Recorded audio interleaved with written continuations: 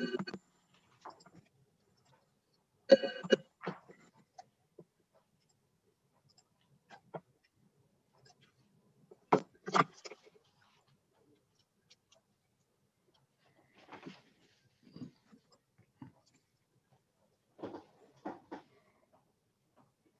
Mayor, whenever you're ready.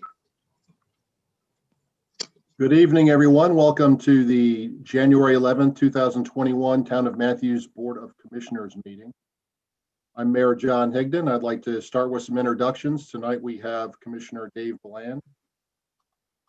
Hello, Dave. Town Attorney Charles Buckley. Hello, sir. Commissioner Larry Whitley. Town Manager Hazen Blodgett. Commissioner Ken McCool. Mayor Pro Tem Renee Garner. Commissioner John Urban.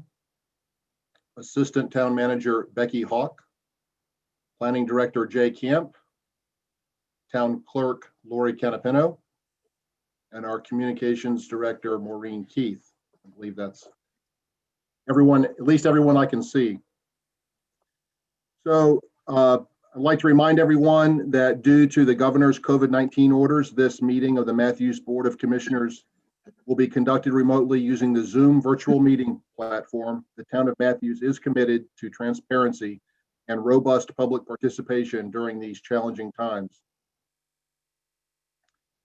Also like to remind everyone that the mayor and commissioners will vote on each item by roll call vote, meaning each member will be polled individually to state their vote for the record, and they will also raise their hand or otherwise indicate to virtually show what their vote is.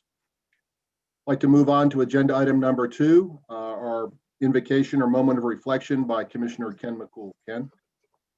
Hi all. Tonight I wanted to start my, excuse me, I'm battling a cold. I wanted to start my moment of reflection with a quote by then Senator Robert F. Kennedy. And my goodness, I'm sorry. By a quote by Robert F. Kennedy in 1968, just 2 months before his assassination. What has violence ever accomplished? What has it ever created? No martyr's cause has ever been stilled by an assassin's bullet. No wrongs have ever been righted by riots and civil disorders. A sniper is only a coward, not a hero. And an uncontrolled or uncontrollable mob is only the voice of madness, not the voice of the people. I remembered this quote pretty instantly when I watched rioters and criminals invade the Capitol last week. This violence does not represent the America that we all know and we all love. The center of our republic and our democracy was attacked and, quite frankly, defiled last week. I believe it is very important that we don't forget this, and we, especially as government officials, must work extra hard to unite and heal the wounds that have been ripped open in the recent weeks. I think as we govern tonight and make important decisions, we reflect on this and make sure that our democracy stays strong. Thank you. Thank you, Commissioner McCool. We'll move on to the Pledge of Allegiance. Lori, is someone going to show the flag? Yes, sir. Give me just a moment.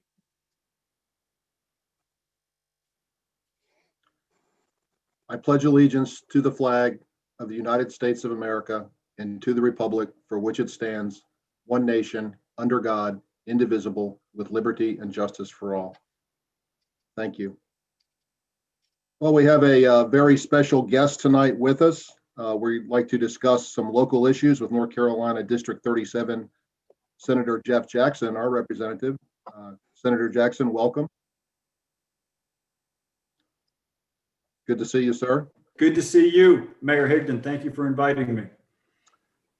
So we hope to make this a somewhat regular occurrence, at least a few times a year to meet with you and get some updates from what's going on in Raleigh. I know you were sent earlier our legislative agenda. Did you have a chance to read over that? I've got it right here in front of me. Okay.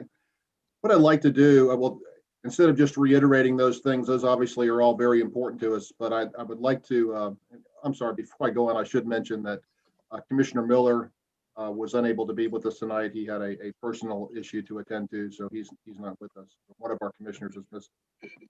I'd like to open up the floor for some questions for Senator Jackson. So does anybody have a question they'd like to ask? Commissioner Urban. I was first going to ask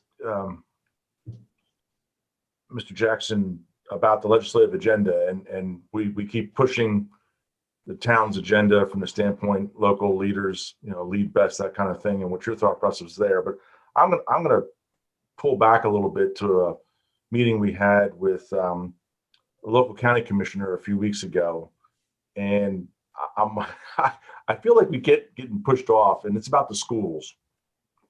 And when we were talking about Matthews schools and expanding them and providing more space for students, whatever, the school board pointed fingers at the county commissioners. And county commissioners hold the purse strings. We don't have any money, blah, blah. So when we had a county commissioner on board, they said, well, no, it's not us, it's Raleigh. So now I'm going to kick the can down to Raleigh. So what can you tell me about where you see things going in terms of funding for schools? If obviously, in this particular area, we're in dire need. We're overcrowded as it stands from this standpoint. But since everybody's kicked the can up to Raleigh, the buck obviously must stop with you unless you have someplace else to put it. Talk to us about the schools. No, they're right. It's Raleigh. And the school board in particular are the group of elected officials I always have the most sympathy for, because my constituents naturally assume that they're the ones with the money, and they aren't. And 90% of the complaints that they get ultimately deal with resources. So they have to route to county commission, and county commission, while they do have substantial resources for public education, we're the ones who hold the majority of the purse strings. There is a rough sort of division of labor between the local and the state when it comes to public education.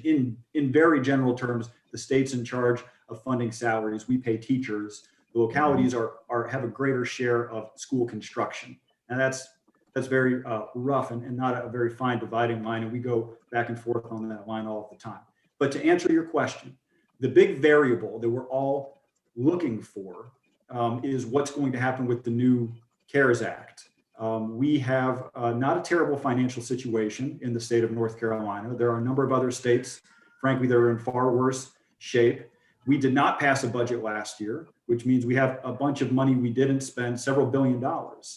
Now, most of that money should have gone to fund enrollment growth because we had more students in our schools. And so what ended up happening is we didn't fund enrollment growth. It's a little misleading, the fact that we have a few $1 billion. It's not as if that's all surplus funding. But you're absolutely right. It does stop with us. I think you're going to see something good this year.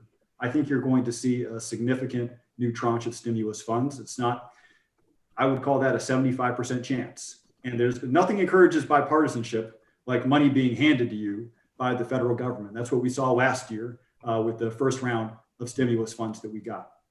The state and local aid portion of that funding, we really should rebrand at a national level to the public schools portion. That's what the state and local aid is really needed for.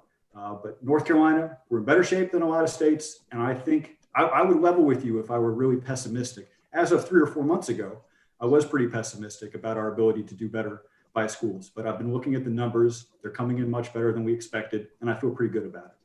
We should do a school construction bond, by the way, while interest rates are historically low. But that's a separate subject. I think that the sticks and bricks is extremely important. I mean, you have the employees and teachers on one side, but the sticks and bricks is very, very important on our side of the fence. And that needs to be taken into account too. People have a hard time believing what the overcrowded situation really is.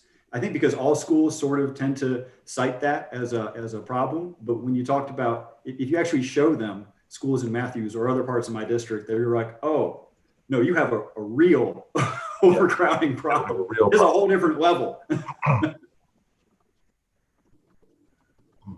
Perhaps, before we go on to some other questions, perhaps I jumped in a little too quickly. Senator Jackson, I wondered if, of course, as everyone's aware, we have gone through redistricting and we used to be represented by Senator Rob Ryan, and now you. So could you maybe just introduce yourself and tell us a little bit about yourself, and then we'll get back to, I'm sure there's several more questions that folks have. Sure, and Rob's my friend. He and I actually used to work together at the same law firm. I'm from Chapel Hill. And I joined the Army after 9/11, and I served in Afghanistan, and I came back and I went to law school at UNC on the GI Bill. God bless the GI Bill. Graduated, moved to Charlotte, knew 0 people in Charlotte when I moved here in 2010. Wanted to work at the district attorney's office. The first one that hired me was Gaston County. So I started working in Gaston County district attorney's office, was there for several years, enjoyed it. Then the mayor of Charlotte was arrested by the FBI very suddenly. Some of you may recall. He stepped down the next day. We needed a new mayor. They didn't want to pick someone from city council because they didn't know how deep the corruption went at that time. So they picked a man above reproach. Our state senator, Dan Clodfelter, became Mayor Dan Clodfelter in spring of 2014. And then we needed a new Dan Clodfelter in the state Senate, and they picked me pretty much clear out of the blue. I'd never run for office. I wasn't on a first name basis with any elected official, but they sent me up to Raleigh. I had to quit my job because you're not allowed to be a prosecutor and an elected official at the same time. And that was 6 years ago. And I've learned a whole lot about this state since then, including some matters on y'all's legislative agenda, which I'm looking forward to getting to at some point. Great. Thank you, sir. I'm sorry, you had another question, Commissioner Whitley. Senator, thank you for being with us. I was listening to this evening that I think y'all are getting ready to go back in session this week in Raleigh. How safe or what steps are we being taken in North Carolina to protect our governor's mansion as well as the Capitol and the legislature building? I think you're going to see a completely different level of seriousness when it comes to security, frankly, than we saw at our nation's capital. I think you're going to see something very serious. I noticed that the FBI put out today that all 50 states are being targeted within the next week and a half. We've received some updates about that. What I can tell you is the security situation is such that I feel totally comfortable being there. And I'm looking forward to being there. And I don't plan on evacuating my office no matter what happens. And with that being said, too, as mayor and Hazen, they also put on that list as local government offices and courts as well, too. And I just, as an ex-police officer, I want to just throw that out for our safety and those who are working in our town department as well, too, because I know it's very easy to come up the stairs and get in. I know the downstairs is locked, but just extra precaution, just be aware. Thank you, Senator. Thank you, Larry. Yes, please be safe. Commissioner McCool, you had a question, sir? Kind of wanted to piggyback off of what Commissioner Urban said. Great to meet with you, Senator Jackson. As a fairly recent graduate of Providence High School, an overcrowded school, I graduated in 2016. I'm fairly young, but I have a firsthand knowledge of what it is to sit down and eat lunch and not have room to eat lunch in the cafeteria and be in an overcrowded classroom.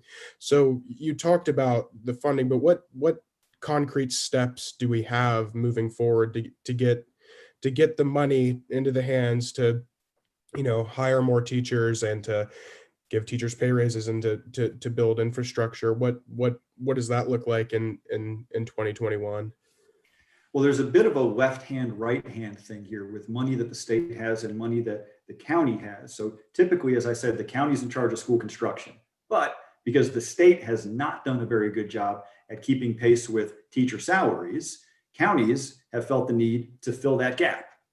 So funds that should be going to school construction are going to supplement teacher salaries. And there aren't many counties around the state that can afford to do supplemental salaries. Mecklenburg happens to be one. So what we would do ideally is have the state sort of regain its historical role in taking the lead on teacher salaries, and would free up our fast growing counties that are now basically all doing supplements to use those funds for their traditional purpose, would be school construction. It's sort of a question of priorities. It's not like we would have to raise the income tax, which is the main source of revenue for the state. We really wouldn't. It really is just a question of priorities. And there's no shortage of worthy priorities. We need to have a big conversation about broadband investment, and that ain't cheap. And there are a couple other things that the pandemic has sort of risen to the fore that we're going to have to talk about. But we should be able to do it. In the governor's budget, which didn't end up getting a vote, he was able to provide for a significant raise for teachers without raising taxes. Okay. Other questions or comments? Mayor Pro Tem Garner? I'd like to follow up on that, but then I actually have a question. So, as I understand it, the school system or the Board of Education is limited in their ability to plan for schools based on inhabited residents. So like Matthews right now has about 1,200 apartment units that are either on the market now or coming onto the market. And so 1,200 new units is a pretty sizable number. If the school system had planned for schools in Matthews, if we'd built a school that was completed last year, those 1,200 units wouldn't be included in their projections. Am I accurate in that? I don't know. That's not accurate, or? No, I'm not saying that's not accurate. I'm saying I'm not exactly clear on the question. So the question is, at what point do new units get included in projections for future enrollment? Yes, but the question is really, how do we as a town work with both the Board of Education and the state to make a more accurate projection of what residential units will be in the future? How can we project for schools that are adequate for our growth? Well, I think in terms of looking at immediate construction, I think that's useful as far as talking about funding enrollment growth and giving us a sense of how much money we have to set aside for enrollment growth, because that gives us a 12 to 16 month window. But I think your question is really, how do towns that are growing very quickly help the state understand that this is going to translate into certain building needs that we don't see in other parts of the state? And I don't think there's a formula for that, unlike enrollment growth. I think that's about political responsiveness. And that's kind of too bad. I sort of wish there were a formula and it didn't come down to political responsiveness, because that's hit or miss. But I think you don't have a 12 to 18 month problem. You got a 5 to 10 year problem.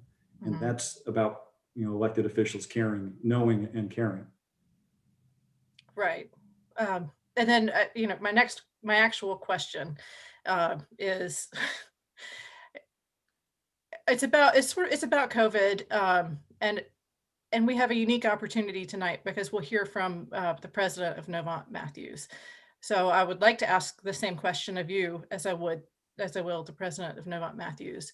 And that my family is a family of 4, and we had an interesting year last year where for 4 months during the pandemic, we were without health insurance. My husband was laid off, so we were living off of the unemployment. And at some point that extra money ran out, so we were living off of $298 a week. Nobody, no family can afford to live off of that and pay for their own insurance. So the state, political back and forth is expanding Medicare for all, right? But we as a country are so divided, we haven't gotten to that point where we can feel like we can expand. So as a state, and how do we meet in the middle? How do we provide healthcare for people who are really struggling through the pandemic, and give them support through the state? Or do you feel like that does that burden fall on the private healthcare sector? We can do it, Renee. We can absolutely do it. And actually, I'm optimistic. I know we're so divided right now, especially after what just happened last week, and nobody thinks that we can do anything. I think that issue specifically is ripe for bipartisan action. I think we've basically reached a moral consensus that everyone deserves healthcare. We just haven't reached a financial consensus on how exactly we want to pay for it. But we do have a consensus that we don't like the way we pay for it now. Because, hey, even if you're not insured, if you get sick, real sick, you're gonna go to the emergency room. And if you can't pay, you know who's gonna pay? The rest of us, in the form of higher premiums. And nobody thinks that that's a really good model. So this is an issue, as difficult as it is, it's surrounded by all these really important points of overwhelming consensus that people in your position, a family of 4, right, out of work from a pandemic, was unable to be insured. Virtually 100% of people would say that that is morally unacceptable. The question is just, how do we finance it? And there are good ideas about how to do that. Medicaid expansion is a little different than, well, it's very different than Medicare for all. Medicaid expansion has been something that we've kicked around on the state level. I've been in favor of it. A lot of states have done it. It's involves taking a lot of money back from the federal government that they're basically just going to give us. It would cost us $0 and cover 500,000 people and create 40,000 jobs and save 1,000 lives every year. And by the way, is unanimously popular in the General Assembly in private, behind closed doors. Unanimously popular. But it's been frustrating because we haven't been able to get there for certain political reasons. But I think that's going to change. I really do. There's just too much after what you went through and millions of families like you going through the same thing. There's too much momentum behind this now. Thank you. All right, I have a question. My parents live in Charlotte, off of Johnson Road, so I find myself frequently driving from John Street on 485 on to Johnson to get off. And I noticed just this past weekend that pretty much every intersection on 485 looks like a mild garbage dump. And there's just tons of trash all over the place. And my question really leads into NCDOT being underfunded. And I know that's one of the first, that's probably very low on their priorities, picking up garbage, but it's really horrendous right now. But with so many NCDOT projects being suspended due to the apparent lack of funding, are you aware of any alternatives to fund NCDOT? You're probably aware that most of the projects here in Matthews that we really were counting on being completed in the near future have been suspended, sometimes for up to 10 years. We're in a really bad situation with NCDOT. They were deeply, they had some bad luck and they had some real irresponsibility. They had some real irresponsibility. They really overspent their money. They greenlit virtually every single project that came in for a 12 to 18 month period, irrespective of how much it was going to cost to finish the project. They said, we're going to start the project. And there were some politicians in both parties that encouraged them to do that. Basically said, hey, put the pedal down, NCDOT. Just say yes to every engineering request that come in. North Carolina was sucking up civil engineers from every state surrounding ours because there was this boom all of a sudden. We need all the civil engineers we can get. DOT is greenlighting everything. And then sure enough, we got hit by some hurricanes and that fell largely on NCDOT. And then they came to us and said, we're broke. And it was a crisis situation basically immediately. And they were looking at massive layoffs and frankly, a lot worse than suspending a number of projects. So we let them borrow from the future and we passed some laws to try and help them out as best we can. We didn't do a wide scale bailout. And you can ask whether or not we still should. We have the opportunity to do that. And maybe the stimulus funding will encourage us to do it because it has stimulative effects in addition to being helpful for DOT. But look, I'm not happy with NCDOT. They put themselves in this situation. We had some hurricanes, but North Carolina generally has hurricanes, right? You got a budget for that if you're NCDOT. They put themselves in this situation. And now I have to deliver the bad news to constituents who say, why were these projects paused? Are they going to get finished? I don't know when they're going to get finished. I don't know if they're going to have the money. They overspent their budget. Well, we of course are concerned about Powell bill funding coming back to us so that we can do local maintenance of our roads and things of that nature. And that's way down due to COVID. And so it's compounded not only for the state roads, but even our local roads because of the Powell bill funding being cut. And Mayor Higdon, I'm looking at your agenda that you sent me, and you've got one of the points on here is transportation funding, basically the gas tax, your fifth point. Right. And it's prescient. This is something that we've talked about a lot. Gas tax revenue is permanently declining now because gas mileage is increasing and the use of gas vehicles is decreasing. So those two factors, it's a permanently declining source of revenue. We have to replace the gas tax. Nobody's got any great ideas on how to do that. Vehicle miles traveled is sort of the one that gets kicked around the most. Okay, well, you got a reporting problem with that. Are you going to put a box in everyone's car that tells you how many miles they drove? Not in Western North Carolina, you're not. There are parts of the state where you will be run off if you show up, I'm from the government and I have this box to go in your car. You're absolutely right to have that. And it's going to be a subject of discussion, I'm sure, for the next several years. We're nowhere close to funding the amount of transportation we need to keep traffic levels constant, given our likely growth, let alone decrease. Nobody wants to become the next Atlanta with respect to traffic. No. Commissioner McCool, did you have a question, sir? Well, first I froze when you were finishing up your answer, but I got the gist of what you said about schools, and piggyback off of Mayor Higdon about the funding. Matthews, kind of gets lost in the whole Mecklenburg County growth topic, but Matthews is growing at a very rapid rate, just like the rest of the county.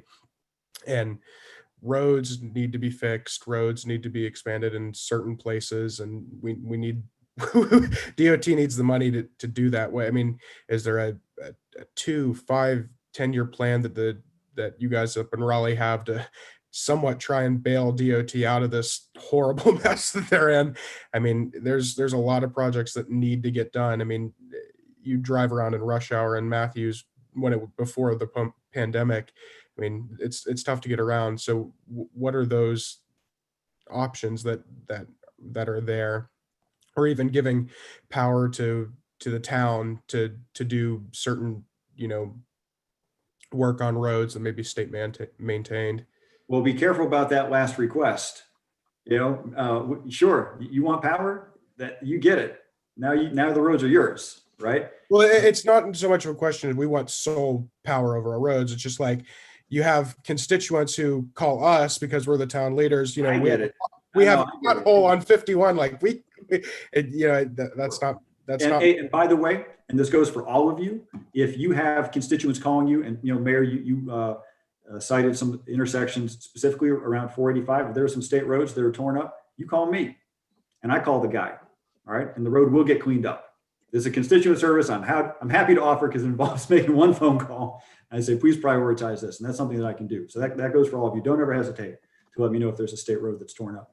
North Carolina has more miles of state maintained road than any country, or rather than any state in the country, I think, except for Texas. We're like second in the whole country because of the Great Depression.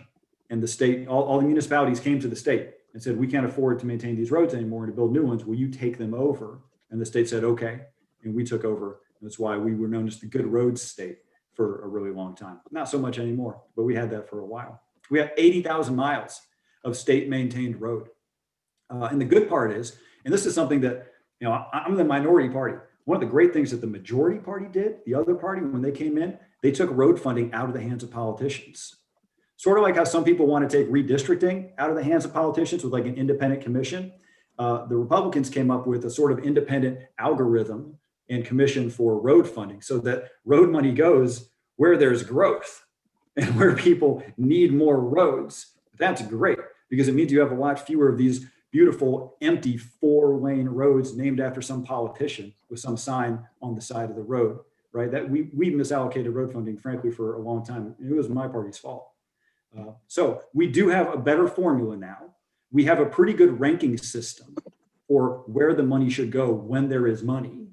You won't see too much of people saying, wait, you're ranking this third, it should be 50th. The disagreements tend to be between, third place and fourth place, something like that. It really is just a function of how much money you got in the pot. I guess my question was, is how do we get there? How do we get that money? What is being done? I guess short term is going to be about how much money we get from the federal government. Because in our last tranche of stimulus money, we gave a bunch to NCDOT, like $100 million or something like that, a pretty big chunk. Long term, it's going to be about what Mayor Higdon and I were just discussing and is on your legislative agenda, is about replacing the gas tax, because we now have a permanently declining source of revenue. Most of our road funding comes out of the gas tax and a few fees that you get hit up for when you go to the DMV, but mainly the gas tax. No one solved that yet. I don't think there is a state that solved. I mean, there are states that rely very heavily on toll roads in the Northeast, but we're all as a country going to have to go through a transition from the gas tax to probably some form of VMT tax. Thank you. All right, do we have any other questions for Senator Jackson? if you have the head of a major hospital coming after me, you need to give me the hook. Like, you got somebody qualified to talk to you. Okay. I don't want to hold him up at all. We're very happy that you came to speak with us. And if I could just reiterate, I think Commissioner Urban probably with the first question said something I think that all of us as a board hold near and dear, and that's preserving local authority. So you've been involved in politics around here long enough to know how that has really been eroded in the last several years. And so that, I think that's the thing that's most near and dear to us on our legislative agenda, is stop taking away our local authority to do things here. And we would appreciate that, I think, more than anything else. You're certainly welcome to hang around if you like to hear our next topic about a COVID update. You may be interested in that. I don't know. I am interested in COVID, but I'm going to talk to Secretary Cohen tomorrow, and we'll see what she has for me. Very good. Well, thank you, All right. sir. Appreciate you Be in joining touch us. anytime. And, thank you. Take care. All right. Well, that was good. Lori, let's, I think it'd be a good idea to hear from Senator Jackson and the others that we've brought at least a couple, 2-3 times a year. So Yes, maybe sir. we can invite him back, particularly after whenever a session concludes or whatever, and he can give us some updates. I think that was really helpful. Absolutely. All right, so we'll move on to agenda item number 5, receive a COVID update, and we have a very special guest. That's Novant CEO Jason Byrne, and I would like to say that it was my idea, sir, to invite you, but actually it was Mayor Pro Tem Garner, and she and I were speaking, and we hear a lot of anecdotal things in the community. We're at the coffee shop or whatever, and somebody will say, "Hey, we hear the ICU is full," and so we want to hear it from you that can give us the true scoop on what your perspective on COVID is as far as our local hospital here. So, Jason, I turn it over to you, sir. Absolutely. Well, thank you for the opportunity to speak with you all today, and just be happy to answer any questions you have. And we certainly appreciate your support at Novant Health Matthews Medical Center. So just to give you a high-level update, starting with Mecklenburg County, there have been 68,000 cases of COVID in Mecklenburg County so far since this began last year. And right now, we are seeing a fairly high amount of COVID that's in the community. So there were 775 new cases diagnosed just yesterday. And I'll tell you that our testing capabilities have come a long way from where we started last April. And so we do have a lot more of an ability to test, and I think that's been very helpful. One of the trends that we have seen in December and January is that while we are testing more people, we are also seeing the rate of positive tests increase. And to give you some context around that, we were seeing about a 10% positivity rate in April when we sort of had the first surge, and that rate dropped to about 4% of all tests were positive, around the county in September, August, September. And at this point, we've gone up to about 16%. That's 16%. So what we do see is that holiday gatherings certainly have had an effect on COVID in the community, increasing across the county, across Matthews Township, et cetera. And so I think one of the things we're blessed in this town to have, great healthcare resources. And so both Atrium and Novant Health have learned a lot in the last 9 months caring for these patients. We feel confident in caring for them. We feel that the hospitals are safe. We feel that our patients who are treated here, we're able to keep them safe and our team members safe with the proper equipment, with the proper personal protective equipment, proper hand hygiene, et cetera. But we do continue to see a lot of needs in the community. So to be a little bit more specific around Matthews Medical Center, we did see in April, just to give you all some numbers, so we have 157 beds in our hospital. And in the peak in April, we saw 33 patients that were considered COVID positive in the hospital. And in December, we peaked at 55 patients. So the week prior to New Year's Eve was probably the hardest week that we've had at Matthews Medical Center. And we did see our inpatient COVID patient census go up to 55. So one thing that I would tell you that's good news is, 55 beds out of 157. That means we still have 3 times, the capacity to care for patients, even though the hospitals were very busy. But we have seen that patient volume decline a little bit in the last 2 weeks. So Matthews Medical Center is currently at 45 patients that are considered COVID positive. And the other interesting questions that folks ask about hospital capacity. And honestly, every year from December to March, most of the hospitals are running pretty close to full. And so we have been, the hospitals have been very busy. They're close to full capacity, but both Atrium and Novant Health have the ability to create flex space to take care of more patients as necessary. And neither health system has executed those plans. So in other words, we have an ability to create additional patient care spaces that are non-traditional. We have an ability to flex up if we really do continue to see a lot of needs in the community. And we have been able, despite having a lot of pressure in the last couple of weeks, we have been able to take care with our normal hospital capacity, a significant amount of patients. One of the other questions that folks have asked about was, okay, what is, what do case positivity look like? What does mortality look like? So again, across Mecklenburg County, there have been 68,000 cases and then 618 deaths.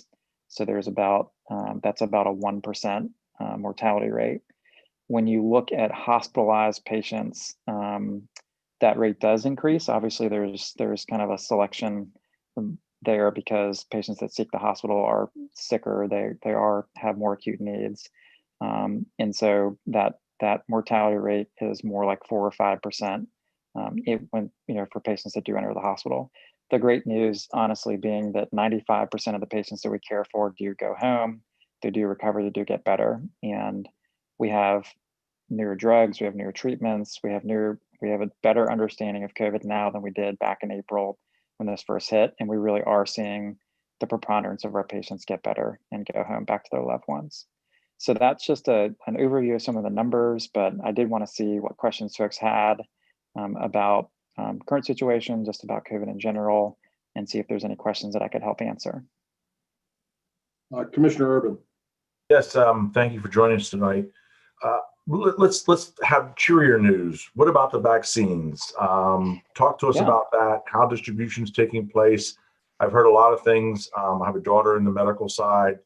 So we're hearing lots of different things going on. There's some bumps in the road, but it all depends on who you're talking to. So let's hear the good news. Yeah, absolutely. Thank you for bringing that up. So we did start vaccinating team members starting around Christmas week. And we at Novant Health have vaccinated over 13,000 team members so far. And my understanding is Atrium is fairly similar in that same number, around 13, 14,000 healthcare workers. In addition, both health systems last week started vaccinating patients. And the Novant Health patient vaccination numbers are over 1,000, and the numbers kind of countywide are currently, I believe, over 2,000. The capacity is ramping up for both health systems, and so we do expect to see the ability to vaccinate people, the numbers of patients per day to continue to rise and to continue to increase. So we have seen the first group of clinicians who have already received their second dose, and so there's about of the 13,000 Novant Health team members that received the vaccination, there's about 1,000 that have already received their second dose. They're supposed to be spaced out about 3 or 4 weeks, depending on which vaccination you receive. So we are seeing, we are encouraged by that. I'd say that we really do believe that the vaccination is going to be one of the most important tools from a public health perspective for us to see the cases decline, to see the burden on the health system decline, And so we're very encouraged by where we are, and frankly, our ability to ramp up capacity and ramp up the ability to give out more vaccinations. Thank you. Jason, on the those that need very critical care, ICU, things of that, are you finding you're overly stressed there, or is that okay as well? So there's kind of two things with ICU level care. There's the actual physical beds, and then there's equipment like ventilators. And so we're very fortunate. Both Atrium and Novant Health are very well resourced with equipment. And so there are, the last number I saw from the county, there's 500 excess ventilators. I think there's only maybe 75 patients on ventilators right now across the whole county. So from an equipment resource perspective, we do have plenty of those resources. From a bed perspective, there is some significant pressure on the bed capacity, and that's where I talked about how there are some levels of operational changes we can make at the hospitals to increase the ICU beds if we need to.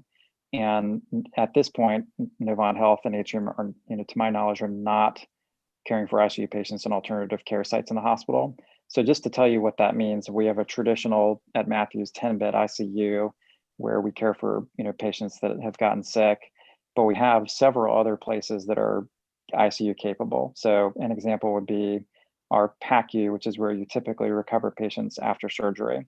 And that area is able to take care of ICU level patients. And so that's a non-traditional area that can be converted to create more ICU capacity if necessary. In addition, the larger facilities like Presbyterian Medical Center and Atrium Medical Center have both created additional critical care capacity. And they have, being much larger physical spaces, they have an ability to flex those spaces for demand. So, to date, I'd say there has been a lot of pressure, and we certainly appreciate the encouragement folks can provide to healthcare workers who are kind of going in every day, taking care of some very sick patients. But from a physical plant, we do have the ability to continue to take care of more patients, even as the system is stressed. Okay, thank you. Are there other questions or comments? Mayor Pro Tem Garner. One of my concerns, which is why I thought it would be great to hear from you, is long waits at the emergency room. Are you having that? What do you recommend? Like, if your emergency rooms are full of COVID positive patients, and one of my kids breaks their arm, I'm not necessarily inclined to bring them to the emergency room. I've heard on, mom groups on social media, take them to this hospital, go out to Waxhaw, go to this one. So are you seeing that pressure in Matthews? And are you hearing from other hospitals that there's not the same amount of pressure? Yep. So the thing about emergency departments is they can change, hour to hour with just depending on the ebb and flow of patients. So I would say that the week of New Year's, at Matthews, we did experience some significant waits in the emergency room as we had a tremendous amount of patients seeking care. Interestingly, there was a significant amount of patients from South Carolina that came up to Pineville and Matthews and Union because the South Carolina hospitals went on what we call diversion, where the ambulances are directed to seek other facilities because of how busy they are. So interestingly, being on a border, I talked about there's a 15% positive case rate in Mecklenburg County. My understanding is the state of South Carolina is running about 30% right now for the state. So as you can imagine, they've had some significant needs in that community. Interestingly, South Carolina DHEC, who's their kind of health, policy, did on Friday of last week basically say the practice of ER diversion has to stop in South Carolina, and each facility has to take patients as they come. And so that, I think, has taken a little bit of pressure off the North Carolina hospitals.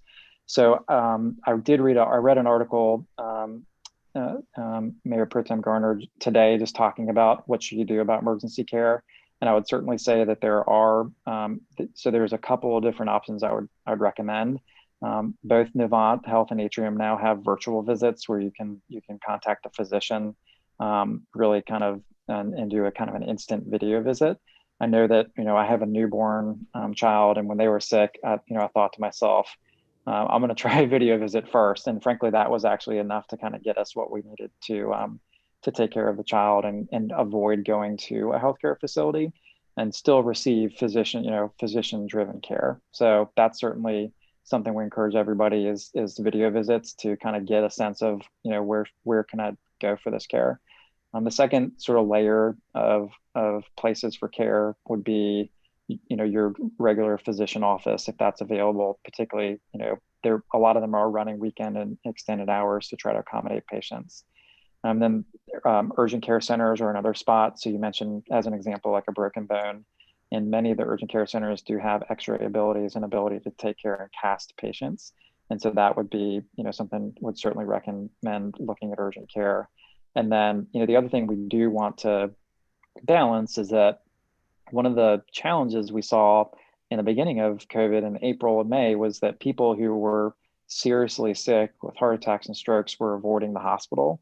And so we had a significant amount of really disease burden that happened where people would come to the hospital 2 months later with some very serious conditions. So we still want people to come to the hospital when they have emergent care, particularly signs and symptoms of stroke, of heart attack. We completely intend to segregate the waiting rooms, but as y'all could imagine, if there's a significant rush, it becomes hard to socially distance everybody in the space. Both health systems are balancing making sure that loved ones are available to help, be with patients, also with safety. So we do ask when people present to the emergency room for their visitors to wait in the car to try to keep the amount of people in the waiting rooms down. And then when the patients are roomed, they can go back into a room with their loved ones. So there's a lot of things we're trying to do to try to keep people safe. I know that our hospital is in the middle of purchasing some plexiglass dividers just to try to provide more of that physical separation that, if the emergency room does get busy, to try to make sure people feel safe and feel like they can distance.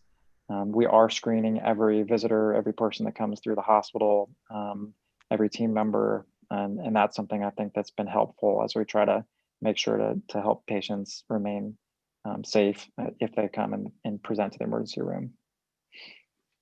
Can I ask a follow-up question to lead into that? Is I spoke a little bit ago about not having health insurance, and I feel like a lot of people who don't have health insurance depend on the emergency room. Unfortunately, they either get so sick that that's where they end up going, or I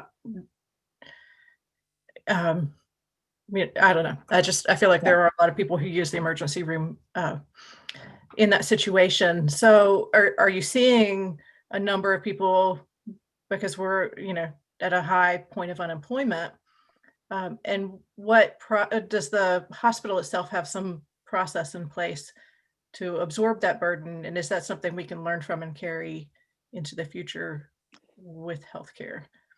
Yep, absolutely. So I do think that both Atrium and Novant Health have had a very intentional investment in trying to understand the underserved populations in our communities and trying to make sure that we put healthcare close to those communities where people can access them.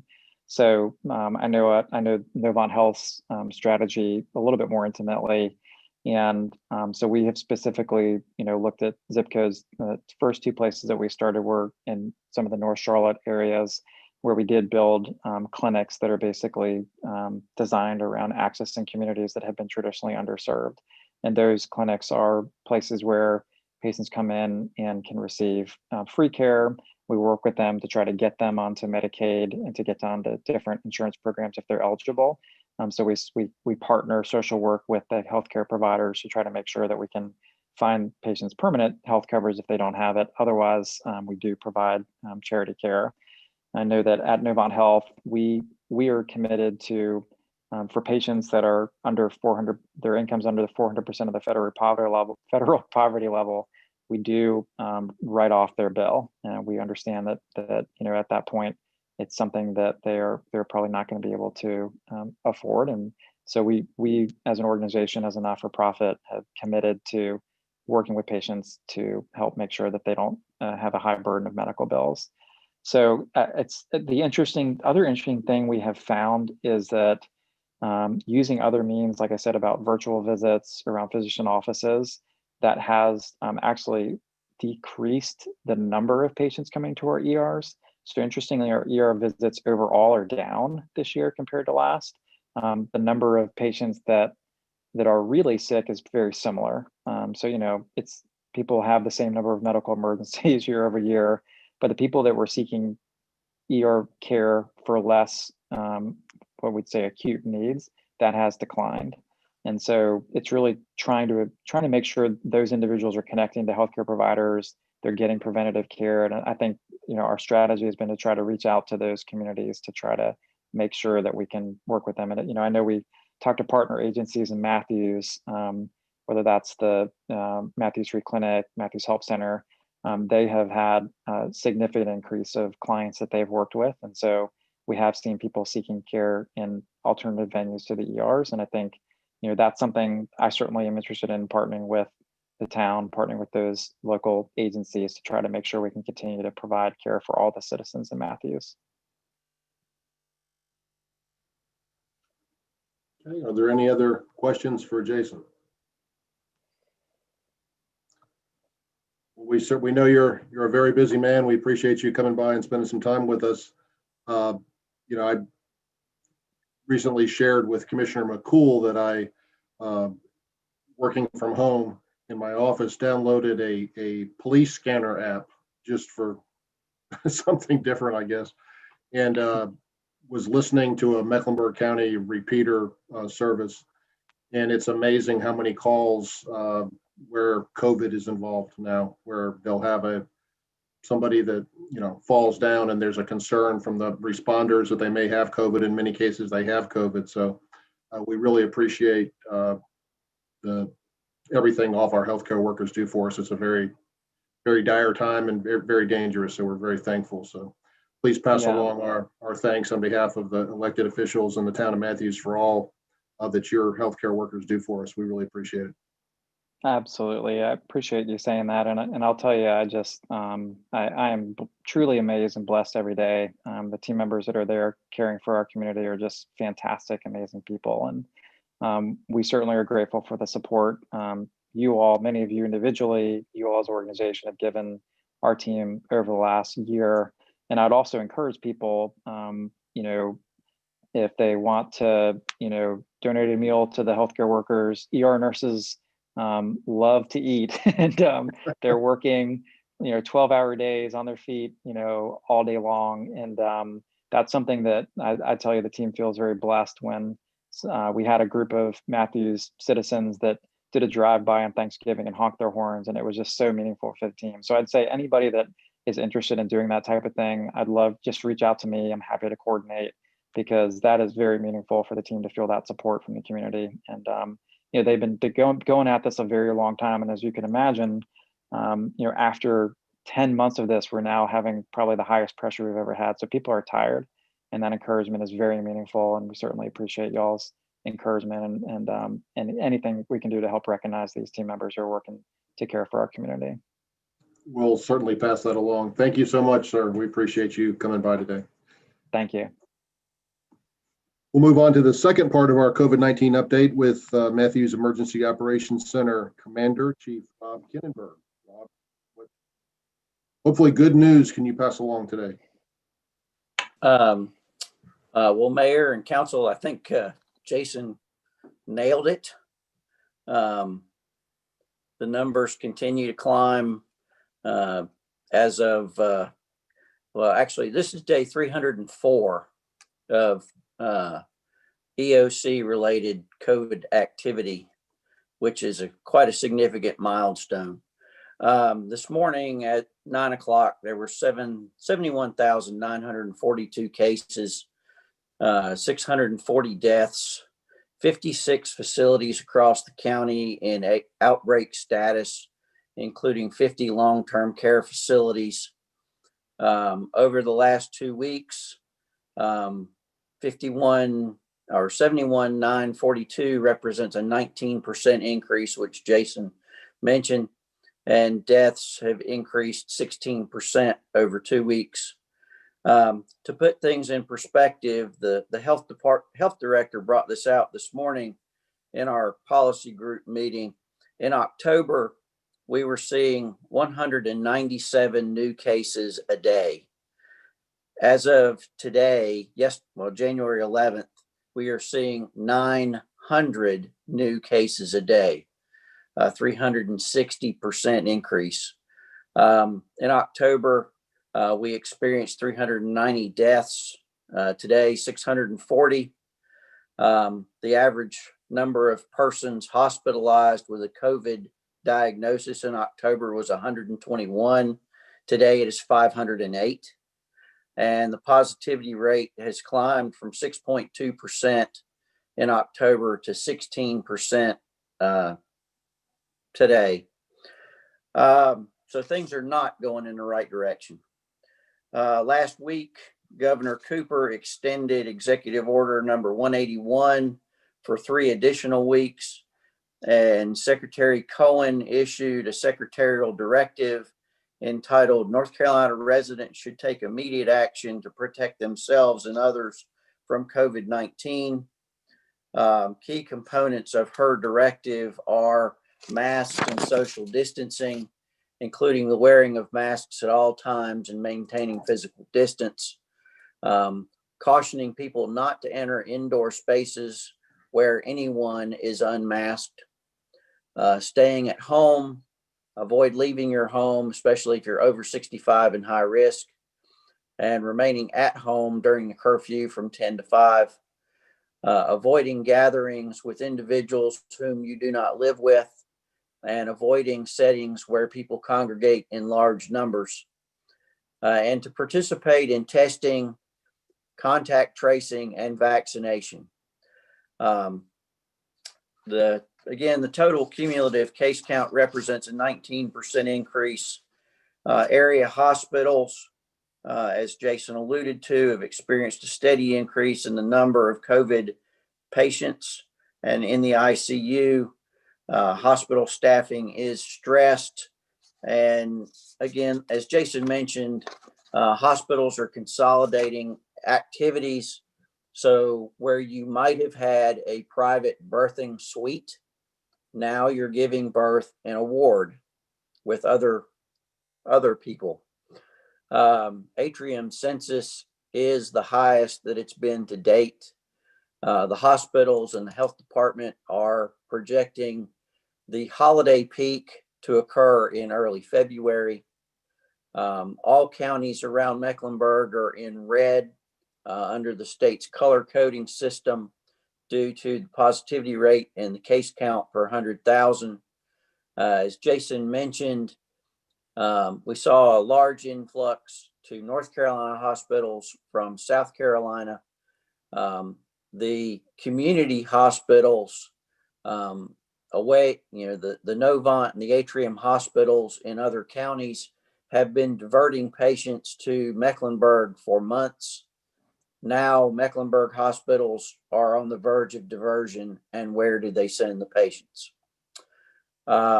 As of January the 6th, 207 public safety first responders from 17 agencies were out due to COVID.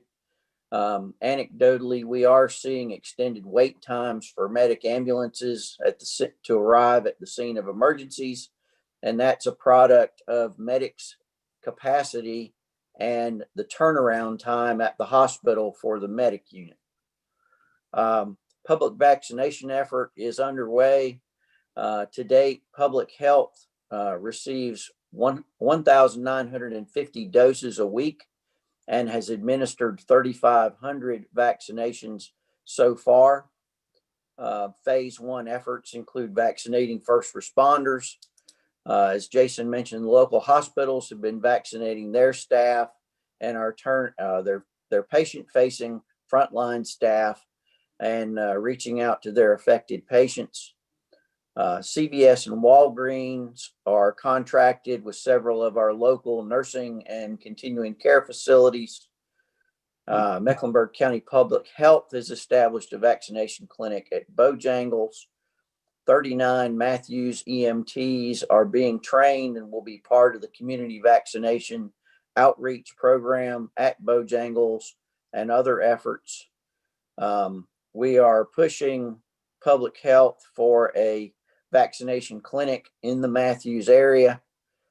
The state's, I'll be perfectly honest, the state's registration and the county's scheduling system, if you try to call to get a vaccination scheduled, they'll tell you that it's going to be sometime in February.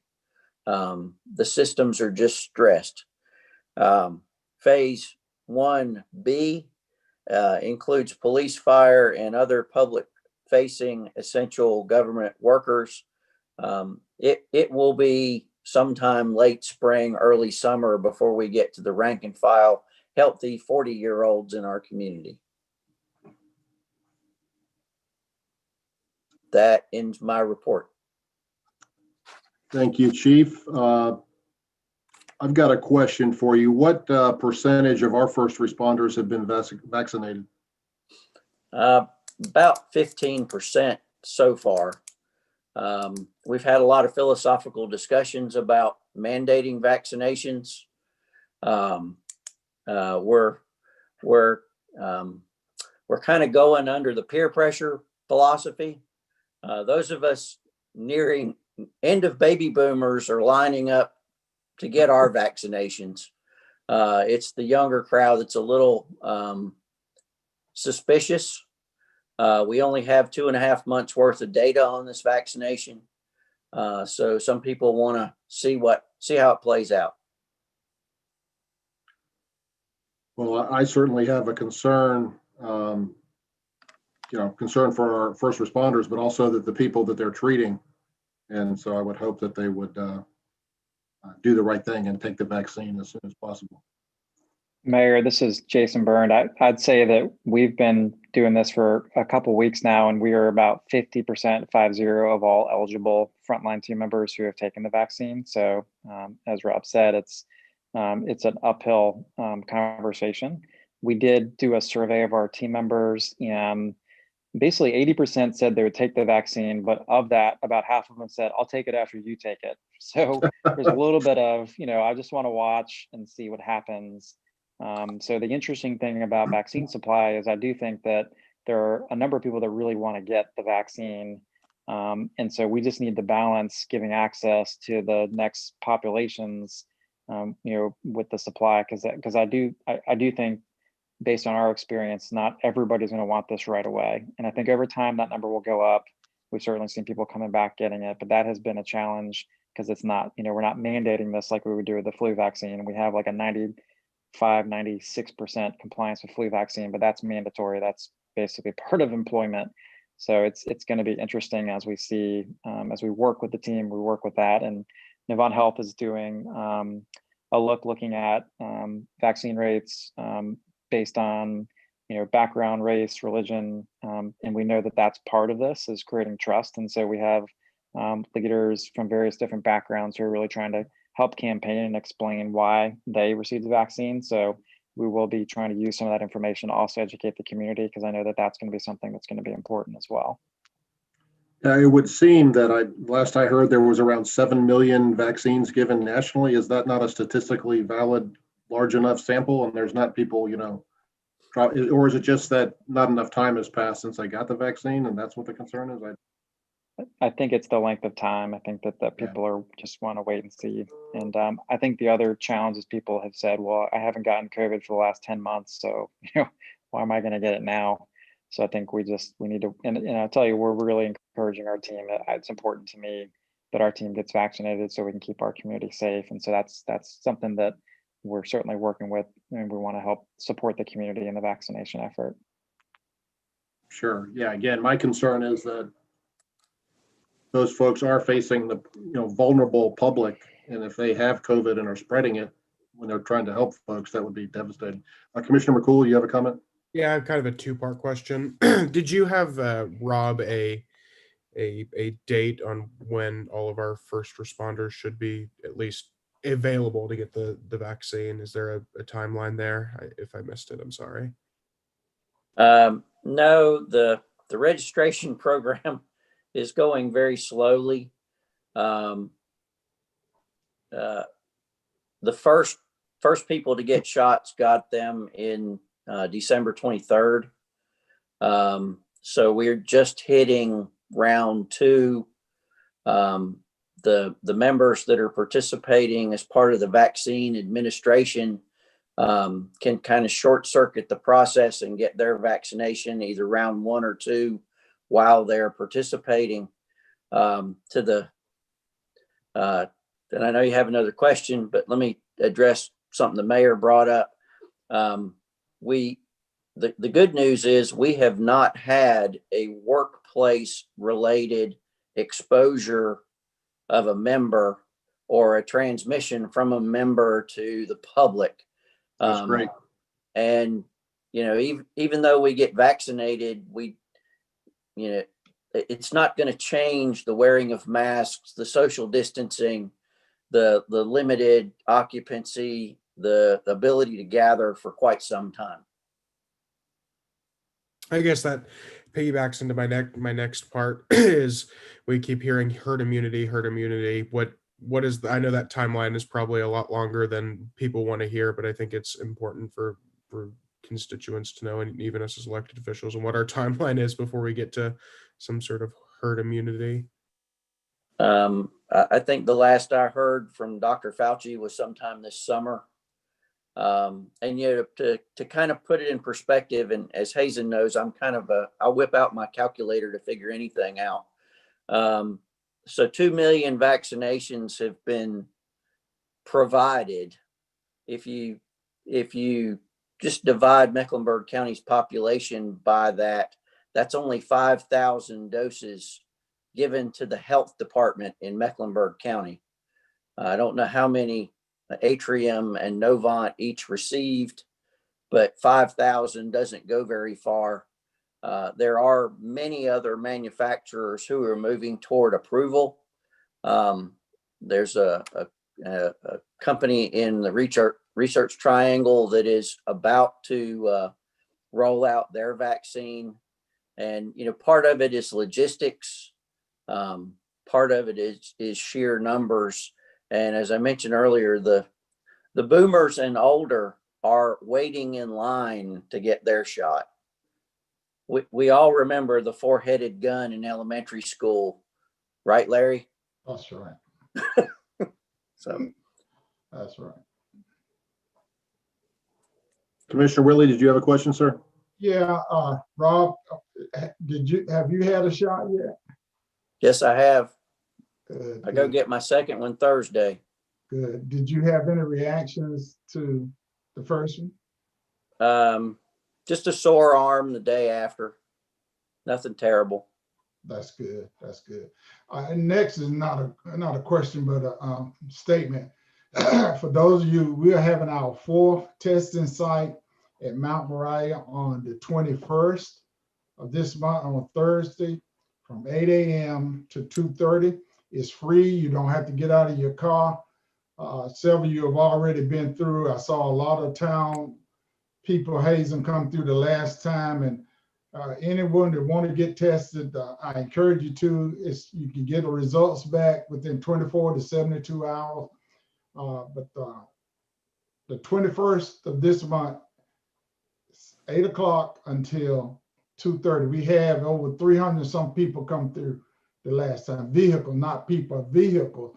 And so there's 4 or 3 people in that, but we're just very fortunate we have that testing site that's free to you. So if you know somebody, you want them to be tested, send them by there.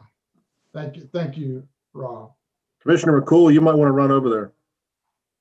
I was literally tested last week. I'm negative, so I'm Just good. kidding. You're coughing a little bit. I was just teasing you. Are there any other questions for the chief? Thank you, Rob. We appreciate your update. It was very helpful. Thank you. All right, Hopefully, thank you. Hopefully we will have better news soon. I'm very hopeful that there's so many vaccines that are going to enter the supply very shortly. And I can tell you, I, for one, will be the first in line. As soon as someone offers me any chance to take the vaccine, I'll be glad to do it. So I can't wait to get it.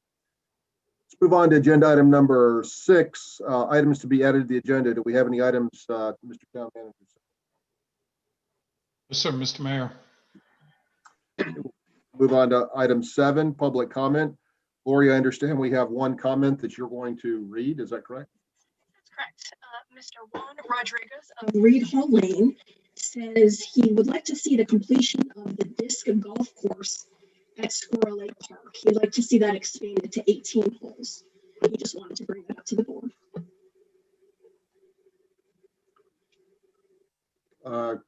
Commissioner Urban, do you have a comment? Lori broke up. I didn't hear that. I think she said that Mr. Juan Rodriguez would like to see the disc golf course at Squirrel Lake Park expanded. Okay. And Hazen, are there 9 holes there now? Is that correct? I think there's 12.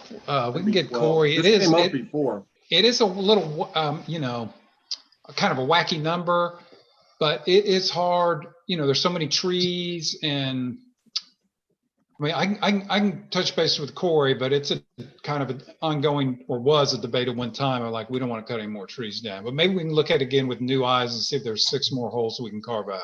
I believe I was one of the ones that was saying don't add anymore, but that was before I was elected official. It is very popular. I must admit, my own son goes over there and plays on occasion, so it is a popular pastime for a lot of folks. So yeah, let's take it back to Corey and see what his recommendation is. Let's go on to item number 8, recess regular meeting for public hearings on applications to amend the Unified Development Ordinance and land use map of the town of Matthews. I will entertain a motion. So moved. Motion by Ken McCool. Do we have a second? Second. Second, Mayor Pro Tem Garner. We'll do a roll call vote. Commissioner Bland, Yes. Mayor Pro Tem Garner, Yes. Commissioner Urban, Yes. Commissioner Whitley, Yes. Commissioner McCool, Yes. and I vote yes as well. That passes unanimously. Before we start, I would like to ask Jay to introduce the planning board members we have present tonight. Thank you, Mr. Mayor. Here from Planning Board this evening, I'm going to read here because the screen's moving around on me. We have Mike Foster, Jonathan Clayton, Tom Dorsey, Jim Johnson, Carrie Lamson, Jana Reeve, and Mike Rowan. Thank you. Okay, great. Welcome, Planning Board. We appreciate all your hard work. We'll move on to the first item of business. 8A, zoning application 2020-721, a text amendment to amend the text of the UDO regarding the open space requirement of the C-MF zoning district. Will.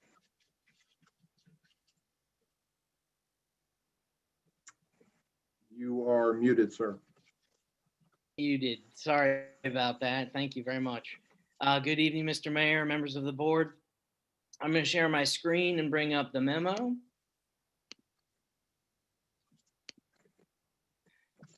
All right. So currently, this is a text amendment that was brought to us to modify the open space requirements in the concentrated multifamily zoning district. Currently, this zoning district is unique in that it has an open space requirement that's not a part of other conditional zoning districts. And that current requirement is 1/35 of an acre per dwelling unit is to be set aside as open space. Because of the intended high dwelling unit density, this district, sorry, I'm losing can't read my whole screen. It presents a limitation for small to medium sites, 3 acres or more. And so the proposed text amendment, which I have in the memo, completely rewrites the open space section, which is section 155.503.4C5. A summary of the existing regulations is it only applies to sites larger than 3 acres, and they must provide open space equal to 1/35 of an acre per dwelling unit. half of that designated open space must be usable by residents or the public. If public open space cannot be accommodated on site, it can be dedicated within an off-site area and developed as a park. The proposed text amendment language, just a brief summary here, is the minimum lot size is reduced to 1.5 acres with an open space requirement of 5% of the total acreage. So it's a different benchmark that is being proposed. Specific standards for the design and designation of public and private open space are set forth. And there is no provision for offsite open space as there currently is in the existing regulations. I'm not going to go ahead and read everything, but this is the current CMF open space requirements. And the proposed requirement or the proposed amendment is substantially rewrites what we have currently on the books. And as you can see, it goes into great detail in terms of the design of open space and what types of amenities and areas are to be considered as open space. That concludes my staff report. I'd be happy to answer any questions that the board may have at this time. I do have a question. This would very significantly reduce the amount of open space required. It does. So for an yeah, it does. For an example, a 10-acre site currently would be required to, well, it's actually hard to compare the two, but let's say 100 units in our current regulation is required to provide 3.5 acres of open space. The new requirement is for 5% of the lot area. And so a 10-acre site is only required to provide 1/2 acre of open space. I think staff is not opposed to looking at changing the regulation in the CMF zoning district, but we need to come up with a happy medium. I'm not a big fan of completely rewriting things that aren't maybe completely broken. So so staff is interested in working with the applicant and further revising what is being proposed, because we're not philosophically opposed to changing the open space requirement. It's just what is presented is not, I think it would be difficult to administer. Yeah, I agree. I spoke to Commissioner Urban and Jay this morning and intended to call you, Mr. McVeigh. Ran out of time today, but we can talk tonight.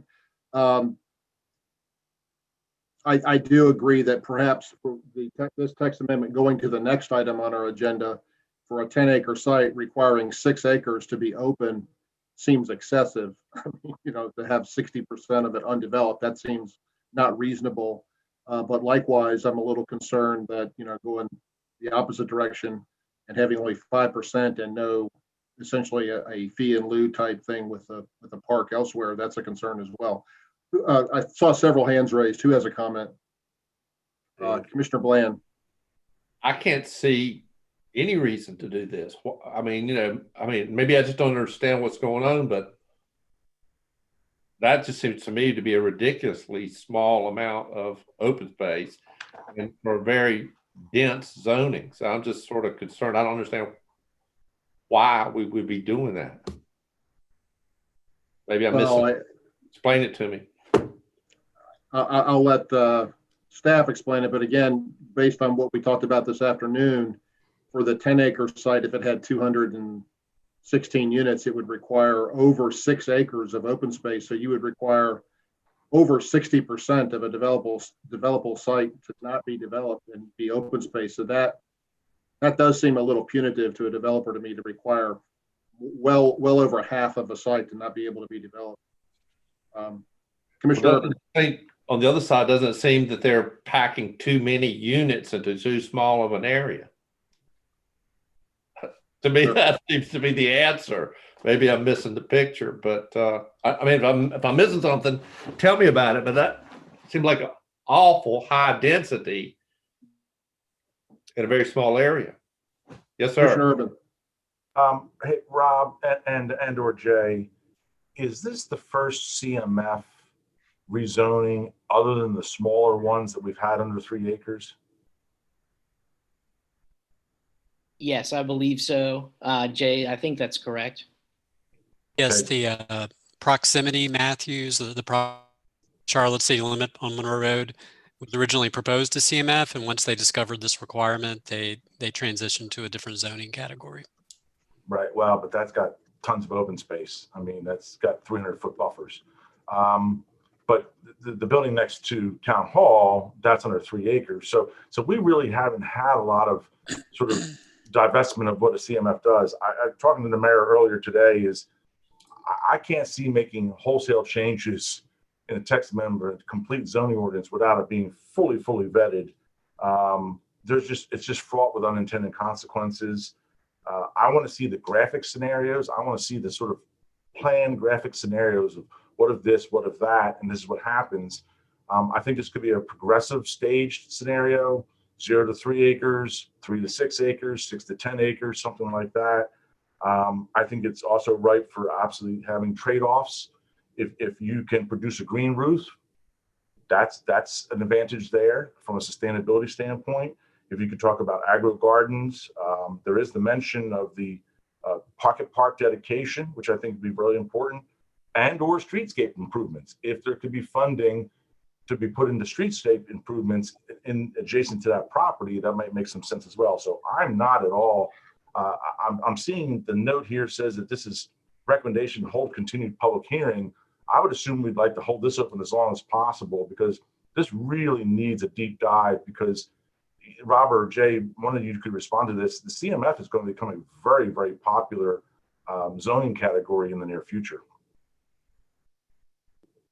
Yes, I think because of the definition of CMF is concentrated multifamily, and that is its purpose. We have other zoning districts that, such as R12MF that serve different purpose, but this is for higher density developments that the board sees fit to approve. Are there any other questions for town staff before I give Mr. McVeigh an opportunity to speak?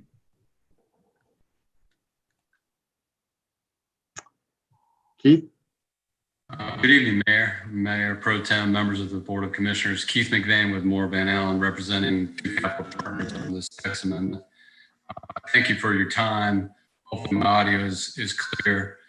A lot of good questions about the text amendment, and I think Jay and Rob have done an excellent job explaining what the issues are. And the primary issue with the concentrated multifamily district open space requirement, it starts for parcels that are 3 acres or larger, and the maximum parcel size in the concentrated multifamily district is 15 acres.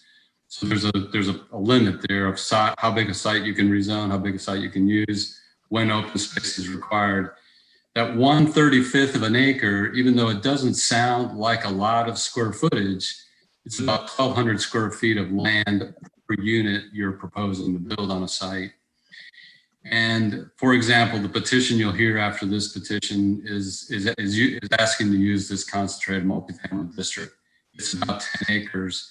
As the mayor pointed out and Jay and Rob pointed out, the current 1/35 of an acre for that parcel would require 60% of the parcel to be set aside as open space areas. That basically doesn't leave very much area at all to be developed with buildings and parking areas.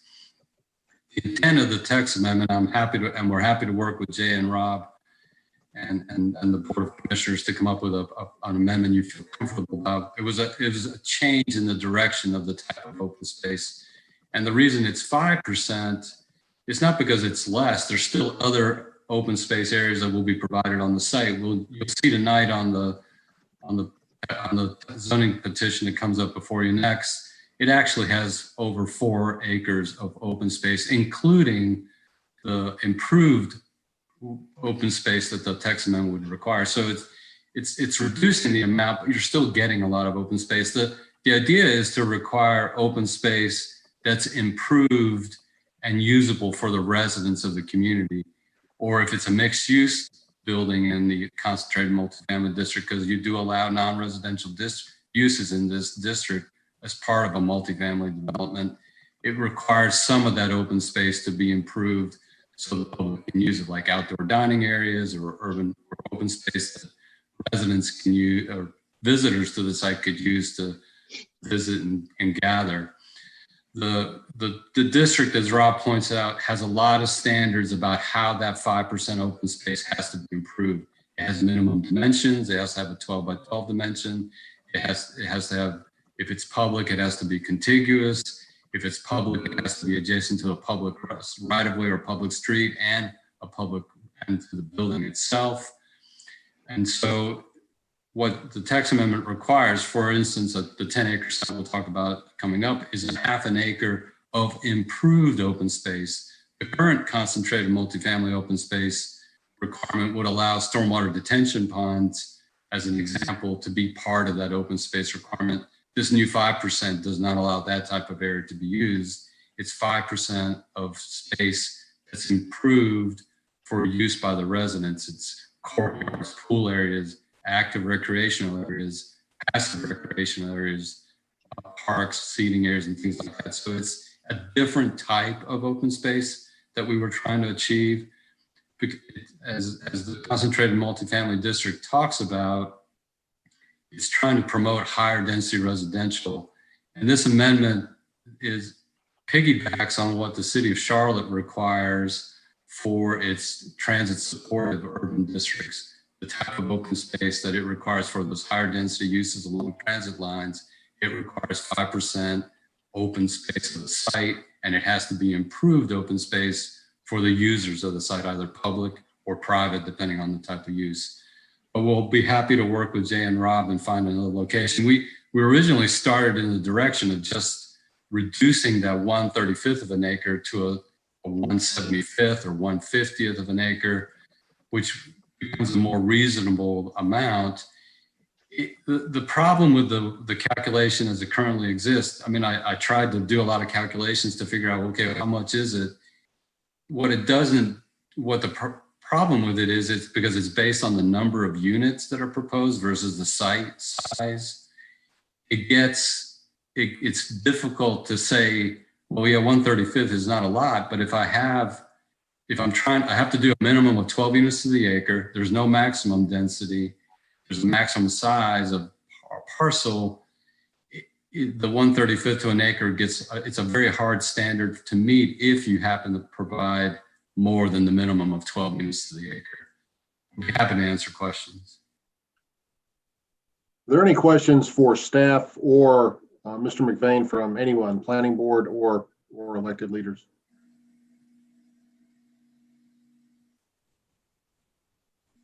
I'm not seeing any or here. I think I see everybody on the call. So, yeah, Keith, I think you hit the nail on the head. I think the issue is it's difficult because it's tied to the number of units. You're absolutely right, and not the size of the parcel. So I don't know if that gives staff and you any direction on how to maybe fix this, but it seems like from my perspective, the pendulum went from one direction all the way in the opposite. So there's got to be a happy medium somewhere. I do agree that, again, when we look at this at the next zoning application, you'll see that it requires a very substantial amount of open space. I did have one question. When I was reading the text amendment, there was a clause about a 750 square foot building that could be used. What is the intention for that? So if your open space has like a cabana or a pool house, or if it's a commercial open space and you want to put a little retail shop in the open space, it's a way to put a building in the open space and not reduce the amount of open space, not go against the open space calculation. So And then get an amenity building. the immediate concern I had was I was thinking more like a lawn maintenance storage building or something like that. No, that's a I would good. hope I hope it would have a higher or a more nicer use than something like that. Yeah, no, that's a good point. No, the idea would be a building that's an amenity or an asset to the open space versus the utility building. And we could clarify that. But your comments are helpful, and I think it will help us work with Rob and Jay on a compromise on how to get to the point where it does allow the district to be more used throughout the town of Matthews. Mr. Rowan, you had a question? Well, I think I understand the intent of the zoning and the requirement for open space. I think it's going to be helpful seeing it applied on this next request so that we can have a better understanding of how it should be modified. Because I mean, I do know one of the biggest things is having that lack of open space, especially when you're doing higher density type zoning requests. So, I mean, I understand the intent, and I look forward to seeing it more applied, and let's see if we can make sense of it from there. So more of a statement than a question, Mr. Mayor. It's a good point. And I think what all of us try to avoid are unintended consequences. We may dial this thing in real nice for this particular development or the next zoning application, and it may be totally inappropriate for the next one. So, so I understand, Lori, that we didn't have any public comments on this one. Is that correct? That's correct, sir. Okay. The public does have 24 hours to submit comments by email to matthews@matthewsnc.gov or by phone at 704-708-1222. Again, that's matthews@matthewsnc.gov, phone 704-708-1222. So I guess the applicant is going to work with staff, but this application will be heard by the planning board on January 26th and come back to us at our February 8th, 2021 meeting. Let's move on to the next item, 8B, zoning application 2020-722, Capital Independence to change the zoning classification from R12 to CMF.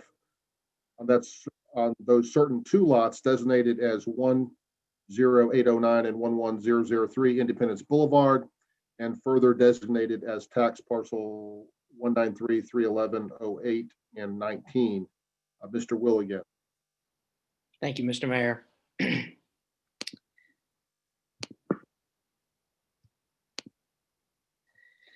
All right, as the mayor mentioned, this is application 2020-722. Two sites with Independence Boulevard addresses, change in zoning. This is the site starred. There's actually two parcels currently zoned R12. And the proposed zoning is CMF, concentrated multifamily. The existing use is single family unit. And the proposed use is multifamily units, townhomes, and apartments. The applicant proposes to change the zoning of the property from R12 to CMF with the purpose of constructing townhomes and apartments with several amenities. And here is a aerial photograph. The two sites are starred. As you can see, there's Overcash Drive, Northeast Parkway. This is the Bainbridge project that is under construction. All right, and this is the street view. It's wooded. There's no doubt about it. That's looking west from Overcash as well. All right, so as I mentioned, the site is currently wooded with a single family residence. It's 10.268 acres. Directly to the north is the rear of a shopping center, and to the south is Independence Boulevard and mixed commercial establishments. There have been no previous zoning actions taken on this parcel. And now I'll give you an overview of what the proposal is. It's a total of 216 units, which includes 35 townhome units along the future extension of Northeast Parkway, 8 carriage building units, and then 173 units in the main building as apartments. They're proposing 343 parking spaces, which is more than the required amount. The density comes out to about, well, exactly 21 units per acre. And the tree canopy area required is about half an acre, and that's what they're providing. As we were previously discussing open space, the open space that is required is 6.17 acres. And they're currently providing 4.736 acres. And I'm going to talk a little bit more about the open space. They have a proposed open space plan. So this is kind of what it looks like. With 216 units, they're required to have 6.17 acres, which is, yes, more than half of the site. The requirement of 1/75 of an acre per unit would reduce the open space requirement to 2.88 acres. The 1/75 was originally proposed by the applicant in the text amendment, and but that has since changed to the 5% number. So what they're providing is actually 4.7 open space acres based on this, based on the gray areas in this open space plan. This is some elevations. This is the proposed elevation of the apartment complex. And then the townhomes, and you can see the apartment complex in the background, but this is a proposed elevation for the other types of units, the townhome units. They are proposing access from 2 different locations, one of which is Overcash Drive, which would be a full access right out. And then also an access on Northeast Parkway, site access B. And this would be a right in, right out. It would not be a full access. You couldn't turn left out of this proposed access. Transportation wise, they are looking at some improvements based on the TIA, which would be the addition of a southbound right-hand turn lane with a storage length of 100 feet on the Northeast Parkway at Matthews Corners. And at Overcash Drive, the addition of an eastbound right-hand turn lane with a storage length of also 100 feet. Trip generation summary, basically they're looking at 1,165 trips per day. And there are some proposed conditions. The site may only be developed to 216 multifamily dwelling units. It is divided into 2 areas, development area A, which includes the apartment complex and carriage townhomes, and development area B, which is just the regular townhomes. The following amenities are to be provided: a dog park, pool area with outdoor kitchen, gym, fitness center, business center, community dining kitchen, and digital gaming. Vehicular access to the site will be from Overcash Drive and the future extension of Northeast Parkway. Access to Northeast Parkway will be made when that parkway is extended. Private street connection to the adjoining property to the north will be created. Then also an 8-foot planting strip and a 10-foot multi-use path along the eastern side of the extension of Northeast Parkway will be provided. Overcash will be an 8-foot planting strip and a 5-foot sidewalk. The land use plan doesn't specifically make recommendations about this area. However, Along the undeveloped section of Northeast Parkway, the plan considers well-designed infill development such as RVS and other high-density or mixed and multifamily uses where appropriate and compatible with existing development. Staff comments and outstanding issues. We would like to see a little stronger tree buffer along the Independence Boulevard. Road access until the Northeast Parkway is extended is of concern. Transit's not available at this time, but we have spoken with CATS and they would be interested in extending a line in this area with the amount of growth that is going on. Public Works comments, improvements will be to be determined by the TIA, except right-hand turn lanes. Susan was indicated that we don't want right-hand turn lanes. And another concern is the extension of Northeast Parkway to the Bainbridge project. That concludes my staff report. Let me get out of screen sharing. And I'd be happy to answer any questions that the board may have at this time for staff. Any questions for Rob? Commissioner McCool? I may have a litany of questions, but I'll start with this one. What schools will these, if there's students here, what are the three schools that they will go to? Elementary, middle, and high? That is a great question, and I will have to follow up with you. I have the school report, but I do not have it with me at this time. But I do have that report, so I will be able to follow up with that information. Okay, thank you so much. Mayor Pro Tem Garner?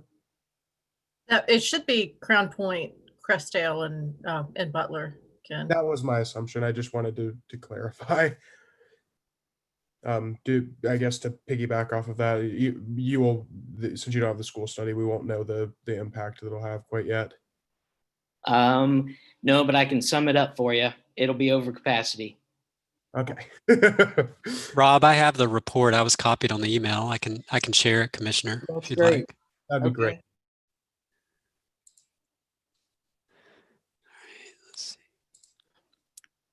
Making sure I have the right screen to share here. Yeah.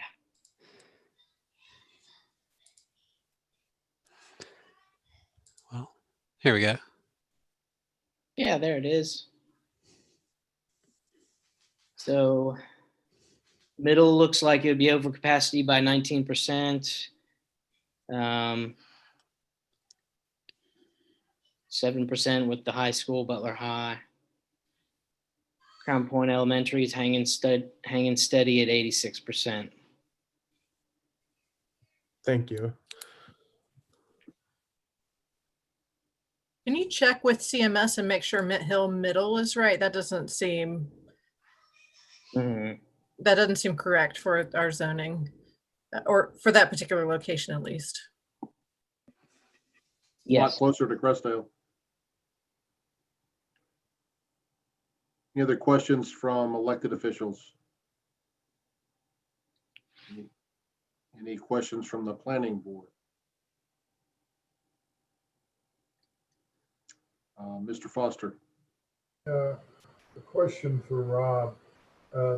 I had an immediate concern about the access to this project based on the fact that Northeast Parkway is not going to be extended. And I guess my question really is there any idea at all when Northeast Parkway may be extended? I would think that's very much a back burner project right now. Yes, that's a good point. That's a staff concern as well as to when, and we don't really have a time frame for that section of, I mean, that's part of the larger 2509 parallel routes. And we do not have a time frame for that to be extended from DOT. I know that our transportation planner, Dana, and Susan have been working hard to push DOT to put this on a top priority, but I'm not sure where that sits. We could have 400 or 500 cars going in and out of this project with one way in and one way out for the foreseeable future. And that doesn't sound like a good plan at all. Hazen? Yes, sir. To answer Mr. Foster, it is a great question. 2509, $1 billion project, and the state's allocated, I don't know, 350 million for the next 8 years or something like that. We have seen the plan where they're phasing it, but they're talking about phasing it from west to east.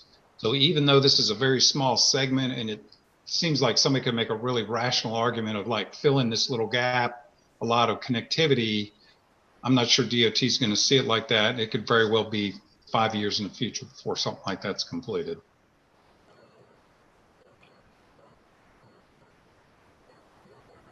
Mayor Pro Tem Garner? I'm sorry, I didn't pull up my questions in time before you moved on.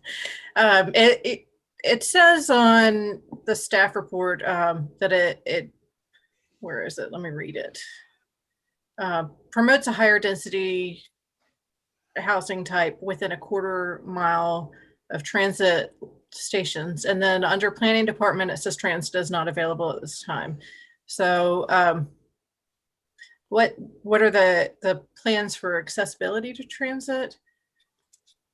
Yeah, that's a great point because it is seemingly contradictory.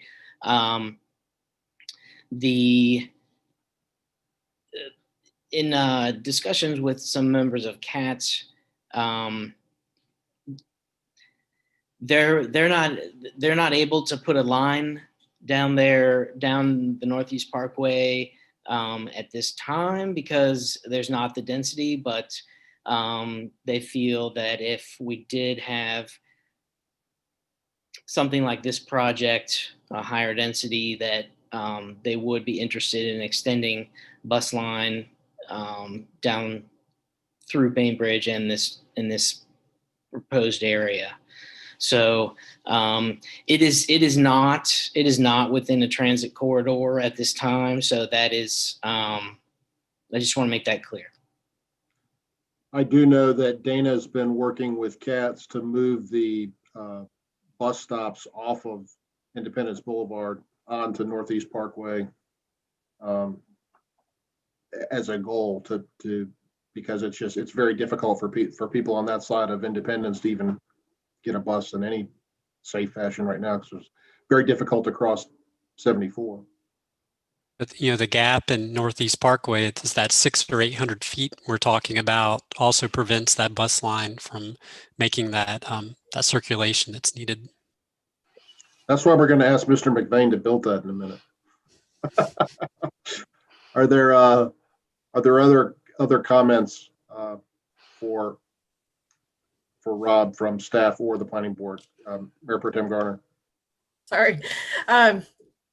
So it also says that this sort of fills a need for, it's recommended, or it's an action item because it fills a need for a different housing type than Matthews offers, but we have 1,200 apartments coming up into available residents in town. So what about this fills a need?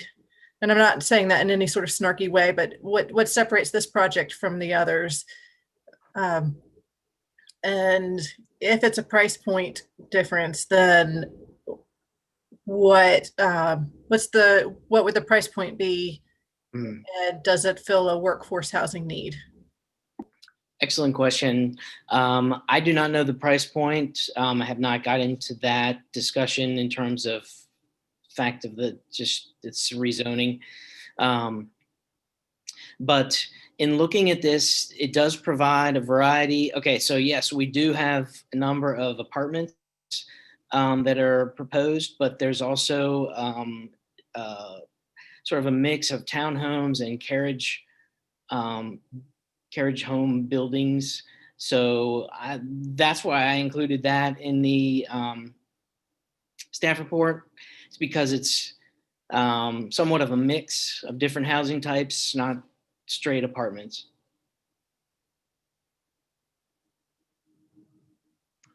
Commissioner McCool. I think this is relevant to what Renee said. Are they all rental units? Or are they, or because there's such a different, apartments to a townhome to a carriage home? Are there some for sale, or is it all purely rental? As far as I know, it's all purely rental, but the applicant will be able to answer that question as well. Why don't we go ahead and give Mr. McVeigh an opportunity to speak if he'd like. From my perspective, one of the things that sets us apart, and I'm showing my age, is that it offers digital gaming as an amenity. When I was looking at apartments, if they had a ping pong table, that was pretty cool. So, we're really moving into the future. Keith, go ahead, sir. Thank you, Mayor, members of the board, members of the planning board and the board of commissioners. We do have a presentation, and if the clerk pull it up, and if I could ask, I guess, clerk to advance the slides for me when we sit next, that'd be great. Again, thank you, Mayor, members of the board of commissioners. Thank you, Rob and Jay, for the presentation. I think you covered the highlights of the site very well. Keeping with Moore Van Allen, representing Two Capital Partners. With me tonight is Wes Tobble with Two Capital Partners, as well as Jeff Smith. He's with SLB Land. He's a civil engineer for the site, as well as Hal Bolton. He's with Niles Bolton Associates, the architects for the site. Rob's covered the location. I want to turn the presentation over just briefly to Wes Tobble to let him give you a little bit of background on Two Capital Partners. And then I'll run through the rest of the presentation and we'll be happy to answer questions. Wes? Yeah, thank you, everybody. I appreciate everybody's time today and talk a little bit about this property and what we're excited about and answer any questions you got. Just for a little bit of background about our firm, Two Capital Partners, we are a real estate development investment firm based in Atlanta, Georgia, focused exclusively on high quality residential developments throughout the Southeast, and particularly focused on those growth cities, which, listening to the meeting today, obviously, y'all are exhibiting some of the growing pains that many other people and other cities and communities around the Southeast are, but is a byproduct of the benefits of living there and it being a great place, and that attracts residents and attracts the need for capital investment and new communities to support them. And so excited to be here and talk to you a little bit about us and what makes us a little bit different. We are by design a boutique small investment development firm. We don't have aspirations of being a national or regional platform. We're not interested in having development teams in multiple different cities and trying to produce as much as we possibly can. We take more of a custom, a hands-on approach to all of our properties, and we sort of, me and one of my two partners actively manage each and every one of our deals. And so this is my project, this is my deal. I'll be up there every week when we're building it, heavily involved in every day-to-day design decision. And we do that just because this is what we really enjoy doing. We enjoy, creating interesting, compelling communities and seeing them through to fruition. And so we're sort of structured that way with some thoughtfulness behind it because it supports what we enjoy doing. And so when we get into the project later, we can talk a little bit about our approach to development, in particular, our approach to amenitization, product design, product offering, and services, and why we do things the way they do and how we think they support, what the needs are of these consumers. And then there's a significant amount of the population that could purchase a home if they want to and choose not to, because that's one criteria and a myriad of criteria that goes into the calculus of what they want when the real estate, when they're at home. And so happy to be here. Thank you all very much for your time. I know it's a late night, but excited to talk a little bit more about this. Thank you, Wes. Next slide, please. So just a little bit about the location. Rob covered this. The site's on currently at the terminus of Northeast Park and Academy Sports, in close proximity to existing shopping centers, Matthews Corners, Sycamore Commons, and then a little bit further with Matthews Festival. Next slide. As covered, just slightly over 10 acres, zoned R12. The request is the concentrated multifamily district. The rezone petition involves 2 vacant parcels that are kind of sandwiched in between the future extension of Northeast Park and Independence Boulevard. These parcels do not have access to Independence Boulevard. Next slide. From a zoning perspective, the sites there start in R12, abuts highway commercial zoning for the parcels that have access to Independence Boulevard, and then the shopping center zoning to the north, both retail districts. This location, however, is just not, from our perspective, not a great location for uses allowed by those districts, by the BYSD and the highway commercial district. Just don't see that as a good use for this location. And that's the reason for the concentrated multifamily district designation. Next slide. Just a little bit in terms of, these are the NCDOT plans for the extension of Northeast Parkway West. And as you commented earlier, there is a gap between what the Bainbridge folks are building and where the road currently ends. Some of that road extension actually falls on this site. And that right of way is going to be provided to the state so they can complete it. You can see that there's other portions of it just as you go south from the site that will actually be off-site and actually fall on other parcels of the paintball center, and maybe a little bit of the Golden Corral property is affected by a future extension.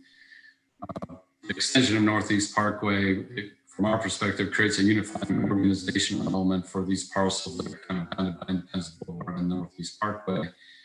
The extension of the parkway will provide, this residential community with easy and convenient access to a variety of services, the restaurants and the retail shops and the services just located to the north of the site, which will now be easy accessible via the Northeast Parkway. Next slide, please. Just a little bit more about the site plan. Rob touched on a lot of this. 216 units. It is a combination of different type unit types, townhomes oriented toward Northeast Parkway overpass, a larger manor building located to the back of the site. It's a 4-story building, elevators, interior quarters.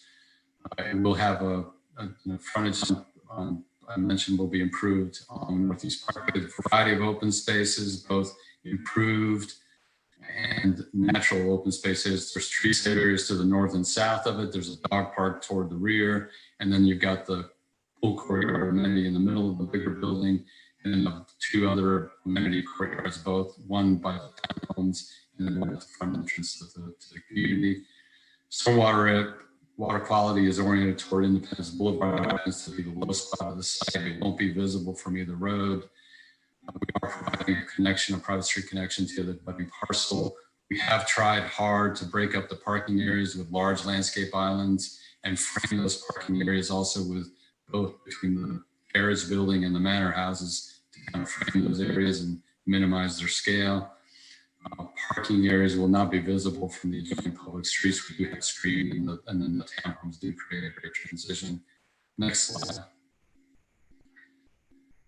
This slide gives you an example of some of that amenity open space areas and as well as interior amenity areas. Those courtyards, the 7, 6, 1, and 1 that you see are the open space areas that the text amendment would require. And that totals slightly over 20,000 square feet in this particular case. That would be in addition to the dog park area and the open space areas that are on the site. And then you can see the amenity areas on the interior of the site, the clubhouse and other amenities that are part of the interior facility and available to the residents. Next slide. Keith, excuse me, you're breaking up pretty badly. You may want to turn your video off. Okay, I'll do that. Thank you, Mayor. This is an interior shot, interior amenities. Hopefully that's better. Interior of the amenity areas. Next slide. Exterior amenity areas. And then this is also an additional slide of those interior and exterior amenity areas. Next slide. Building elevation, unique and interesting architecture with quality materials, masonry, cementitious siding. Hal Bolton, who's the architect with Miles Bolton, can maybe add a little bit here as to the intent of the design of the larger manor building. Hal, do you want to add a few comments? Sure, I'd be happy to speak to that. The image that we're currently looking at on screen now is of the multifamily, the larger of the 2 buildings, and given the size of that and the massing of the building, then we are had styled it more along the lines of an industrial commercial type of building, with lots of glass at the ground level for the entry to make that open to the residents of the community. Local materials using brick, possibly sourced from a local vendor in North Carolina, close by, as well as the cementitious materials that we mentioned. And then there's a second image that shows a different. Next slide, please. Yes. A view of the proposed multifamily or the townhouse units. Different character, different feel, more of a residential neighbor sense to these, as they are 3-story in this center elements, and then 2 stories on the wings, that have a lighter color, a lighter palette, that set themselves off, I think, from the larger apartment building that you can see in back. I would also mention the townhome units have a variety of height. Maybe you mentioned that 2-story units on the ends, and then the 3-story units in the middle of the townhome style buildings that are oriented toward Northeast Parkway. Next slide. I know there was a question about maybe number of units on the market and capacity, and we did this slide just to show a little bit of the timing of the petition and the timing of the development of the site and how that will work.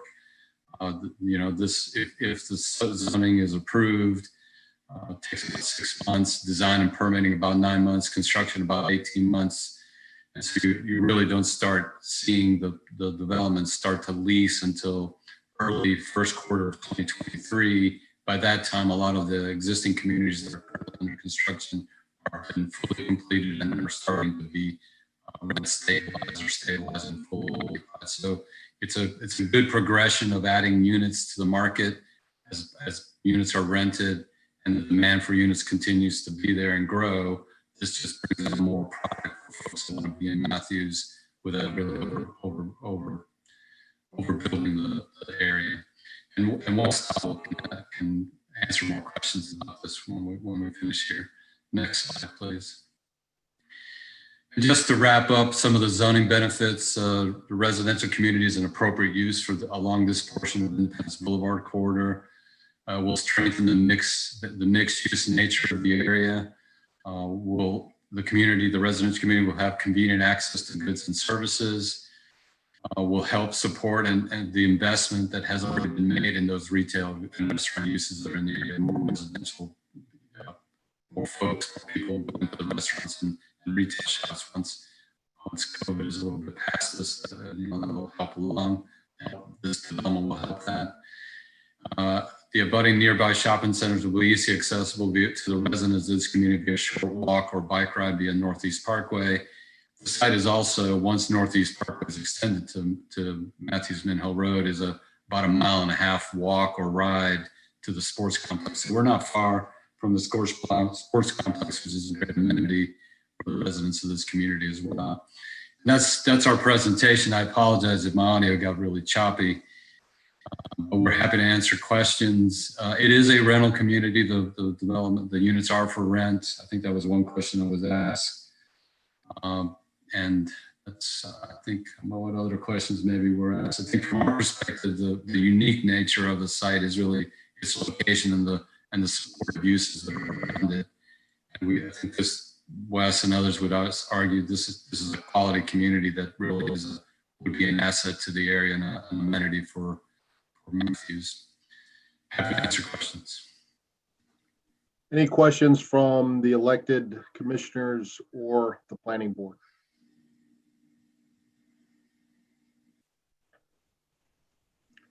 Not seeing or hearing any. I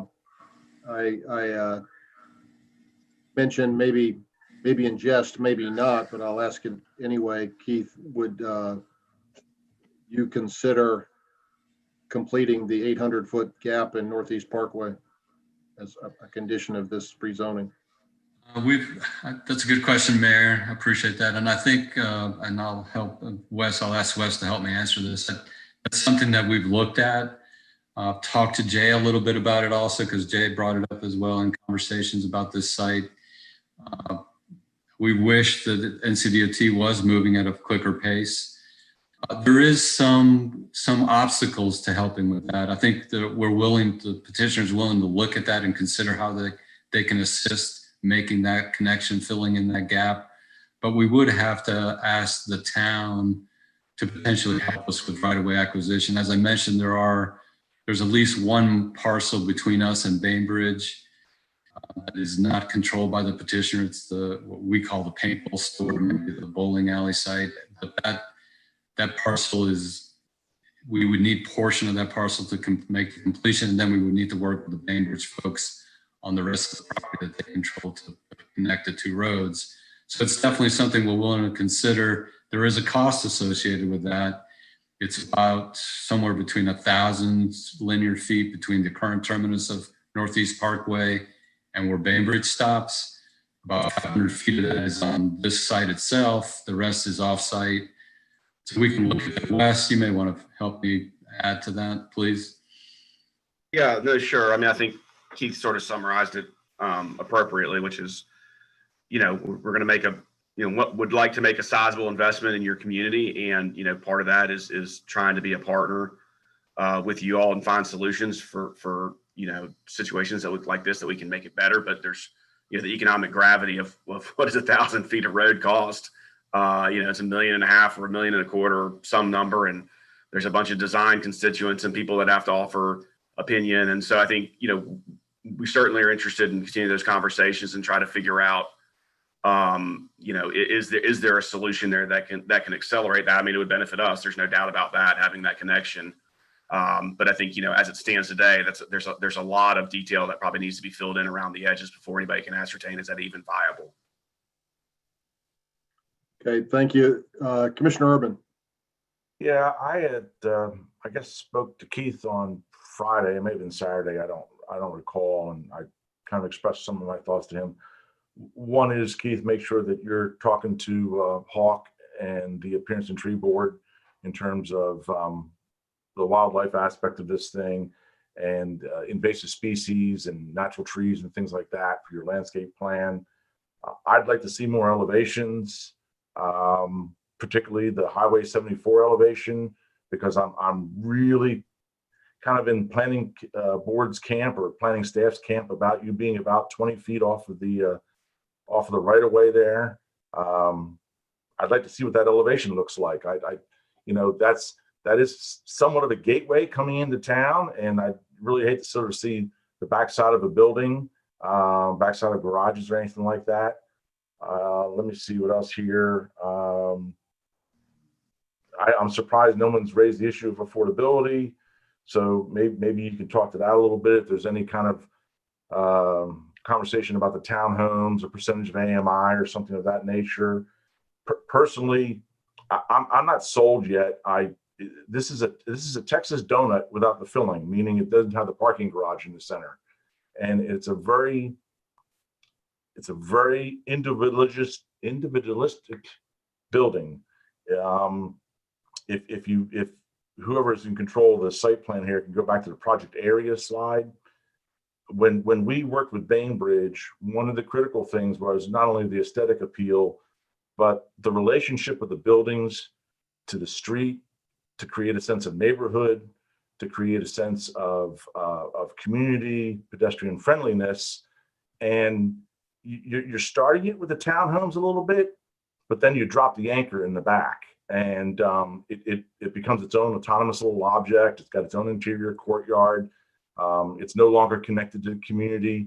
So it doesn't have the same flavor as Bainbridge, and it kind of waters that down a little bit. I mean, I'm not opposed to a 2 or 3 story flat, stepping back to a taller building right behind it, holding that street edge, and putting the parking behind it. I mean, I think that's more akin of a nice streetscape than what's been accomplished here.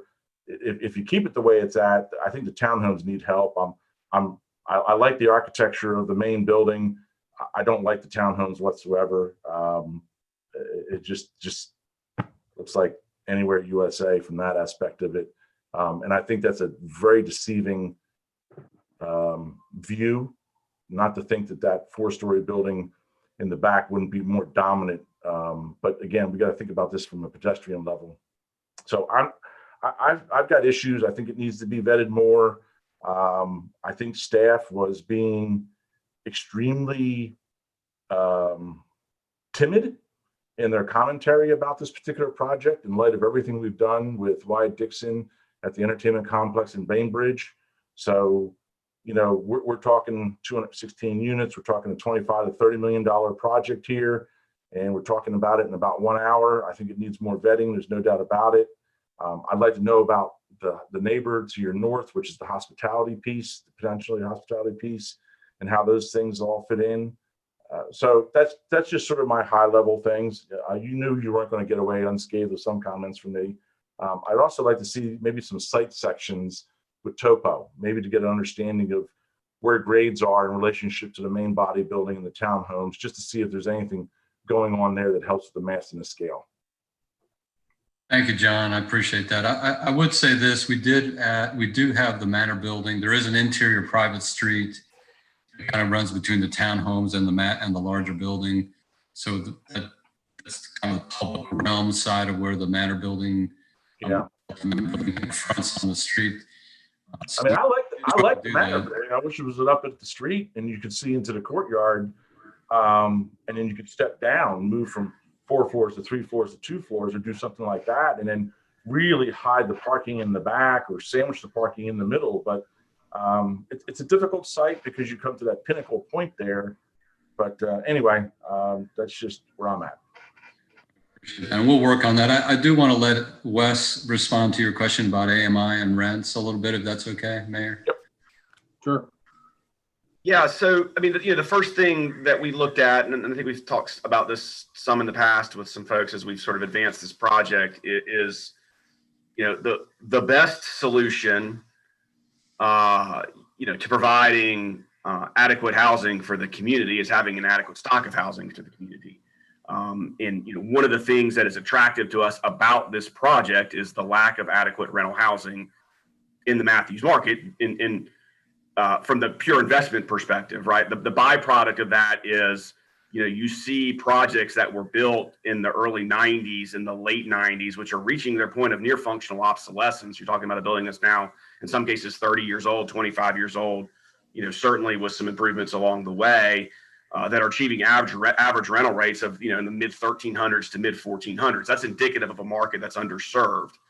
And so I think one of the things to think about and consider, just at a sort of a, you know, super high level, is when you have, if you were to take those same market rents and that same asset and evaluate it in, you know, an area that has a higher percentage of rental housing, you'd see those rates $200 or $300 lower. You can go look in Ballantyne, as a for instance, and you see new construction projects, you know, just been built, you know, renting in the mid 1200s to mid 1300s.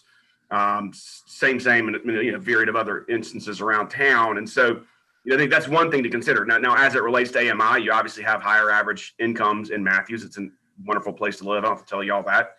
And so if you just look at, you know, we're still obviously very, very early in this and still trying to analyze exactly what ultimately the project looks like, you know, but just focusing on those same market rents and you know, we're while, you know, we think highly of what we do, we certainly, you know, aren't able to achieve rents well in excess or without the bounds of norm of what the market is. And so if you just sort of pull surveys of average market rents in Matthews as they land today, you know, you're talking about 1-bedroom apartments, you know, renting in the $1,050 to $1,150 to $1,200, $1,300 range, you know, 2-bedroom apartments that are sort of 1,100 to 1,300 square feet renting in the sort of 16 to 17, 1,800 range. And then obviously the townhomes, when they get to be, you know, 2,000 feet and 1,900 feet get to be larger, fall within the 30 to below 30 or 30 to 40% band for the area median income. And if you stress that and look at a person that makes 80% of the area median income, we're still delivering 60 or so,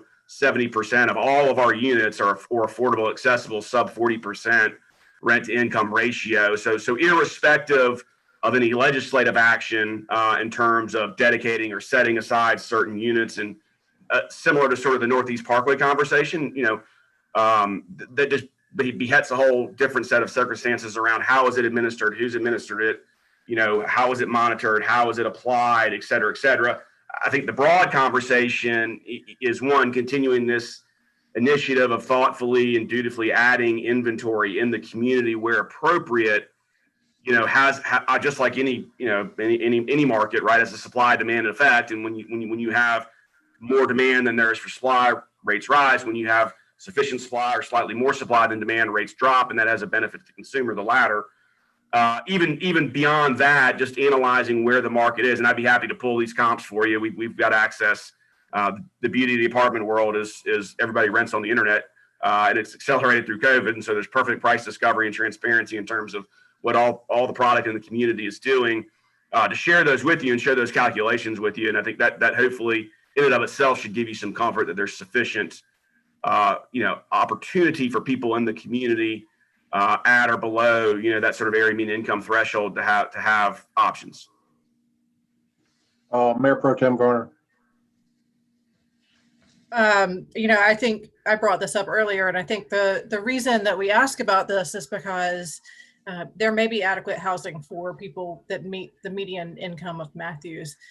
When you have apartments going in surrounded by retail and restaurants, we need housing for the employees in that area that can walk to work. And $1,100, $1,500 apartment is not going to, you're not going to employ the cashier at Old Navy.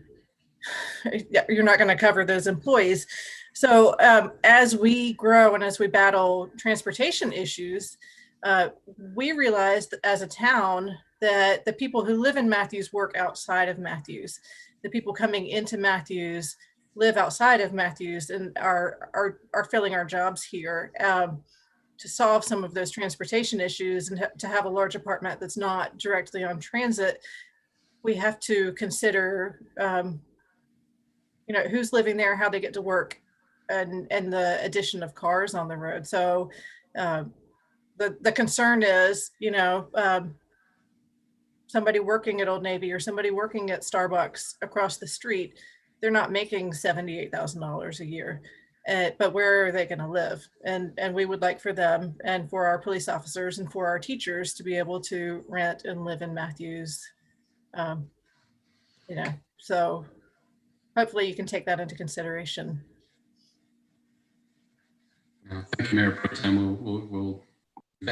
We will share with you what Wes has discussed, the rents and the AMIs and the projected rents, and just give you an idea of where things fall. That's a good point in terms of the adjacent uses and the employees that work there. Commissioner McCool. Sorry to keep liking this process, but I just keep having questions pop into my mind. I got to follow up with Renee as someone who's currently looking at the housing market and is not making six figures a year. I can't even see myself as a sitting board member being able to afford this. That being said, we say it's filling a need. I don't see the need that it fills. This type of apartment rental property is being built like crazy in the town of Matthews. I mean, I think Renee said it's 1,100 units that is proposed or currently being built. Quite frankly, I'm not sold. I just don't see the need. I really don't. And I also have a concern about, I don't even think there's an apartment building in the town that's 4 stories, unless I'm completely wrong, but I don't know if Jay can answer that for me, or is there another apartment building in the town 4 stories or higher? Or the Sportsplex. Yes, some of the Briley, I think, is the branding there, and I think one of the Bainbridge buildings is 4 stories. So kind of turning that corner. Is their square footage around the same as this building? So this is a big hulking building. Yeah, they are oriented differently. They've tried to break up the mass of those buildings a little bit. So they're, the 350 units at the Briley are broken up into 6 main buildings. Okay, I appreciate that. But all that being said, is I don't see the need that's needing to be filled immediately. I'm not sold, quite frankly. Commissioner McCool, and again, there'll be a lag between when this comes online and the other communities currently under development will be completed. So it's a staggered progression of units coming to the market. I think what we are asking some other developers as we dip our toes into affordable housing is if a developer would be willing to set aside some very modest percentage of their offering. If you have 216 units, can you set aside 10 of them or 15 of them and make them appropriately the rents appropriate, low enough that a policeman or a fireman or a teacher or a Starbucks cashier could afford to live there. Understood, Mayor. Appreciate that, and let us continue to discuss that. Yeah, I mean, if we, if we can start somewhere, I understand that you certainly couldn't do that for all of them, but if you can make a small percentage, it would be a start, so we could, again, say we're dipping our toes in that pool. Are there any other questions from the planning board or elected officials for the applicant or staff? Mayor, I ask, and maybe I'll look to the petitioner as well, to Wes. I mean, we may ask that you maybe continue this public hearing until next month to give us time to address some of the comments that you brought up, mainly how to look at the extension of Northeast Parkway, come back to Commissioner Urban with some additional elevations and so forth. I don't know if we'll be ready for the planning board in the 2-week period of time. Wes, what are your thoughts on that? Should we? Yeah, no, I mean, I think that seems like a judicious idea. It seems like there's just the Northeast Parkway alone. There's a lot for everybody to sort of collectively collaborate on and see if we can come up with an approach that can work. And then beyond that, we can certainly supplement some of the design efforts for Commissioner Urban and discuss further some of the affordability concerns and questions. Mr. Buckley, is that something we would vote on tonight? Yes, sir, Mayor. You would have to do that now. We do have someone signed up for a public comment. Mayor, they're actually not going to speak tonight. Not going to speak. Okay. Yeah, they've got 24 hours after the public hearing has been stopped or ended, so that would continue on to the continued public hearing.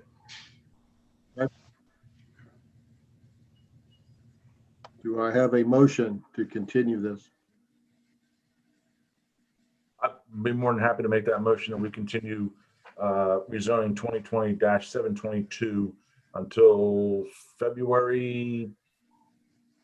Is that 8th? Okay. Okay, do we have a second? I'll second it. Okay, we have a motion to continue zoning application 2020-722 by Commissioner Urban, a second by Commissioner Whitley. Take a roll call vote. Commissioner Bland. Yes. Commissioner Urban. Yes. Mayor Pro Tem Garner. Yes. Commissioner Whitley. Yes. Commissioner McCool. Yes. And I vote yes as well. So we will, I'm sorry, what was the date, Lori? February 8th. 8th. Okay. All right. Thank you, Mayor. All right. Thank you, gentlemen. Thank you all very much for your time. Why don't we take a 5-minute hygiene break? 5 to 6 minutes. And by the way, somebody told me that the score in the national championship is 14-14, in case you're interested. Well, Rob is a Buckeye, so this is killing him right now. I just want you all to know. He's been nice and been quiet about it. Alabama scored again. It's 21-14. Ohio State? No, Alabama just scored, but Ohio State got the ball back. All right, let's come back at 9:30, folks. All right. Thank you.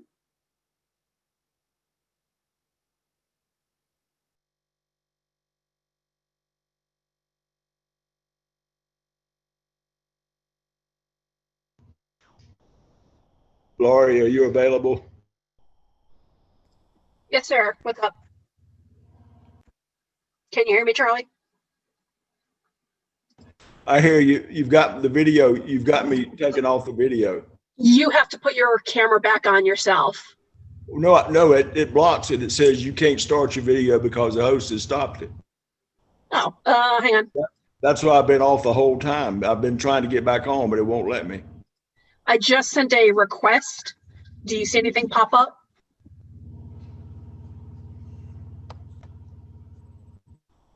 There you go. All right, but it was blocking me. All right, sorry about that. Thank you. Great. Hey, Mike, how are you tonight? Mike Foster, how are you?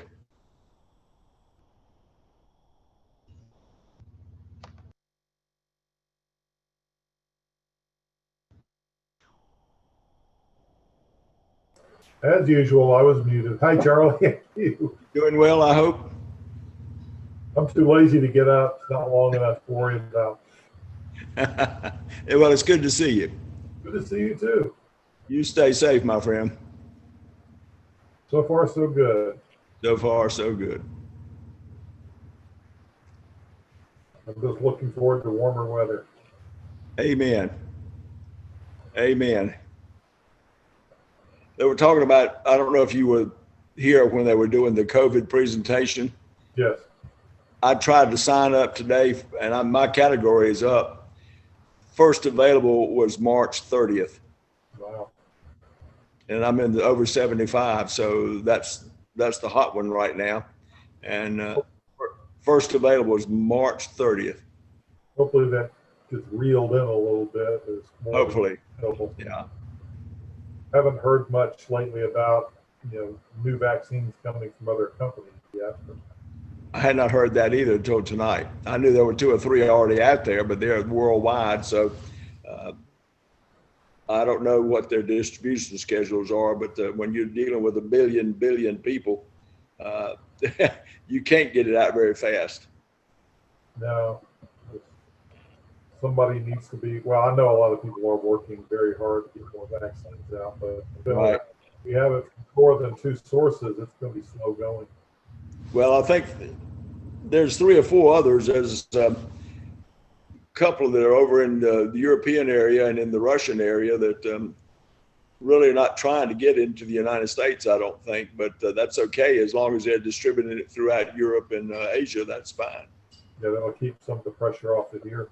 I have a friend he is 75, and he was pretty excited because I think next Monday he gets his first phase vaccine.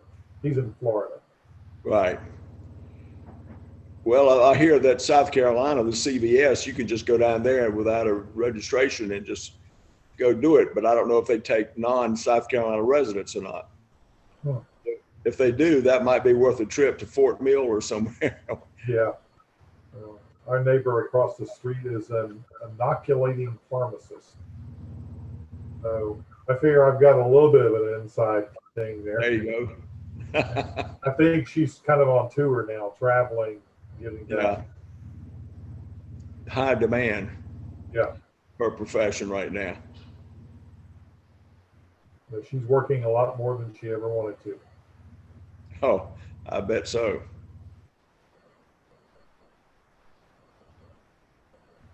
Well, I don't know, but did you bring sausage biscuits for later tonight? Tell you what, I'm checking stuff off here. We're halfway done. Yeah. It looks like once we get through with the public hearing, well, we've got those decisions coming up, but I don't think those will take too long. But the new business doesn't look like it might be too bad. No, but these 2 public hearings, who knows? They could go an hour each. Right. They probably won't, but they could. Well, every time I think it won't, it does, and every time I think it will, it doesn't. I've only got a few years into trying to guess these things. Finally broke out the phone and sat it right at the bottom of the monitor, so I'm watching the game too. Are you? Yeah. I remember this same thing happened last year, the college national championship game. We were in a long meeting. Well, every year that Chapel Hill has played in the basketball finals, there's a Matthews meeting night. Yeah. Because they're usually the early in April. And so I have missed a couple of national championship games because of Matthews meetings. Well, hopefully there will be one this year. Yeah, hopefully. Yeah. If they can do it in football, they can do it in basketball this year.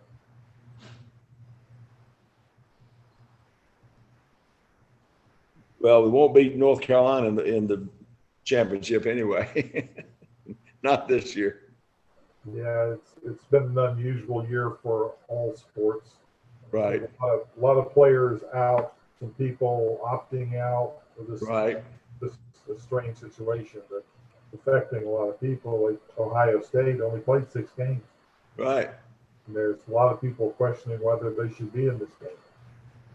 Well, looks like right now they may be giving Alabama all they could ask for. Yeah, well, they didn't just beat Clemson last week; they wore them out. So. They thrashed them. Yep. Took them out behind the barn. So the committee who makes the decisions, apparently, they were right. Apparently. All right, is everybody back? Hello, hello.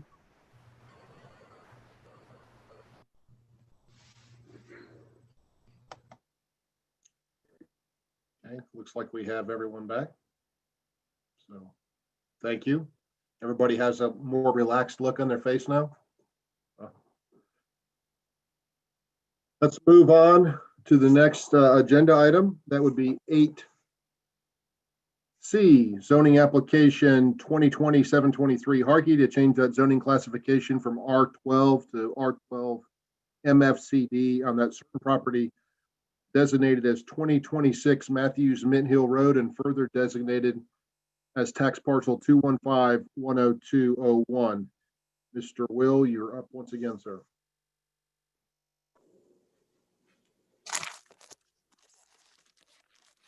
Unmute myself first. Thank you, Mr. Mayor.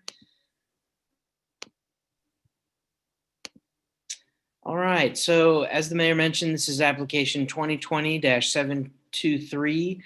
The address is 2026 Matthews Mint Hill Road, and it is a change in zoning. The existing zoning is R12. The proposed zoning is R12 MFCD, so they're going for a conditional zoning. Existing use is a single family, and proposed use are townhomes and duplex units. The applicant proposes to change the zoning of the property from R12 to R12 MFCD for the purpose of constructing townhomes and duplexes, and with several amenities. This is the site, and as you can see, it is directly adjacent to Butler High School and a single family area along Kimway Drive. This is the street view. There is a home that they're currently. The site is 9.43 acres.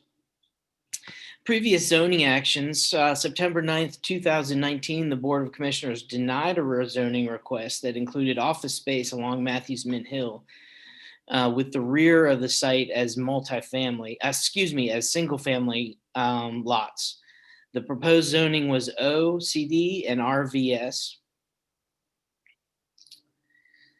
The proposed site plan includes 62 total units. That's 36 townhome units along the border with Butler High School, 24 duet units and 2 detached units along the border with the existing single family neighborhood. There's 14 on-street parking spaces, along with driveways for each of the units. So the 14 are in addition. Their density is 6.57 units per acre. Tree canopy area required is 1.42 acres, and they're providing 2.83. Additionally, the open space required is 2.83, and they're providing 4.72 acres of open space. These are the proposed duet elevations. And a transportation memorandum summary. The proposed development did not meet the threshold for a TIA based on the NCDOT 3,000 trips generated, as you can see, the daily trips generated is only 428. They did submit a technical transportation memorandum, and this is currently under review. The summary of proposed conditions: there's 62 residential townhomes, duplex and or detached units with accessory uses. The driveway shall be a minimum of 20 feet between the back of curb or sidewalk. Existing sidewalk along the frontage of Matthews Mint Hill will be replaced with a 10-foot multi-use path, and the maximum height of the buildings to be constructed in the sites shall be 3 stories tall and 50 feet in height. The land use plan does not specifically make a recommendation for this parcel again, but it's being between a single family neighborhood and Butler High School. The proposed site plan will provide traditional land use, transitional land use between these two areas. Staff has not many concerns at this time. We do have concern over the number of driveways that are proposed along for the townhomes, just to impact the pedestrian experience there. Maybe they can be combined or something like that. And then also the amenity, there's a trail amenity that's proposed that we'd like to see connect to the overall, and it may, with this iteration of the site plan, connect with the sidewalk and the multi-use path. That concludes my staff report. I'd be happy to answer any questions, and we do have the applicant here as well.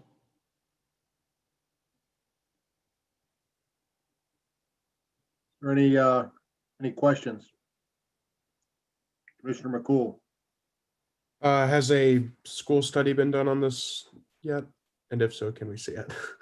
I know I asked that. But Yes, we'll pull that up for you here shortly. thank you. I wonder what high school they go to. You don't know. Commissioner Urban. We talked about this earlier, Mr. Mayor. I just want to, for purposes of clarity, indicate that I know the applicant. I've known Mr. Berry for many, many, many years. My firm has worked with him in the past on projects, but not of this type. We are not engaged at all with him on this particular project. So I want to put that out there because I guarantee you someone's going to say something somewhere down the pike. Thank you. And as you and I discussed, Commissioner Urban, I don't believe you have any conflict there. I don't know if Mr. Buckley wants to weigh in on that. Well, based on what Commissioner Urban just said, there's no conflict, nor is there any ethical reason of him to be excused. Right.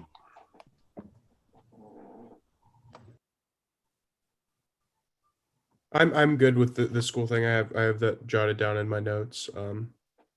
Yeah. So thanks. All right. Are there any other questions for Rob?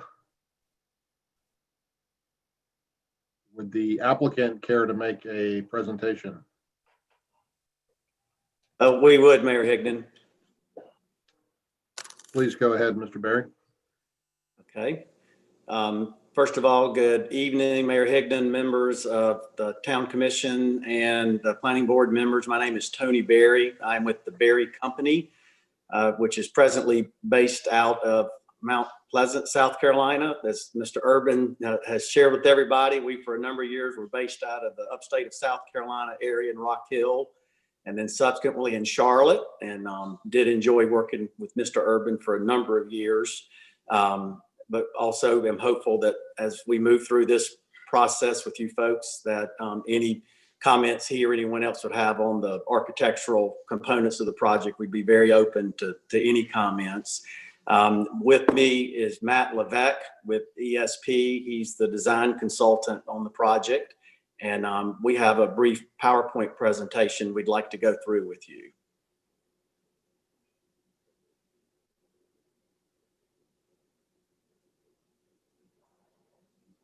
Tony, I'll be advancing the slides. You just tell me when you're ready to go. Okay, great. Thank you, Jay. So as staff previously had communicated, this is a plus or minus 10-acre parcel that is directly adjacent to Butler High School on Matthews Mint Hill Road.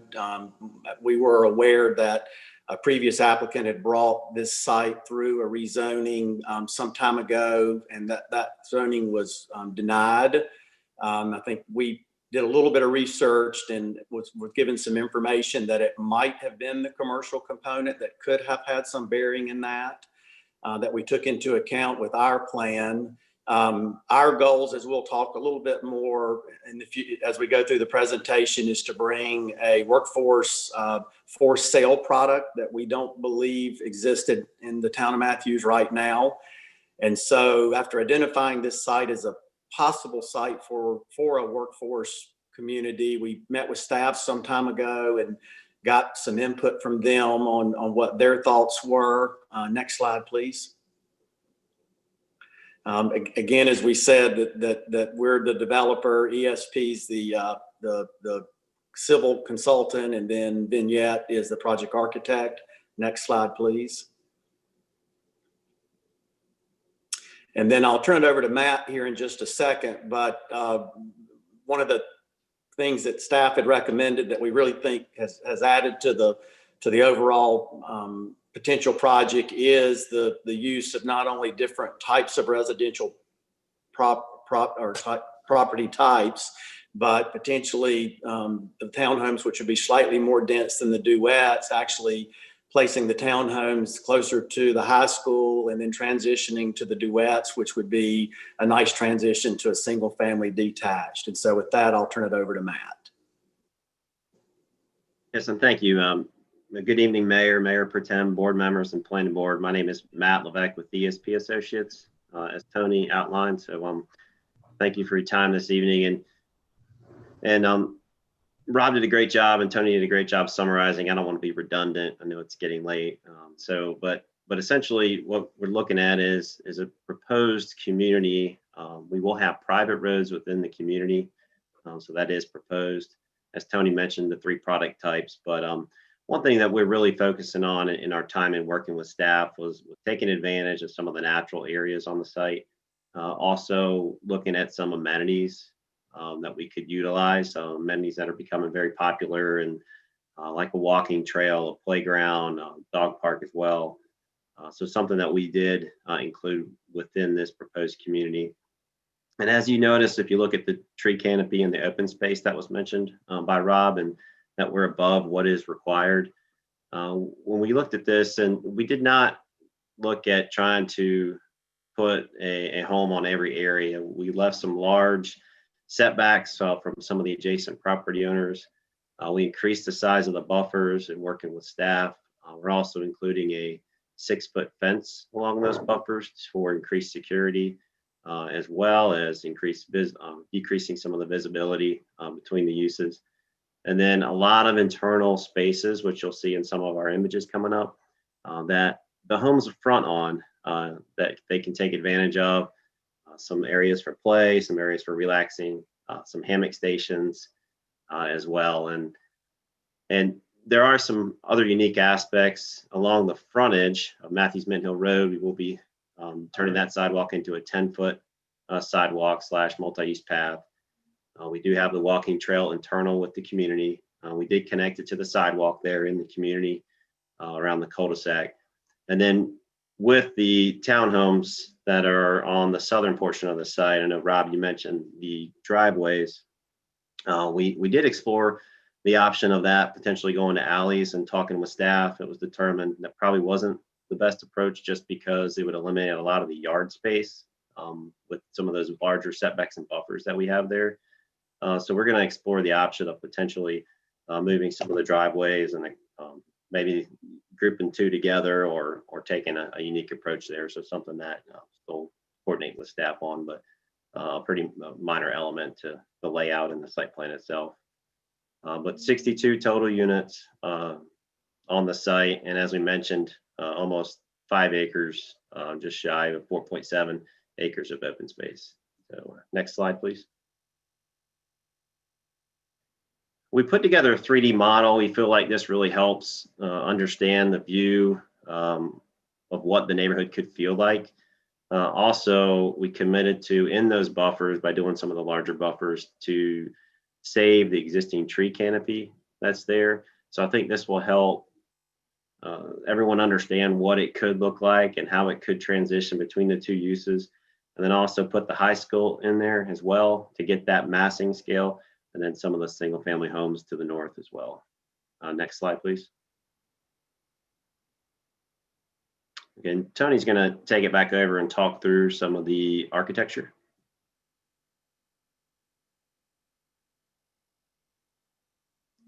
Tony, you're muted. Thank you, Matt. This is the proposed architecture. Of course, needless to say, we're most interested in feedback. The townhomes are proposed to be 2-bedroom, 2-bath with a single car garage, 3-story product. The duets or duplexes would be 3 bedrooms, 3 baths with actually a double car garage. All the exterior materials will be hardy plank, architectural shingles, and hopefully this architecture would read, somehow like a farmhouse type vernacular that I think is, important to kind of the history of the town of Matthews. Next slide, please. One of the things that we actually are working on in Mount Pleasant, which we think has a lot of parallels to Matthews, where you do have a lot of people that work within the community that have to live outside of the community for the cost of housing. At this point, if we're able to proceed with the project as proposed and designed, we have a strong belief that we'll be able to bring the townhomes to the market in the mid 200s and the duplexes to the market in the high 200s, which we think is a price point that does not exist today.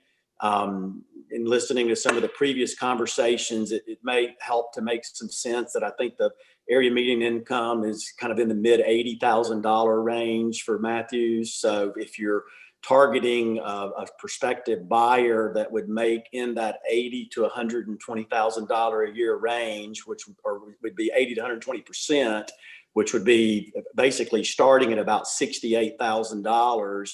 Actually, 2 people making $17 an hour. Again, based on their credit and what type of debt they may have, but 2 people making $17 an hour that don't have a lot of expenses actually could qualify for purchasing one of these townhomes.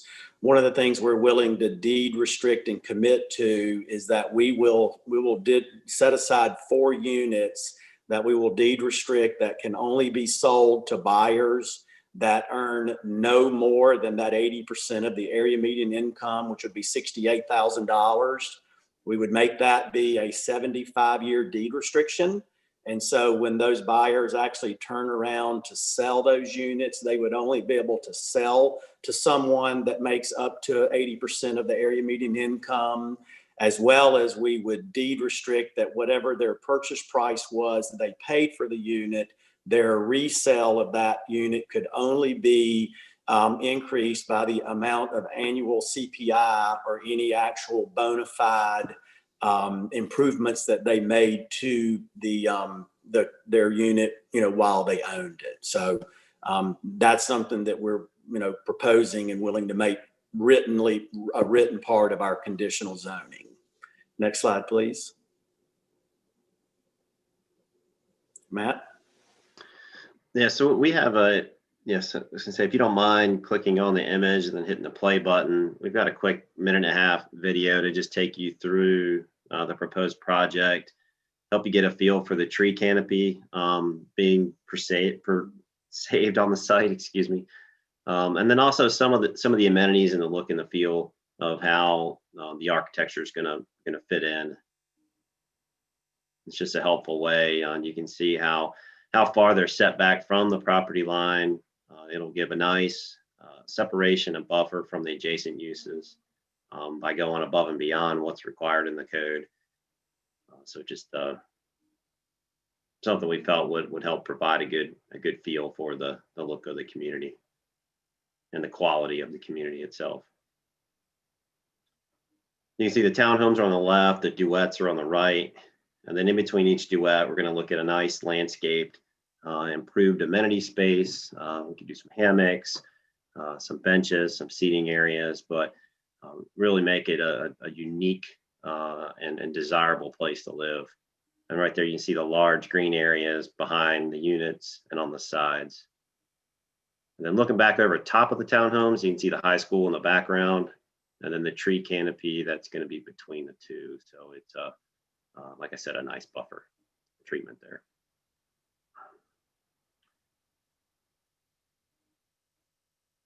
Going back down to street level, see there are the wide streets with on-street parking that are included, as well as sidewalks. See some of the on-street parking there on the left. And then that's back out to Matthews Mint Hill Road at the main entrance. So next slide, please. So we've got a couple still images of the model to help really get a feel for how it could look and feel to the left. Like I mentioned, just showing you the trees, and we're going to be including some tree safe from the street to the units. And you can see that in the top left photo as well as the bottom photo. It's something staff working with us had recommended, which is a great idea.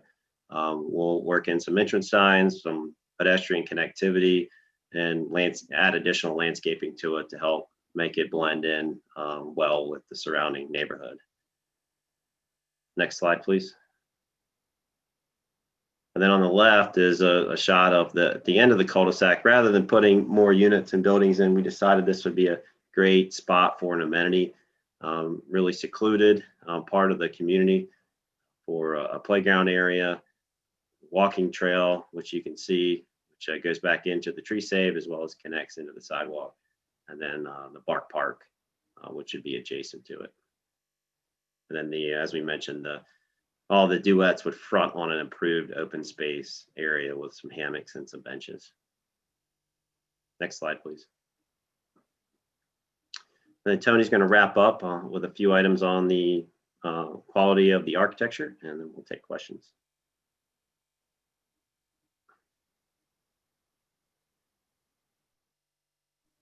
Tony, you're muted. You can tell I don't do this out very often. In addition to the exterior having hardy and architectural shingles, the inside, would have a nice level of finishes with granite, LVP, 42-inch cabinets. So even though these, buyers would be buying a workforce priced home, the finishes would be, something that would be a little nicer than maybe you see a lot of times in an affordable workforce, product. Next slide. Matt? Just on the schedule, here we are today, 1/11 at the public hearing, but this has been a long process that we've been through. We've worked diligently with staff, met with constituents as well as members of the public and the town itself. And so it's been a process. The plan has evolved. We've made changes based on some great recommendations, as well as meeting the needs and the requests. And hopefully, if all goes well, we'll be moving the project forward into planning board later this month, and then be back to see you thereafter. So next slide, please. So with that, as Rob mentioned, there weren't any concerns. The two that planning raised, we did address those. Hopefully that was to their liking, and it met what they were looking for. And then also we did hold a community meeting back on December 17th, was advertised, and we sent it out to additional neighbors in addition to what was required. Went beyond what was required there in terms of the distance from the site. And no one did attend, so no concerns at this time from the different departments as well as from the adjacent community that we're aware of. Next slide, please. And we thank you for your time and look forward to answering any questions you may have. All right, do we have any questions, comments? Mayor Pro Tem Garner? I just have a comment that I really appreciate all the work you've put into this presentation. It left very little room for questions. And I mean, I can't explain how helpful that is and how appreciative I am of that. Well, thank you. Commissioner Urban? Tony will quickly find out that I'm an equal opportunity tormentor. So I do have a list of things. They're sort of all in a random sense. The presentation was good, thorough as usual from that aspect of it. But I will, there's a petition coming up behind us, and I got all over them about submittal of information. Tonight was the first night that I saw the townhomes. So after I'm done, I don't know if there might be consideration of extending the public hearing, if there's any changes need to be made before planning board, but I'd like to get you in the submittal package under 723, the duets are very well spelled out, plans, elevations, things like that. I have no information on the townhomes, so this is the first I've seen of it. So I really need to get my hands around that. So that's item number one. That's very important to me. So I'm just going to hit a few things. First of all, very clean look, obviously. To go to some of planning staff's comments, to open it up a little bit, would there be any consideration of maybe pushing back, if there's room, the two center townhome buildings to kind of break up? Long linear streets are one thing, but it is a little tight in that cross section. If we get some more breathing room, so you come in two sections of buildings and then it spreads out and then comes back in, might be kind of nice from a landscape standpoint. Let me highlight that. I've mentioned that. So staggering of that. It looks like you're staggering the townhomes a little bit, plus minus 2 feet. Correct. Okay. I guess is the power actually probably 1 foot. I mean, it's okay. Okay. Minor step, John. Okay. Yeah. The relief isn't. There's no shade and shadow, so you're not getting a real sense of what's going on there. But so am I to take it this palette is very neutral, very white neutral? That's the goal. Very earth tone, very neutral. Okay. Okay. All right. Well, we'll see what the planning board comes back on that one. It may be too sterile for both the townhomes and the duets being exactly the same, but it's okay. We're open to any suggestions on. Okay. Let's see. So you got that out of the way. You mentioned fence along the buffers. Which are we talking both on the single family side and the Butler side, both or one? Yes. I mean, starting on the Butler side, we have spoken with Principal Golden a couple times, and actually he very favorable of the community, hoping that maybe a teacher or some of the staff could live there and walk to work. Yeah. He's very concerned about not only during construction, but after construction, high school students meandering over, going down to the park area. So he has asked for a solid fence along the entire property line where our property abuts the high school, which we've agreed we would do. Okay. In the submittal, we were prepared to tell any of the neighbors that lived in the adjacent single family neighborhood, if they want that, we would do that as well. So we're prepared to fence in basically 3 of the 4 sides if that's what our proposal shows. But Principal Golden specifically has asked for that, and we told him we would do that. That's fine. The one thing I did notice is the duets in the garages. Granted, you're trying to work this into workforce housing, so I'm trying to temper the comments. But maybe an eyebrow over those garages, something to break that up. They're very dominant because the units are so narrow and small. And then the other thing, turning this around, is usable porches, which I didn't look at I didn't see the townhomes too closely. Usable porches either on the front or the back of the house. Something that could be a little bit more usable. Granted, not everybody lives indoors. They want to get outside. They want to have a covering and stuff like that. You do provide a little bit, but I'm just going to raise that issue, front or rear, on the duets and or the townhomes. Just as a note, you've commented on the affordability, which I think goes a long way of getting it into the price point that the town's starting to talk about. Ask Jay to get you in contact with Hawk, Habitat and Wildlife Keepers. You definitely have the amenities on site to provide access for bird feeders and other things that meet that criteria. We are a certified community, so that would be good to talk to them. And also by direct extension from the landscaping side, if you haven't already talked to Little Ralph Ramsour and the Appearance and Tree Board, because they'll have, Debbie Foster for sure have a lot of conversations with you about non-invasive and invasive species from the standpoint of that. I've been on that site many times. It's heavily wooded, some nice mature hardwoods in there as well, but a lot of evergreen too. Let me see if there's any other notes I have.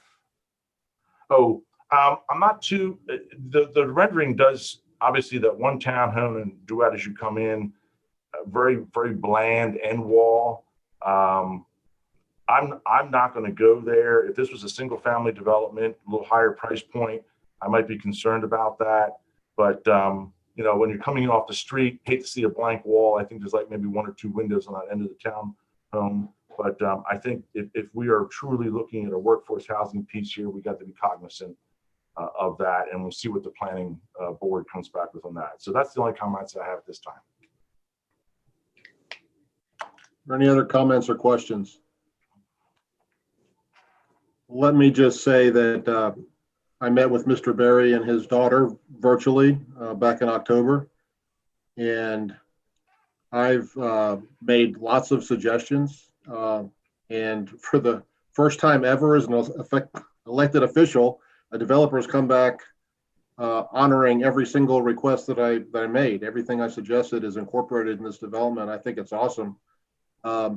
The only negative, if there's anything negative, and it's very minor, is I tend to agree somewhat with Commissioner Urban in that the color palette is a little bit, for me, too sterile or too washed out. I'd like to see a couple splashes of color here and there, but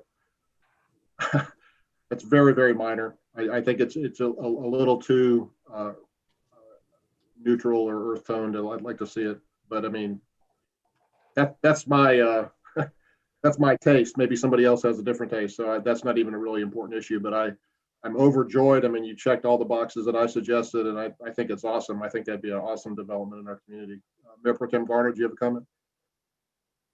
Well, I do want to kind of say, you know, we often talk about what that line is between being too prescriptive with design. And right now we're seeing a lot of these farmhouse style homes coming up. Things built maybe 10 years ago had a neutral color palette that was more diverse and with mustards and greens. And so I think, you know, we have to be careful in directing the design of a project, because what we've seen in the past may age it before it even gets to market. So I think the white is sort of a blank slate and definitely meets that farmhouse appeal. So I, for one, don't see it as a problem. It's a very, very minor issue for me. Again, it's my personal taste. If I bought one of those houses, I would probably want to paint it a slightly different color. But yeah, it's fine. It's very, very, very minor comment. Overall, I'm thrilled with what's been presented. I think it's really nice. Commissioner Urban. Oh, well, I would agree with an all-white palette. This is a townhome community.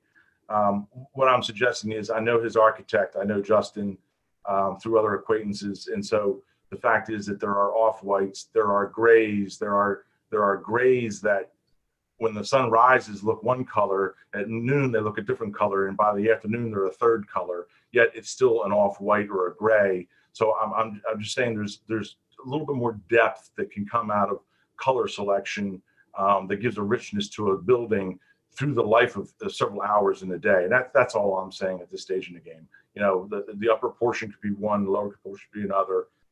Just trying to push a little bit. I know Justin's vocabulary. I know his portfolio of work. So I know he knows exactly what I'm talking about. Everything we're hearing will not affect probably the only thing that the colors and all of that will not affect affordability. You know, we still would have 2 colors for the townhomes and 2 colors for the duets, all of the buildings same color. I will, may I ask a question? I don't know, is this appropriate for me to ask a question? Sure. John, on the porches, the townhomes, and one of the things that is leading the affordability is the townhomes are, I mean, they're 2-bedroom, 2-bath with a single car garage at 1,100 square feet. And the actual duets are 3-bedroom, 3-bath with a double car garage. I think they're right at a little shade under 1,400 square feet. The townhomes, I think, are less than 17 feet wide, and the duets are 21 feet wide. So one of the things that's helping us achieve the affordabilities, we're actually calling the townhomes micro town. And so would it be okay if we took a look at trying to explore a usable porch off of the front of the duets, but no porch off the townhomes, front or back? Well, I think if you provide a variety, I think that's important, because if there's a family that has young children and they want to watch their kids play or whatever, they don't want to be out there in the middle of the sun. So some protection would be nice. But could someone pull the townhomes back up? The rendering of the townhomes? That's a single car garage, Tony? Yes, it's a single car garage. And I'm curious, Jay, maybe this was my mistake. We did not submit anything on the townhomes with our submittal. I don't see anything in my packet that I go online for. Okay, maybe that was our mistake. Okay, because John, we've got, in fact, the townhomes are actually further designed than the duets. The townhomes are just about to go under construction in Mount Pleasant. And this is, we actually adapted the duets based on your comments about, you know, the architectural style. But yeah, those are 3-story townhomes that actually the ground floor has a garage and then the ability to finish an optional 3rd bedroom or home office on the ground floor. And so then of course, so there's no egress on the ground floor out the back? Yes, there is. There is a door out the back. But not according to this rendering. Yeah, this doesn't show it, but there should be a door. There's a door coming out of the back. Yes. Okay. All right. Well, if someone could get me that townhome packet, that would be nice. So, but yeah, I don't have a problem in making those adjustments. I just think of a little bit of a diversity in there. But yeah, this is the first I've seen of the townhomes. I knew what was coming down the pike, but I had not seen them. We'll get that to you tomorrow. No worries. All right, any other comments, questions? I guess one of the questions was, so is the request for us to defer and push to the next public hearing to address these? Is there any chance we could potentially stay on schedule but still address everybody's concerns? Yeah, you could go to planning staff in the next week or 2. Okay. I just thought after we had these conversations, if you felt you needed more time, we could extend the public hearing. But you know, let it roll. We get those elevations. Yeah, I've the pushing back of the buildings, more steps on the towns, eyebrows over the rear of the garages, looking at a usable porch on a couple of the duet buildings, colors. That is all very achievable. That doesn't affect our ability to do what we want to do. All right, Lori, we didn't have any public comment on this. Is that correct? That's correct. All right, if there's no further comments or questions for the applicant or town staff, I'll remind the public that they have 24 hours to submit comments by email to matthews@matthewsnc.gov or by phone at 704-708-1222. Hey, Mayor, Mike Rowan would like to speak. I'm sorry. Tony, will you have that information available before the planning board meeting? Would you get that to Jay so that we could have a chance to see that before? That would be awesome. Yes, sir, we will. Thank you very much. Okay. Thank you. Sorry, Mike. I was reading and didn't see you there. It's okay. This application will be heard by the planning board on January 26, 2021 and come back to the Board of Commissioners on February 8th. So you guys hopefully can stay on schedule. All right. All good. Thank you, sir. I guess that's it for this one. Thank you. Thank you, everyone. Thank you. Move on to 8D, zoning application 2020-724, Park Square, to change the existing conditions on that certain RVS district located at 310, 314, 318, 322, and 326 Sadie Drive to add an additional lot to the development and other conditions, and being property further designated as tax parcels 227, 012, 31, 32, 33, 34, and 35. Mr. Buckley, does Mayor Pro Tem Garner need to be recused from making commentary? If her property is within 100 feet of the area of the rezoning, then yes, she needs to recuse herself, because under our ordinance, if you own, that's a conflict. And I believe Mayor Pro Tem Garner, you are within 100 feet. Is that correct? Okay, so we will hear this with Mayor Pro Tem Garner recused from the board. Is that the right word? I always get those mixed up, recused or excused. No, recused is correct. Very good. All right. So who is going to present this? Darren Holman. Thank you, Mayor. Before we get started, we did receive a request from the applicant to continue this public hearing until February 8th. They're working with, I believe it was an architectural firm or an engineering firm to update the site plan. So at this time, we'd like the board to consider go ahead and granting that continuance. We do have the staff report available if you would like to see it though. Okay, Mr. Buckley, what's your advice on this one? Well, you would have, the board always has the right to continue it, and the board would have the right to determine how much they want to hear this evening, or just defer the whole thing until the next board meeting. I'm not next board meeting, but the next zoning board meeting on February the 8th. Okay, do I have a motion to continue? Commissioner Urban. I'd like to make that motion, but let me ask Darren the question. In your report, would it be possible that they might bring information to the table that would be in contradiction to your report today? Meaning it would not be good to move forward.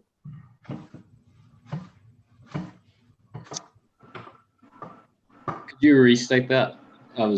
Meaning would they be, the fact that they're deferring means that they're probably investigating new information and diving into some more details. So doing your presentation may be a moot point, because certain things may change and you'd have to back over yourself. Right, it is always possible that something can change.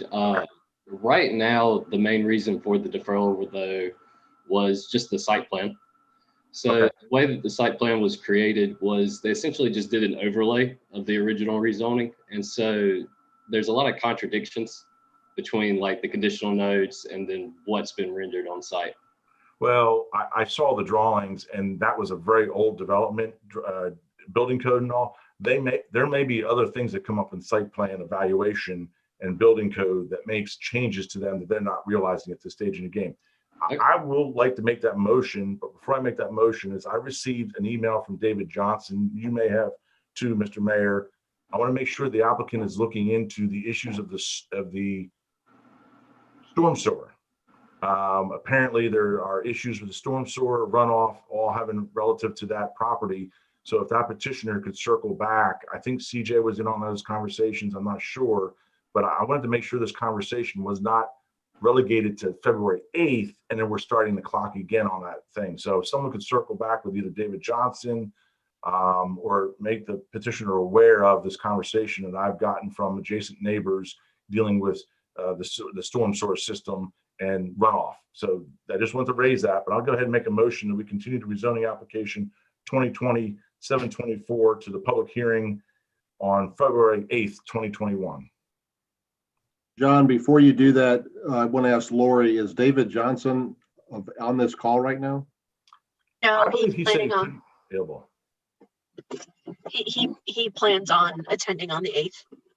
Okay, very good. So we have a motion from Commissioner Urban to continue to February 8th. We have a second. Second. Second from Commissioner McCool. Take a roll call vote. Commissioner Bland, Yes.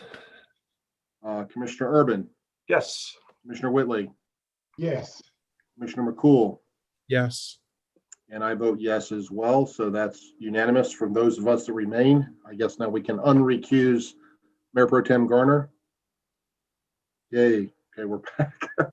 I'll now entertain a motion to reconvene our regular meeting. So moved. Second. Roll call vote. Commissioner Bland, Yes.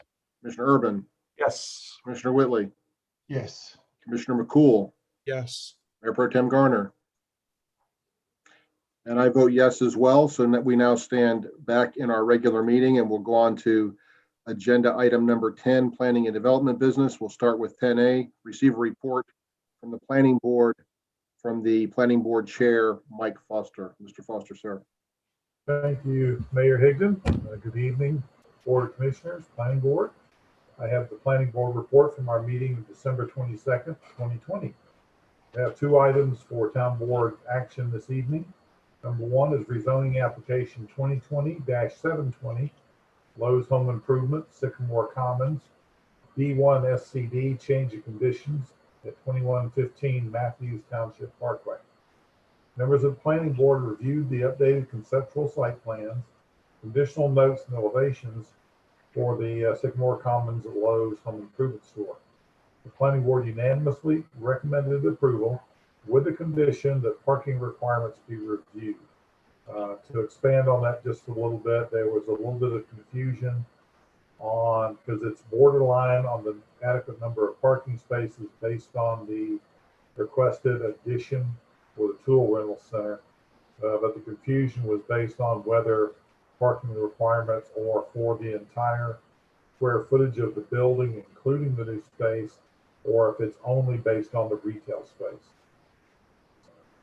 But that still needs to be determined, because based on that, there were a few too many spaces, or there were a few too few spaces.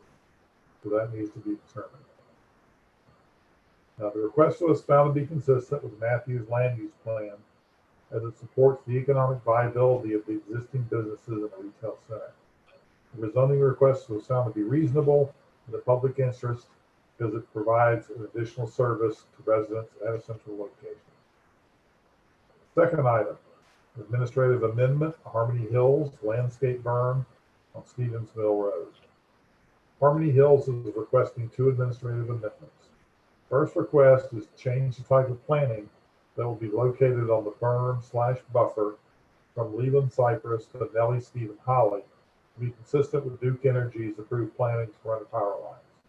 I wanted to make note of the fact that the Leland Cypress was approved at the time of the original hearing, and that was before Duke Power put the power lines up. That's why the change is necessary now. Second request is for the clarification of a note on the rezoning application regarding the location of the walking trail along the berm and buffer area. Members unanimously recommended approval of both of these requests for the full Board of Commissioners. Are there any questions? Questions? Hearing and seeing none. We'll move on to item 10B, zoning application 2020-717, Idlewild Senior Living, to change that zoning classification from R15 RICD on that certain property designated as 9832 Idlewild Road and further designated as tax parcel 193-051-18 to accommodate a senior living facility in the IR zoning district. This was deferred from December 14th. Mr. Will, you're up again. Thank you, Mr. Mayor, members of the board. I'm going to share my screen briefly here. So we have a revised site plan that was recently submitted to, we actually have a couple revised site plans, but the most recent one I will show you tonight. Building height was a concern. And so the applicant has proposed reducing some portions of the front of the building. The slightly revised site plan also adds a commitment to paying for a pedestrian crosswalk on Idlewild. It adds a pocket park along the Idlewild frontage, and a commitment to a minimum of 10 out of 12 of the listed amenities from the independent living facilities text amendment, and also shows a future potential shared access connection point adjacent to Cedar Grove Baptist Church. At the regular meeting, as the planning board chair,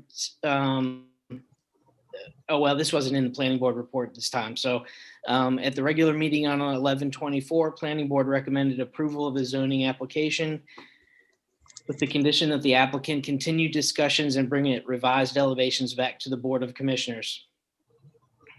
Let me pull up the revised site plan so we can see what the changes are.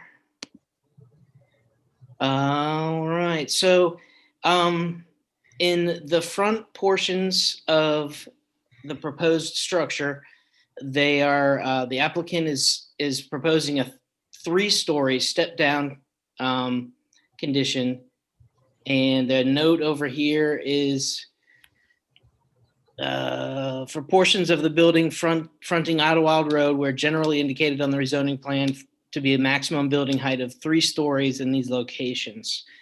And this was in direct response to concerns of the board and over building height. And I do also have some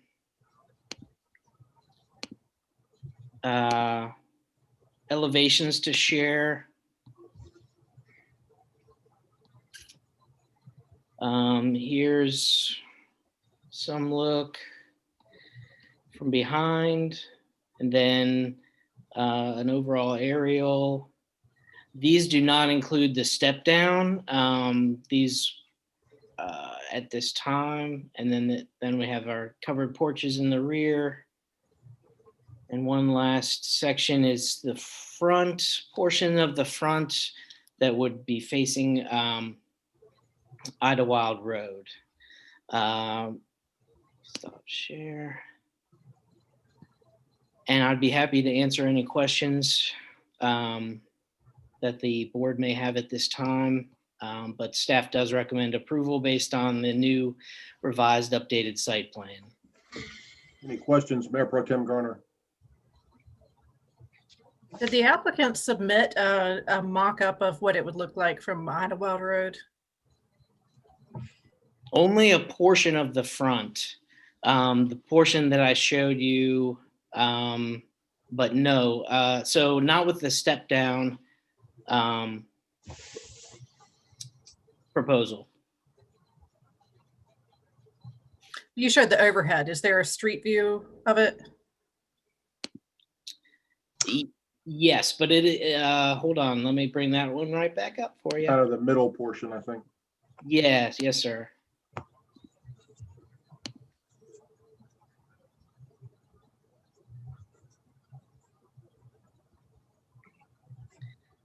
So this doesn't show the sort of wings of the building, but it shows the main front 40% of the structure.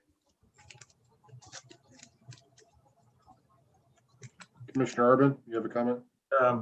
Rob, are they entering into record the working drawing elevations of a similar project that may be related to the height of the roof and things of that nature, or is that information they only share with me? Did they share any of those elevations? No, they have not. The only elevations I have were of, well, actually the revised site plan I received. Okay. We do have black and white sketches in our presentation if you'd like to see those. Okay.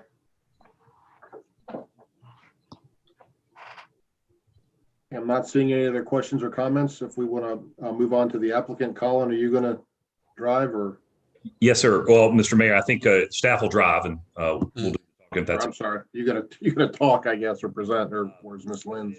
10:20 already. Jay or Rob, if we could jump to slide 18 and start there. How about that? Yeah, I'm already there. Okay, great. So as you'll recall, this is and one of the good things about going last is you have context for everything else discussed tonight.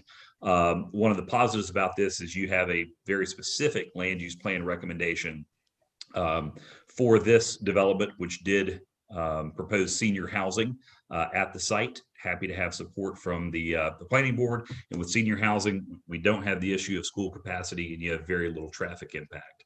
Other thing we've talked about tonight is workforce housing, the need for that. And this is very much workforce housing for retired teachers, retired firefighters. We did get some very positive comments from that from the planning board. What Jay has on the screen now, this is the black and white renderings, which were done very quickly after some conversations last week about the step down. And if you see there at the top, there are two portions of the building that do jut toward Idlewild. And so if you can see there at the top where it says the east elevation, you see how that does step down to 3 stories. So in fact, this is some feedback from some of your commissioners giving guidance. Jay has there on the colored rendering, you see the 2 parts that are in yellow, which are the areas that are closest to Idlewild. Those would be the areas where this steps down to 3 stories. And that I think creates some variation in the roof line as well. So I know there were questions of could we bring the entire building down from 4 stories to 3, and the short answer on that was that we could not, and mainly for the reason of trying to make this a senior development that's affordable for many seniors. So those are the commitments. They are in our rezoning plan for that 3-story step down.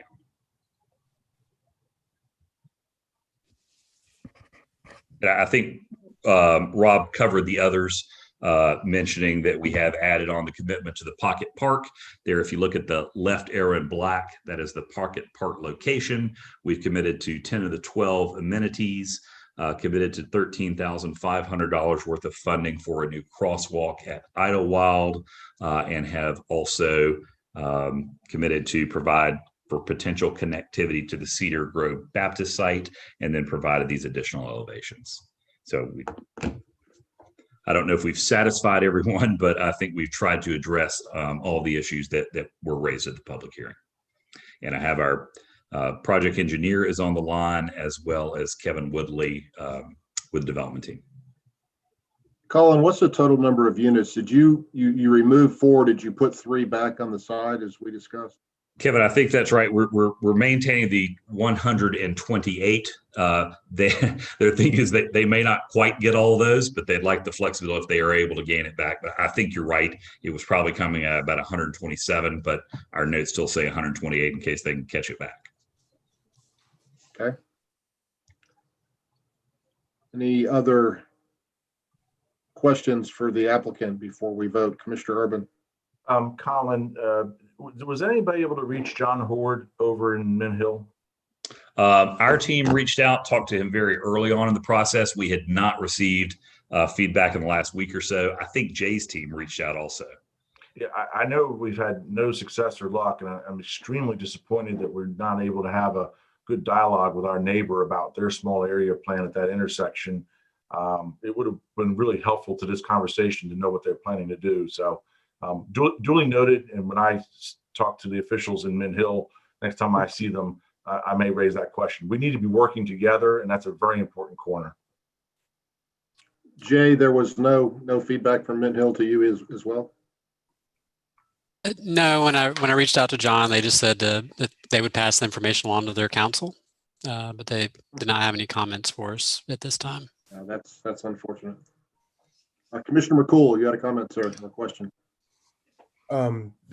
Was there a specific reasoning we didn't get an elevation from Idlewild Road? As from saying, I guess my biggest concern, like of an actual elevation, is what it was going to do towering onto the road, and I have not seen that with the revised step down. So it's still a concern of mine. You can see kind of the height aspect of it, but it was a conversation. We're trying to have conversations with all the commissioners kind of over the holidays, and it was a conversation late last week. And unfortunately, we can't turn those color renderings around as quickly as possible. We had our architect work basically all night to provide the black and white elevations, so you can at least get a height context. So that 3 stories sits at 32 feet. I think an important exhibit is to show kind of the height differential between the Lidl site That Lidl site, that parking lot sits 15 feet above our site. In actuality, we have to raise our site in order to make that connectivity work, and we have retaining walls. And so from a height standpoint, when you're standing in the Lidl parking lot, our building will actually be in line, the roof line, and that's at 4 stories, essentially with Lidl. And then you drop it down another 10 feet along Idlewild. And then also to give it some context, when you're standing in the middle of Idlewild, you'll be looking through trees. Admittedly, they're not big trees, but you're looking through trees, and the farthest setback, the farthest 4-story portion of that building will be every bit of 130 feet off Idlewild. So it'll be a good way to set off the road. Mayor Pro Tem Garner. Sure, I really buy that. I went out and sat in the Lidl parking lot today and looked at the site and looked from Idlewild. I looked at Polaris to see what the difference is. There's a 20-foot difference from Lidl to the far end of the property, but I didn't see a 15-foot drop unless you're gonna flatten out that property from the other end. But I still think their finished floor will sit. I think it sits at 730 feet above elevation. Our finished floor sits at 715. So it's a 15-foot differential. Well, I think that's where the color renderings and an actual mock-up would have really played a role. But you still have a very long, massive building that fronts Idlewild, and it towers over everything on the Mint Hill side. And from what I've heard from Mint Hill, they don't have an interest really in developing multifamily housing. If anything, as a community, they, at least historically, have been resistant to that. So I don't feel like Mint Hill is going to be going into that density, at least anytime in the near future. We sat down with Brad Simmons maybe earlier this year, because we were, obviously Mint Hill was a target location for us. They were going through their revised comp plan, but as we talked through the need for middle market, it was certainly something that they were absolutely wanted.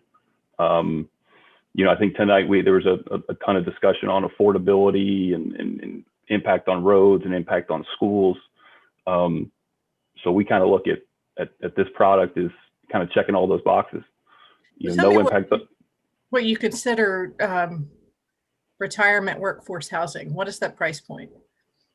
We classify middle market senior housing as folks that have annualized income above 35,000 and south of 90,000. And so and then the average Social Security check is called $1,571. Our average monthly rate will be in the $1,350 to $1,400, and that's what we consider middle market senior housing. You go across the street to the 116 unit building in Mint Hill at Willow Grove, and you can get a 450 square foot studio for $3,200. No, that's incorrect. It's 2,200. I called and talked to them today. Their highest price point is 2,900. Well, I think that what they were probably telling you is that that's the base, and then you tack on the services that they would want. But I'd be shocked if we haven't heard anything. It's a Ventas national builder or national multi-billion-dollar senior housing company. I'd be shocked if it's $2,200 over there. We understand it's $3,200 for a 450 square foot studio. Okay, well, I'm telling you, that's not what they told me this morning at 10 o'clock. I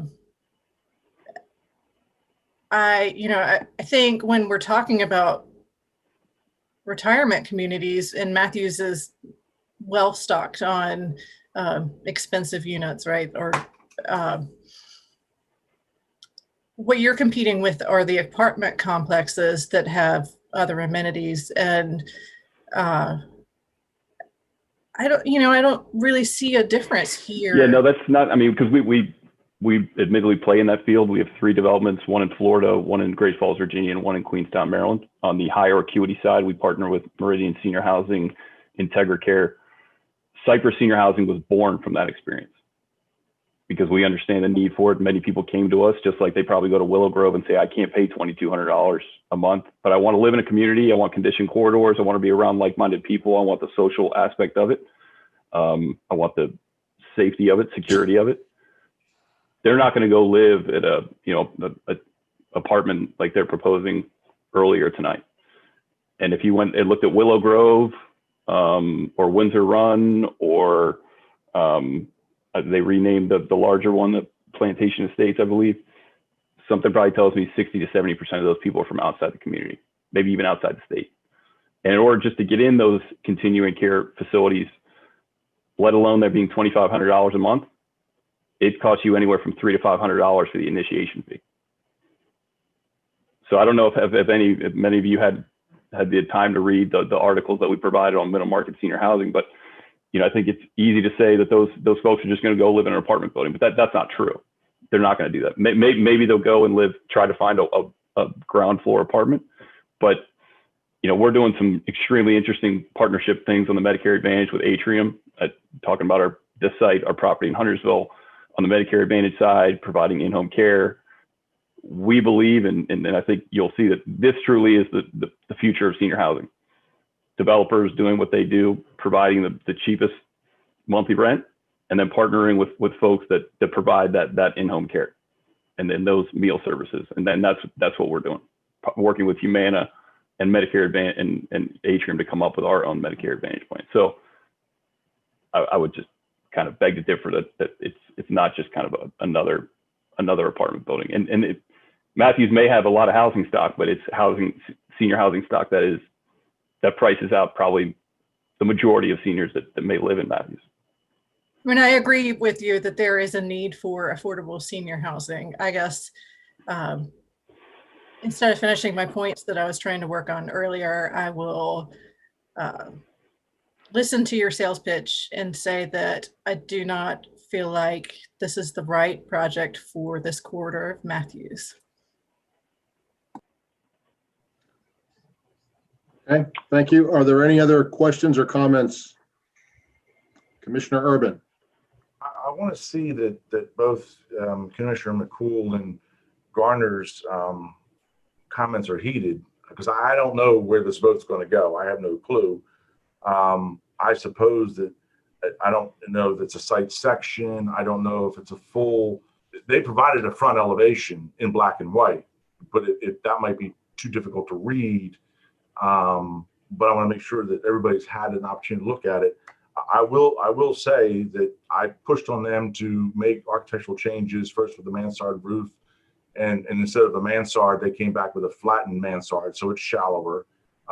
They did reduce the 2 wings to 3 floors, which I think is a significant improvement to address the pedestrian friendliness of the street, in light of the fact that the finished floor elevation of Lidl's at 730 and the air building is 715. That makes a dramatic change. Is it the best thing, and is it blowing my socks off? Absolutely not. But I think they've done a lot from that aspect of it. Some points is that this would give us a senior living opportunity in that quadrant of the town that we don't have. We have Liberty over by Butler. We have Plantation Estates sort of nestled off of downtown. It gives us a senior living price point diversity too. You have Plantation Estates at the upper, you have Liberty at the middle, and then you have this group at, I want to say lower end, because it does seems pricey to some people. And so it does a lot of the things that fit the bill. And the fact that it's bordering Charlotte in that quadrant, it doesn't bother me so much that there's a 3-4 story component there, because it won't be long before that intersection develops in a much higher, denser situation. But I thought that they made efforts after I blasted them last month, and they came back and we talked about the 3-story reduction, or the 1-story reduction in stepping all. So I don't know where this goes, but I think they've checked a lot of the boxes. They've done a good job from that aspect of it. But I think if Ken and Renee are still needing some more information or are willing to give it a good faith effort, maybe there's some diagrams or images or something that can help convey that. But I'm more comfortable today after seeing the technical issues resolved. I think personally, I've asked for some give through this process, and I haven't seen it, so I don't need any more time on this. I agree. Commissioner Willie. Yeah, I've got the black and white rendering that's pretty clear to me, and I know I was concerned about the 4 stories. I don't really have a problem with 4 stories. I know in Matthews, if you look at all the buildings going up there and the ones going to be coming up, there's going to be 4 stories, and what they're trying to do is utilize the space so that they can bring the cost down. And I think that's what Kevin was sharing with you. You know, they were trying to keep the price by being able to have, and that makes sense to me. I don't have no problem with it. We've been talking about this back and forth, and I'm with John on this end. We don't have a senior living facility in that area. I don't have no problem with the render in black and white. It's pretty clear to me as I'm looking at it now. But for that area and to what we're going now, if you look around now, the entertainment center has 4 stories everywhere, and I don't have no problem with that. They're trying to make the place where they can be affordable at the same time get the bang for the buck. That's the only business when you're talking about developers, and this is a senior place that income is down. If you got retired people that want to live in a place like that, and I think it's good. So I don't have no problem with it. And I think they answer what majority of us wanted to see in this project. So I appreciate that, Mayor. I guess for what it's worth, I'll throw my 2 cents in. I agree it may not be 100% ideal, but I think it fills a niche not only on that part of Matthews, but in all of Matthews. I'm not aware of any other senior opportunity there is that isn't way above this in the price point. And it's something that a lot of folks have asked for. So, and the other thing I really appreciate is the 130-foot setback. You recall earlier tonight, we had a proposed development that's 20 feet from the road. This is 130 feet from the road with some nice landscaping. So for those reasons, I will support this. And I would entertain a motion. If you put, Jay, if you put that motion back up, reading that so I can read it, I'll make that motion there. Can I ask I do have a question. I want to ask a quick enforcement or procedural question. And this is the first time we've seen these renderings. They differ a little bit. And I want to make sure what's approved is the same. So when you look at this color drawing here to the left and the right, there's differences in the windows. There's some double windows on the left. There's single in the middle here. There appears to be less brick in this and more on the color rendering. So if that's just a factor of this being done late at night and the final approved elevation is going to more look like the color, then I think that needs to be part of the motion, because there's clear differences when you start to look a little more closely. And I understand this was done at the last minute, but I just want to make sure the applicant clarifies that for council prior to the vote. That's a good point. Thank you, Jay. Yeah. The black renderings were for another project of ours, so we're doing everything in our power to mirror the color renderings.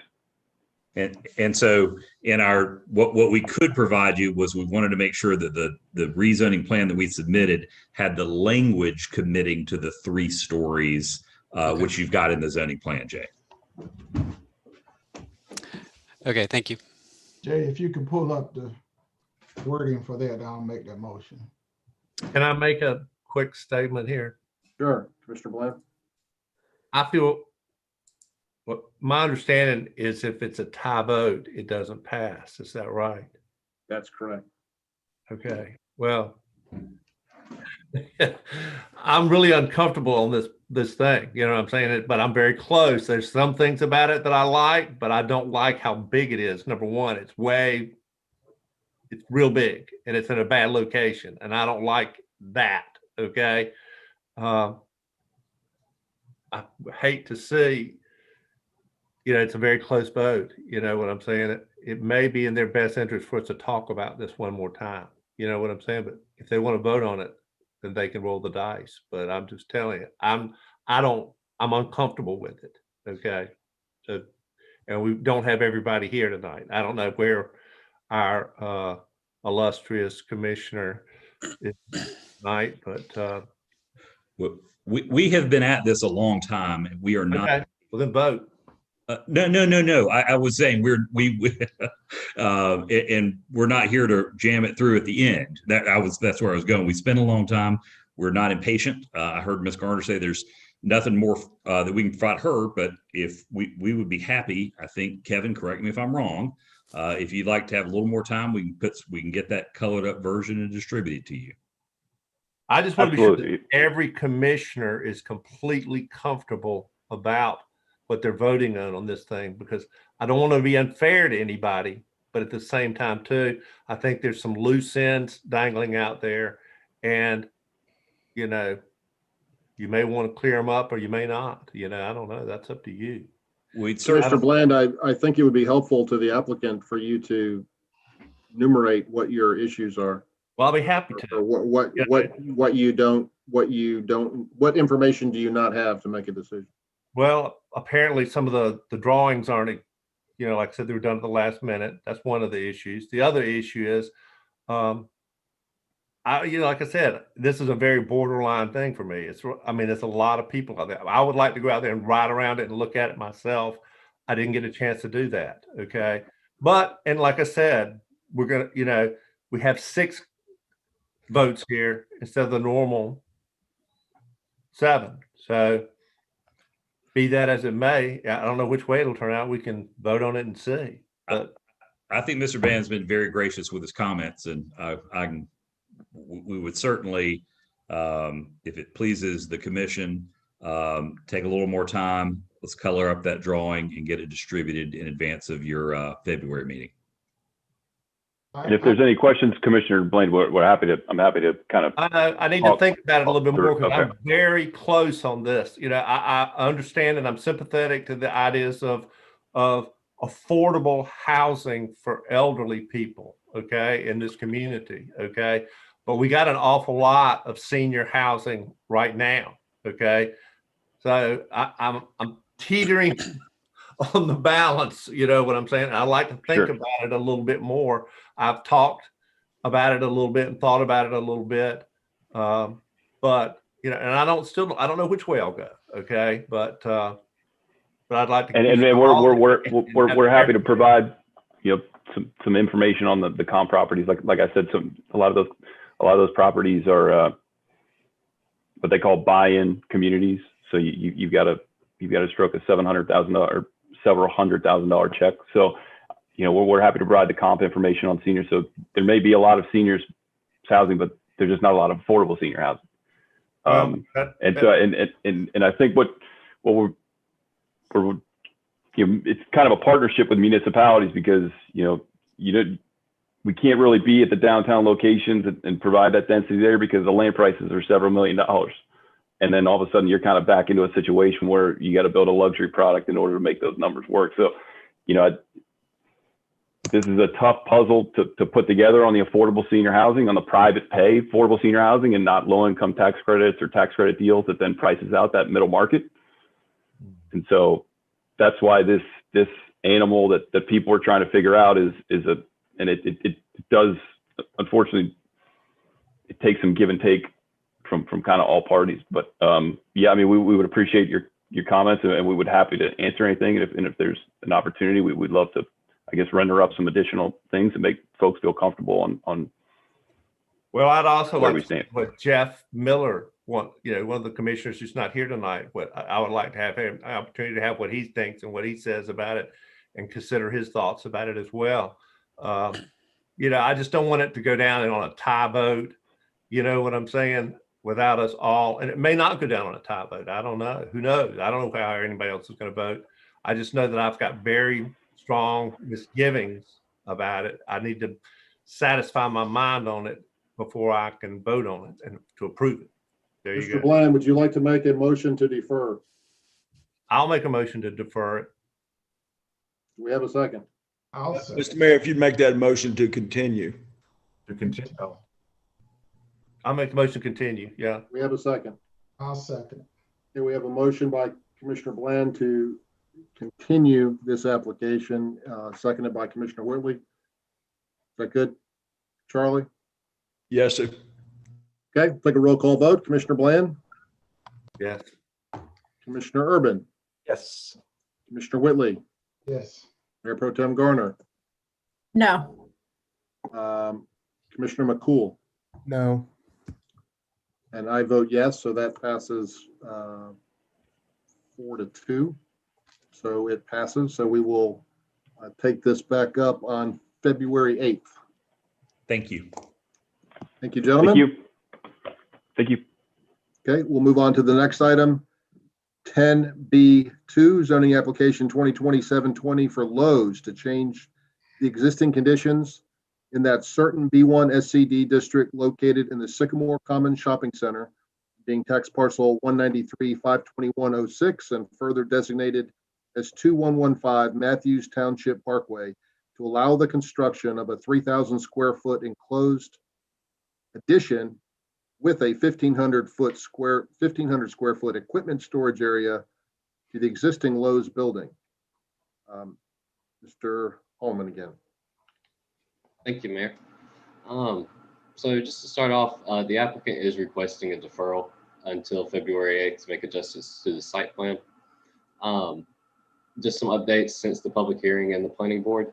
So the site plan has had a note or a conditional note attached to it to carry forward the Sycamore Commons conditional zoning requirements. They've also updated the site plan to show where they were planning to provide the location of some large format equipment out in the park or around that side parking area or side where they're putting the addition. There was an issue raised at the planning board meeting about the town's minimum parking standards. That's one of the issues that they're working through with the site plan right now. However, they did reach out earlier this afternoon. They do believe they'll be able to work through that. And then once again, planning board did vote unanimously to recommend approval.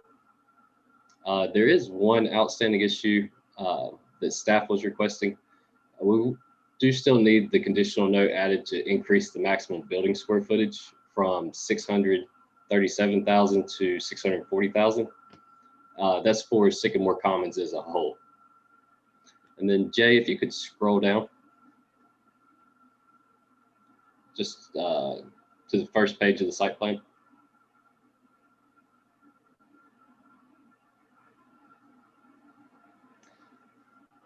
Then just to kind of showcase, so the darker areas highlighted over on the side, that's where they were planning on utilizing or storing some large outdoor equipment or rental equipment.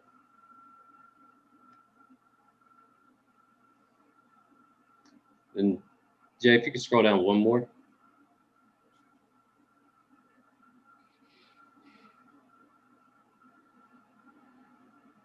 Sorry, it's kind of jumping around here. Mm-hmm. So part of the new site plan that they submitted to planning board, they did provide an overall site plan of the Lowe's site and the Sycamore Commons shopping area. And then that concludes the staff update. Any questions for me? And then the applicants are here, I believe, as well. So,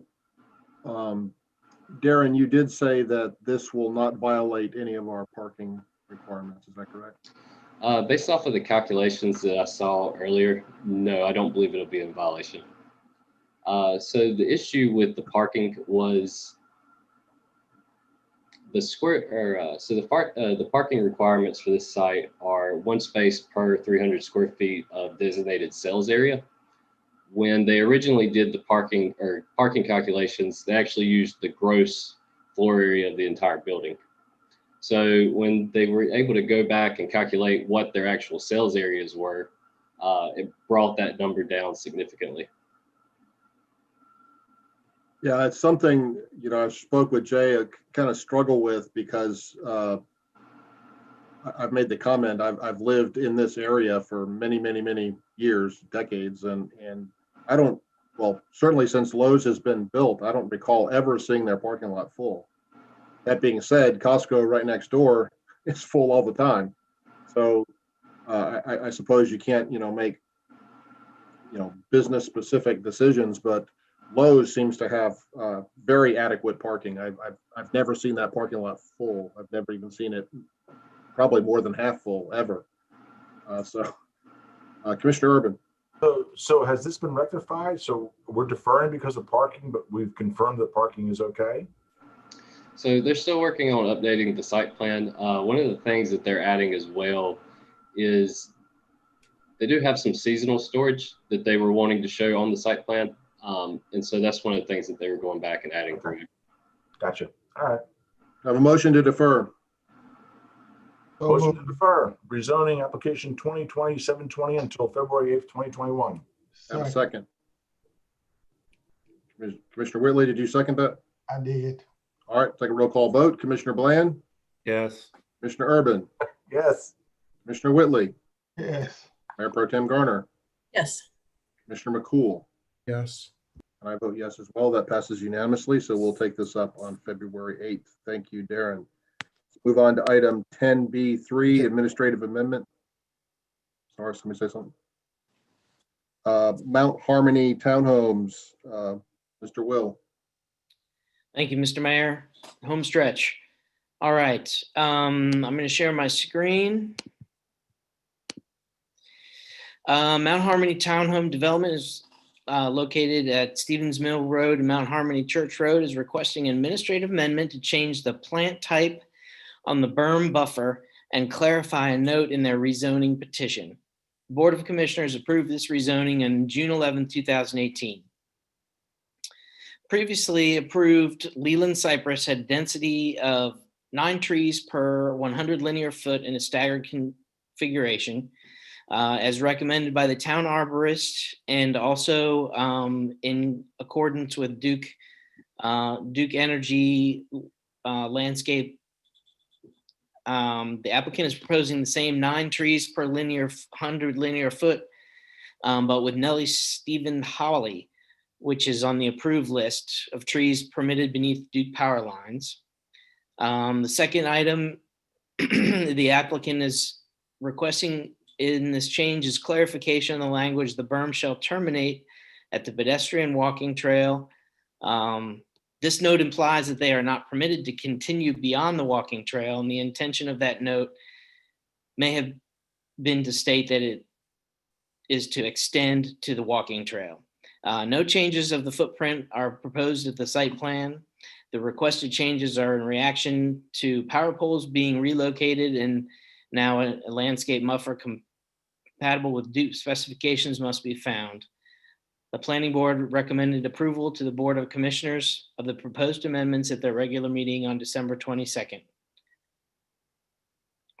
I've got a question. Are Leland cypress on our approved planting list? I mean, Ralph Ramseur suggested it, but I could swear I remember talking to Debbie Foster and her when I said I planted Leland cypress in my yard, she said, tisk, tisk.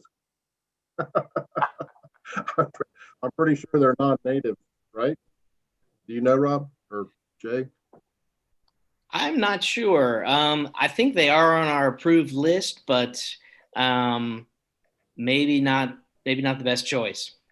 I think they may not be native. That might be the issue. But Nellie Stevens, I recall from my time on the Appearance and Tree Board, are one of the best trees to absorb sound. They're sound deadening, very, very good because of their dense leaves. So, do we have They're a not on motion? our approved list. Commissioner, I'm sorry?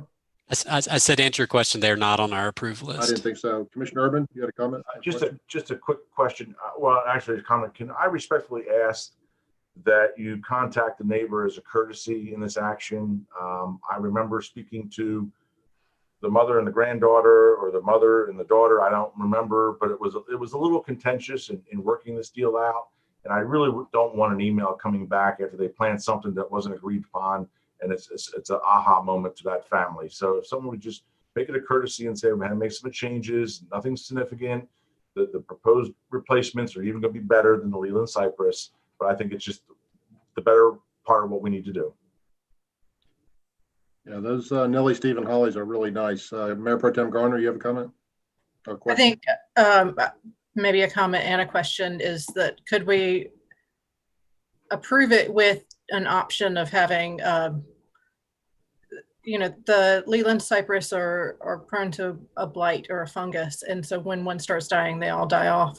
And that may be the issue with, why they're not on the approved list, but there are other evergreens that are suitable.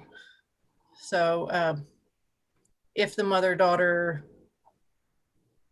neighbors are not in favor of hollies, there may be something that's more similar to the Leland cypress.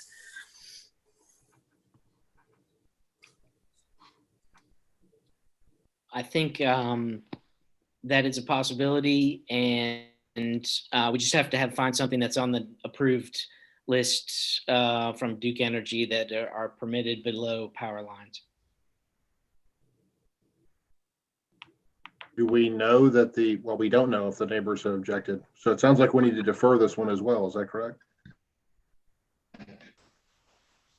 My recommendation in order to move it forward would be to approve it. I thought Commissioner Urban's suggestion was a good one. Reach out to the family as good communicators, but I think, Mayor, your point about being noise absorbing plants, that's a nice advantage to the community, right? So I would recommend going forward, and we could report back what the family said, and then the board could decide. I don't know if you wanted to bring it back up for another administrative amendment or what. I don't think it'll be an issue. I just think it's a good courtesy because we've had it in the past. Something changes, the adjacent neighbor gets upset. He wasn't aware of it. This is what we just need to do. That's all. Happened more than once for sure. Mr. Buckley. I was just going to interject here that the board is elected to make these decisions, not individual citizens. The ultimate decision on what is approved or not approved should not be on the shoulders of a citizen, but on the board itself. Sure. Can I give you some of the background of how we are to change the species? We were originally working with the Leland cypress based on the original correspondence with the neighbor. And when we were getting power, she would not allow them to run the lines by her house, and they were redirected, and I guess indirectly created the situation that we're in. So we were not looking to plant another species, but because she almost forced Duke to reroute where they are now, we were put in a position to change the species.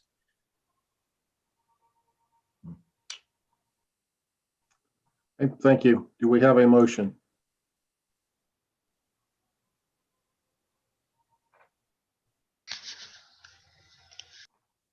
I'm pulling it up if you want me to make a motion.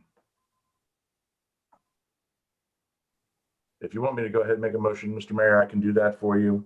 It has a reasonable and consistent statement with it. Charlie'd be happy. So we'd like to go ahead and make the zoning action as currently amended is recommended for approval. It's consistent. The revised plantings from the original conditional rezoning request will have the same effect and will be compatible with Duke Energy guidelines. It is reasonable because the change in vegetation is requested by Duke Energy and will be similar in appearance. And this is for the Mount Harmony Townhomes based on a letter dated January 6, 2021, as written by Robert Wills, Senior Planner. We have a second. Second. Second by Commissioner McCool. We'll take a roll call vote. Commissioner Bland. Yes. Commissioner Urban. Yes. Commissioner Whitley. I think that was a yes. You're muted. Mayor Pro Tem Garner. Yes. Commissioner McCool. And I vote yes as well. And so, yeah, I agree with Mr. Blodgett. We can make that courtesy call to the neighbor, and if they have intense heartburn, we can maybe reconsider, but it sounds like a good plan, and it is a very high quality plant, and I think they'll do well there. Thank you. Thank you. All right, let's move on to item 11, the consent agenda. Do I have a motion to approve the consent agenda items 11A through H4? I'll make a motion to approve the consent agenda. Gracious, that's a tongue twister. A through H4. Second. Second. We have a motion by Commissioner McCool, second by Mayor Pro Tem Garner. We'll take a roll call vote. Commissioner Bland, Yes. Commissioner Urban, Yes. Commissioner Whitley, 11:04, yes, sir. Mayor Pro Tem Garner, Yes. Commissioner McCool. And I vote yes as well. That passes unanimously. I'm reminded of one of our latest late running meetings ever. Commissioner Pata at the time said, "Are we going to finish this meeting before today is tomorrow?" or something to that effect. It was pretty humorous at the time. I think we were all punch drunk. If we finished that one at about 12:30. So hopefully we'll finish up a little sooner tonight. Moving on to agenda item 12, new business, designate a voting delegate for the North Carolina League of Municipalities Legislative Policy Committee. My goodness, it's a long titled group. Mr. Blodgett.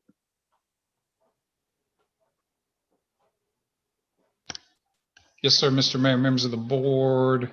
The North Carolina League of Municipalities has every 2 years does a policy setting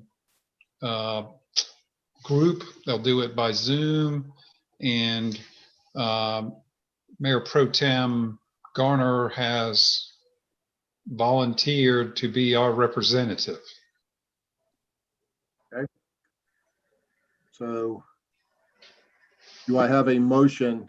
First of all, would anybody else like to be considered for this? I think I sent an email out and Mayor Pro Tem Garner was the only one that responded to it. Does anybody else have a burning desire to be our representative? Hearing none, do I have a motion to accept Mayor Pro Tem Garner as our representative or designate voting delegate for the North Carolina League of Municipalities Legislative Policy Committee? So moved. Motion by Commissioner Bland. Do we have a second? Second from Commissioner Urban. We'll take a roll call vote. Commissioner Bland, Yes. Commissioner Urban, Yes. Mr. Whitley, Yes, sir. Mayor Pro Tem Garner, Yes. Commissioner McCool, Yes. and I vote yes as well. Congratulations, Ms. Garner. You are now our delegate or designate. Move on to item 12B, discuss Matthews transportation projects for Charlotte Moves program. Hazen, you were going to talk about this. I want to maybe just kind of introduce it. Most of you are aware we've had some emails going back and forth about Charlotte Moves. This is the task force that was pulled together by Mayor Vi Lyles in Charlotte. Harvey Gant, former mayor of Charlotte, very esteemed architect in our community, chaired that committee. And this, we're getting a lot of calls about.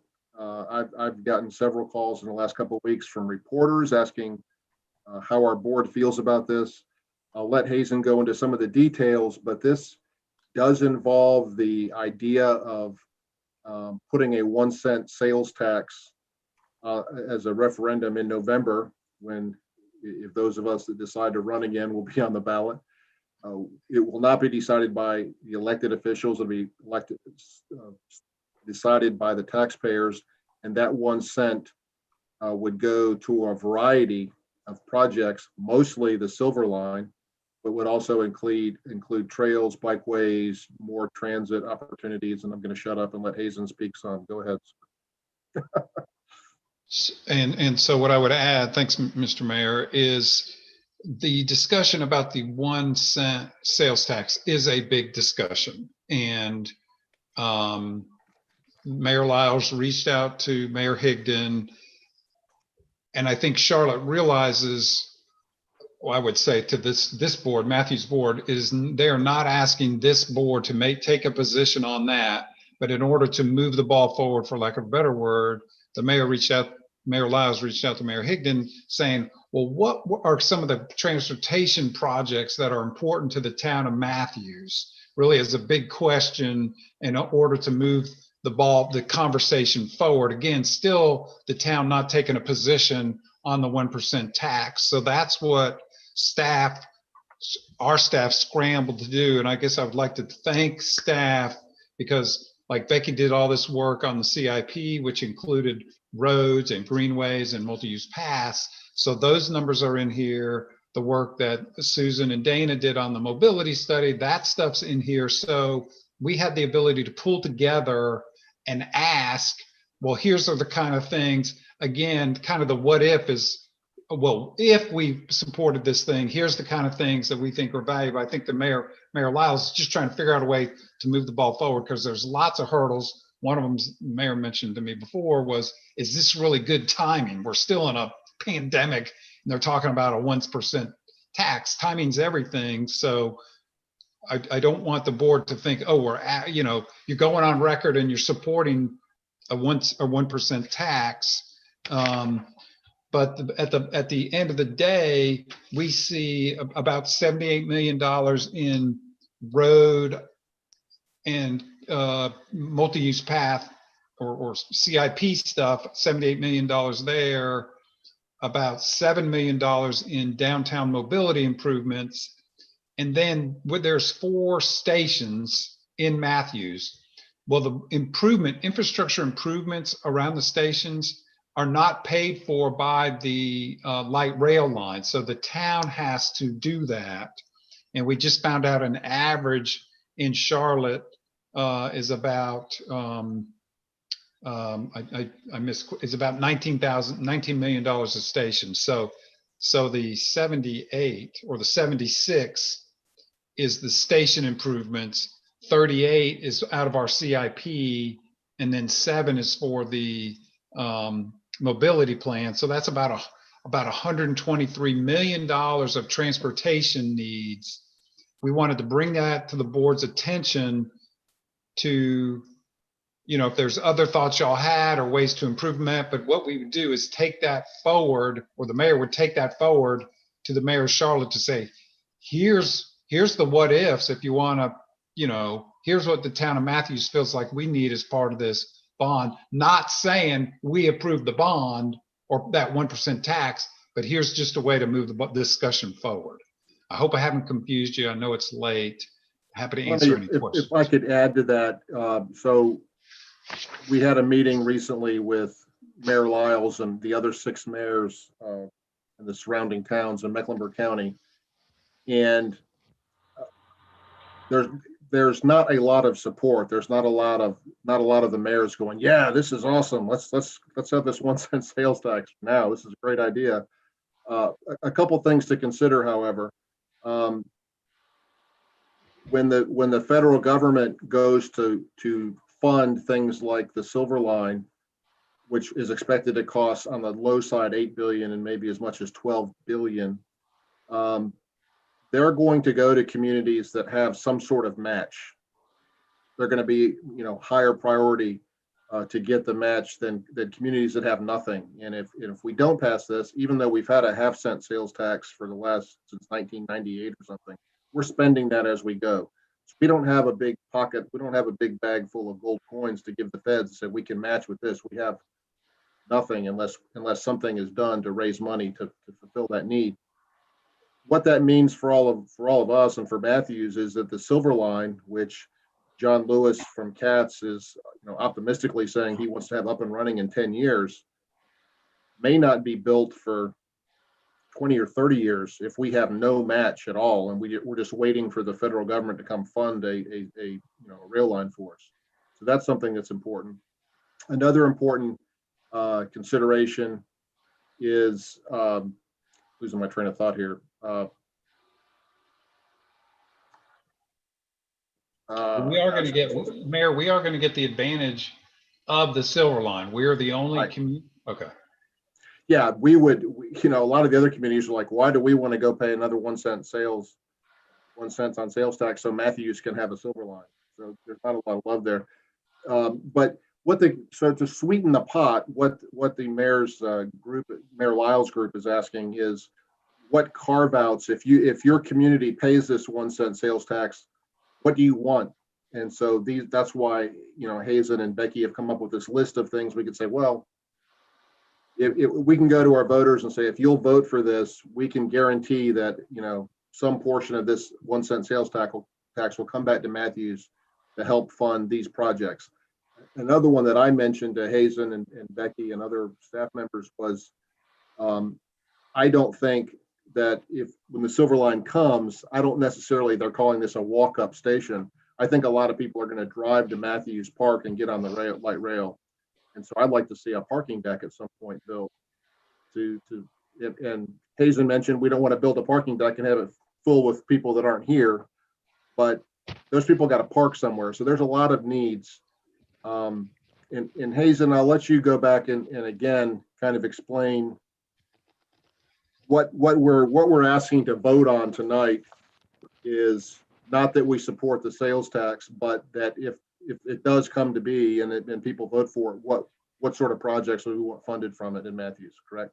Well, it's a good question, Mayor. So this memo is not a recommended action from the board. I just want to make sure, in my mind at least, when you or we talk to John, the planning director there in Charlotte, here's the type of needs that Matthews has as a carve out. I just didn't want staff or the mayor to be out of step with the elected officials, because I don't want anybody pinning us down to these numbers either, because these are today's dollars done last year, right? So they're a year old, but at least we have the paperwork in place. If we can bring something forward to Charlotte with lots of caveats.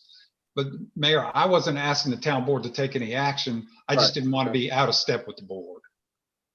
All right, I had on my list that we were going to have a vote tonight for something or other, but maybe not. The other thing, I know it's very late, so we'll make this as quick as possible, but I get asked continually, where does your board stand on this? And we haven't discussed it.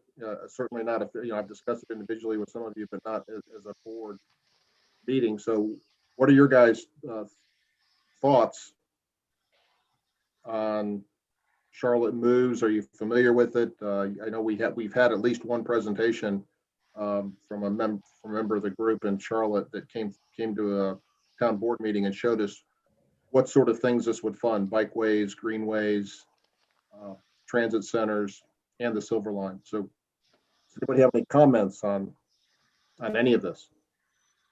Commissioner Whitley. All right, so Hazen, you're not asking, is this more informative for tonight? Is what you telling us about this? That's my plan, and maybe the mayor and I aren't totally in sync on this.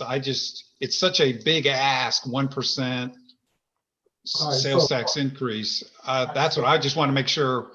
Here's the ask to Charlotte saying, what's your wish list? Here's our wish list. We wanted to run it by the board to say, what do y'all think? Yeah, well, so I looked at the list and I'm familiar with it because we put it together and we were thinking about a bond issue anyway. We had run it across a couple of times, hadn't made nothing definite, but if this will check off the list of what the roads that we saw there, I think it's a good idea, because Matthews is going to be the recipient of this line that's coming through. And so, I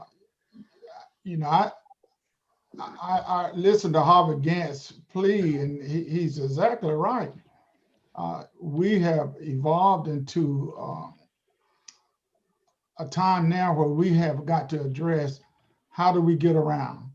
How do people on the east side get to the center of town and to the airport and maybe go to Gastonia without driving a car?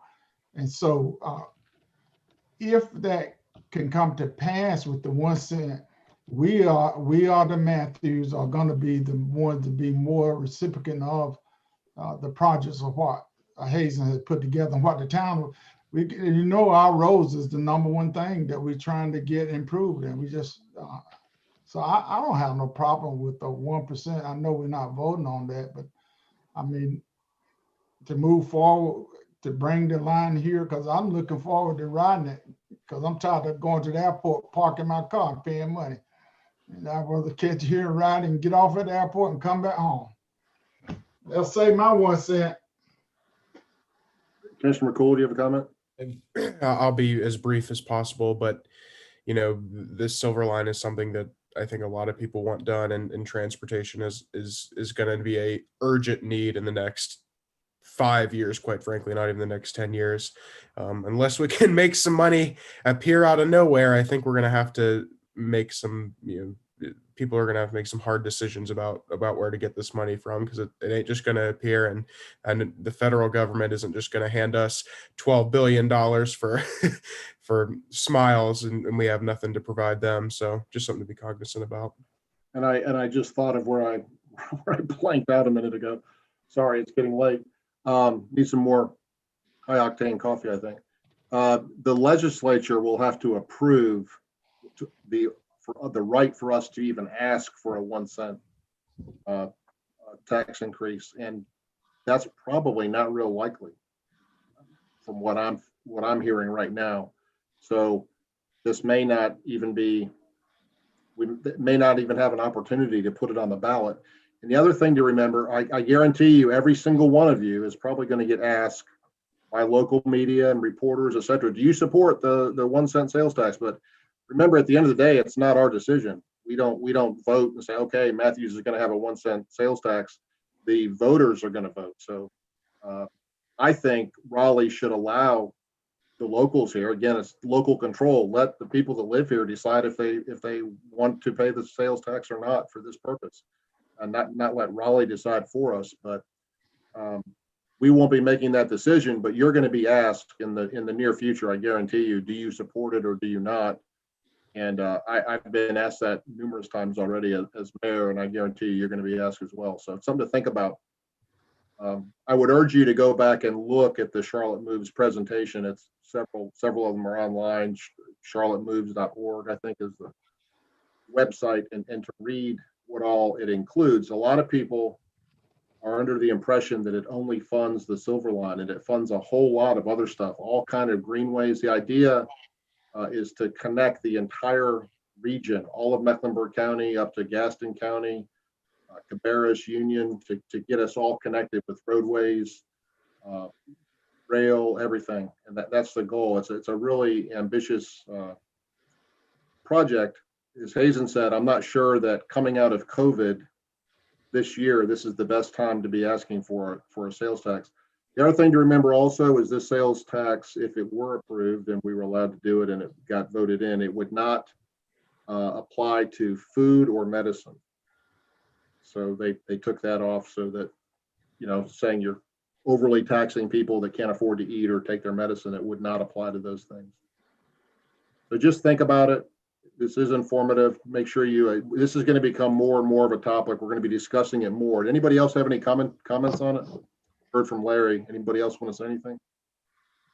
Mayor, if I could, one thing that might be helpful for our citizens as they're deciding how to vote on this in the future is the more specifics that we're able to get as far as this list.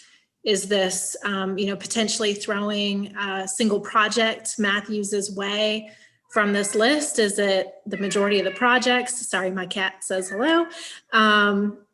Or is it a carve out that is a similar format to our current sales tax that we get in other ways? I think that type of information would be very helpful to be able to help communicate to the Matthews citizens of what exactly this may or may not get them if they are willing to support it. And that's just something that continues to feel really unclear based on the discussion. And I don't think it's been decided. That's a very good point. So what Becky's talking about is we say, if we vote for this, Matthews will get X, or we'll just get a pot of money and then we can decide how to spend it for transportation projects. It's very interesting. It's going to be neat to see how this goes. I think it might be best to push this to 2022. I think the urgency is because they expect the new administration to let a lot of projects and do a lot of infrastructure projects. And if we wait, we're just going to be behind. So that's what the thing is. You guys remember the $0.25 arts tax did not pass, mostly because they weren't specific, to Becky's point. They didn't say what it was for. Hey, do you want to pay a $0.25? It's going to be for arts. And that failed miserably because people didn't know what they would get for it. So I'll shut up. It's been a very long night. Any other comments on this? Please be thinking about it, because you're going to get asked. And a lot of the other mayors are saying, my board thinks this or that. I don't know what our board thinks, because nobody's really said a whole lot. So think about it and let me know your feelings. And pro or con of either way, but we need to, I think they're going to look to us to kind of recommend to our citizens if this is a good thing or a bad thing. So, tax increases are never fun for sure. We'll move on to anything else? Yeah, I have a question. Sure. And it only came up because you said that about the arts tax. I thought there were legislative limitations on what they could tie that money to. If we come up with this list of projects, are we going to be limited in that same way? Well, I think it goes back to Becky's point. Maybe we don't want to say it's for Project X. We just say based on per capita or how much taxable land we have or what our sales are, whatever, some sort of formula, we get X percent of the 1% that just comes back to Hazen and Becky, and then it's in our pot and we can spend it how we want for transportation projects, for sidewalks, for whatever. Do we want to do that, or do we want to be very specific? It may be better to do it that way. I mean, maybe it was a vague question, but we may be talking about making this list or having these things in mind. And that may not be something we're even, that's even okay to do. Well, I mean, we're making the list, or the request came from me to make the list because that request came from the Charlotte Moves Task Force. They said, what do you guys want? What do you need to have carved out to support this project? And it's all transportation related. That's right? all. It's Yeah, it's all. We can't, sidewalks, roads. Yeah, we're not going to go. Remember this too. It's going to be up. It's going to be up to the legislature exactly what it is that people are going to be voting on and what the items are that they can vote on. Yeah, those of you know that the majority leader in Raleigh is not a real likely to. This it's going to be a surprise, I think, if they allow this to even go to ballot, but we'll see. All right, let's move on to the mayor's report. I'll go very quickly. I know it's late. Number one, the United Way of the Central Carolinas is hosting a racial equity 21-day challenge that the board and some staff recently did. Begins on Monday, January 18th, in honor of Dr. Martin Luther King Jr., whose life work around civil rights and equity remains relevant in light of the many challenges we continue to face as a nation. For those that are interested, you can contact Linda Miller at 704-371-6220. She's with United Way. Or L Miller at uwcentralcarolinas.org. So that's online. If you Google United Way 21-day racial equity challenge, I know those of us that partook in that enjoyed it. It was a neat way to see things from different perspectives, and I think everybody enjoyed it and learned from the experience. Second thing I've got very quickly, this Wednesday, Parks and Rec will be having a two-part meeting, one meeting from 4 to 6 p.m., another from 7 to 9, to specifically get public input for the Stumptown Park proposed renaming or addition to the current name. The important thing here is that if people want to speak in favor or against that, they need to sign up by 2 p.m. on the 13th. And people that don't sign up by 2 p.m. will not be able to speak. It's a very, very interesting topic, and there's a lot of people that are interested in it. So again, I would suggest maybe some of you as board members, even if you don't speak, you might want to listen to some of the input. Again, those meetings are between 4 and 6 and 7 to 9, and Corey has the information to get into the Zoom call if you want to listen to those. And that's on Wednesday, the 13th. Two more things very quickly. First, I had an experience this weekend. I was watching television with my son. I mentioned this to Mayor Pro Tem Garner. We were talking, and they showed some COVID patients. I believe it was in Chicago hospital, and showed the absolute how distraught the nurses and tired the nurses and doctors were. And the really thing that moved me was it showed people really in a lot of pain physically. The people that had COVID, they were literally showing people on television that were dying as they were filming, unable to breathe. struggling to breathe and in really abject pain. And it's just miserable venue there. I say all this to remind everybody that COVID ain't no joke. It's the real deal. People are dying. There's more virulent strains out there. I want to ask you as a board, I know you do this anyway, but encourage folks to wear masks, to practice social distancing, to wash your hands. You know, I have a bottle of hand sanitizer in my truck that as soon as I go into a store or something, I always wear a mask, and I'll make sure that I do that. This disease can kill you. And I have a good friend who lost his sister recently, someone local, someone in Monroe. So, this is the real deal.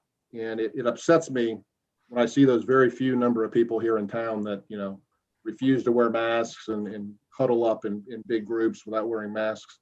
So it's a really serious disease, and it can kill you if you get it. So, and it's a painful way to die. Let's keep that in mind. And finally, I'd just like to say, maybe to bookend our meeting with what Commissioner McCool said in his moment of reflection with the words from Robert Kennedy. My words are: we're in a new year. We're in a new year. Let's try to be nice to one another. I'm very proud of this board. We have sometimes different opinions on things, but we've always been respectful of one another. We've gotten along really well. We haven't had any real issues, and I think we're setting a good example for the community. But in light of, in particular, of what happened in Washington, D.C., and on both sides, just, people at the extremes and being very, very hateful, let's try to listen to people that have differing viewpoints of our own, and be respectful. These are really hard times. It's the most polarized the country's ever been, and I'm hoping that there are better times ahead. I think the country's under a lot of stress because of COVID and a lot of other issues. So I guess that's it. It's very late, but I think we have set a good example. Let's continue to do that and hope to have respectful dialogue when we disagree, and not be hateful and disrespectful. Mayor, I got word that retired Captain Amos's wife passed last night from COVID. Sorry, who is that? Retired Captain Amos with the. Oh, wow. That's, yeah. See, I mean, I heard yesterday that 1 in 15 Americans has COVID or has had COVID. 1 in 15. So the opportunity, consider that if you go to a bus station, you go to the airport, you go to a store, it's very likely somebody that's near you either has COVID, may have COVID. It's a likelihood now. So be careful. We'll move on to the attorney's report. Mr. Buckley, what do you got? No report tonight, Mayor. Amen. Thank you. Town manager. I'm sorry, I do have something. So normally we are only a month away, or a month and a couple days away from our annual planning conference. My suggestion would be that we delay the planning conference until late March, early April, with being optimistic that things will break loose or whatever, get better, that we can do some kind of something in person, as opposed, because if we do it at the end of February, like we always do it, I feel like it's going to have to be remote. I would recommend we take a wait and see. I don't think I'm open to any suggestions y'all have, but that's my perspective, my recommendation. Yeah, I agree. I spoke with Hazen earlier today. I suggested we wait till like April. If we go much beyond that, we're getting to the point of why have a planning conference. I mean, it's, but things are bound to get better. I think there's a lot more vaccines coming out, and it's going to hopefully start to be available for some of us. I really would, it'd be great if we could have our planning conference in person. I just think it'd be so much more effective than doing it by Zoom. Anybody else have any thoughts, or is people asleep at this point? Mr. Mayor. Yes. I've tried to register with Novant to get my shot. I'm eligible. Yep. And the first time I can get it is March 30th. Wow. So it's already backed up big time. And I'm in the 1B category. So I just share that with you. Well, yeah, I mean, yeah, but we're all doing the best we can, but when 1 million people get inoculated out of how many billions of people, that's not many people. well, again, I'm hopeful. I hear there's 3 or 4 new vaccines coming on board, which Hopefully, yes. hopefully will greatly increase the supply. I don't understand. I don't know. I may be oversimplifying it, but they're saying, yeah, we don't have enough qualified people to give a shot. I'm like, give me the syringe and needle. I'll shoot myself. I mean, how hard is it? But they're really having a difficult time having people qualified to give the shot. Even they're using pharmacists, I think, and others, but that's one of the. What the problem is, Mary, is not giving the shot. It's because of the temperature is so cold. Right. That you got to let it get room temperature and give it within a certain amount of time. And a lot of people don't know how to do that. That's probably right. Charlie, have you tried to go through the county? No, I haven't. And I haven't. And see, I live in Iredell, so there may be a way I can get it in Iredell quicker. But I'm a Novant patient, and so I tried to sign up with Novant today. And March 30th was the earliest I could sign up for. It seems to me that they should be able to do this just like they do at Larry's church with a test. Drive through in your car. Drive through. Is it? I'm gonna tell you, I'm working on that, and if after we get through with the testing, I'm gonna see if we can work a deal to do that at our site too, to be able to work that out. But McKee site is the site where Novant's doing it. But out of the Siskiyou area. Yeah, I was going to say I had a physical today, and my doctor told me that too, Charlie, that Novant is setting up a site at Siskiyou for Matthews area people. But that's one where the first available today when I contacted him was March 30th. And if it's based on age, Ken won't get his till like 2024. He won't need to know.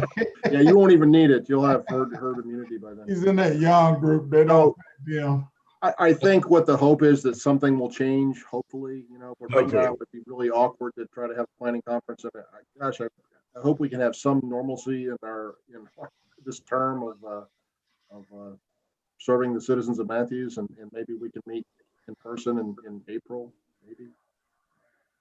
Knock on wood. Big plastic bubbles over each of us. Hazen, I want to congratulate you for staying awake. I know we're 3 to 4 hours past your bedtime, and I'm gonna be crappy tomorrow. I was right next to him. All right. Do we have a motion to adjourn? Yes. Thank you. I think a roll call vote. Commissioner Bland. Yes. Commissioner Urban. Yes. Mr. Whitley. Yes, sir. Mayor Pro Tem Garner. Yes. Commissioner McCool. Absolutely. And I vote yes as well. Good night. Thank you for staying up late. Good meeting. Hey, 11:37, y'all. That's a record. Be safe. Good night.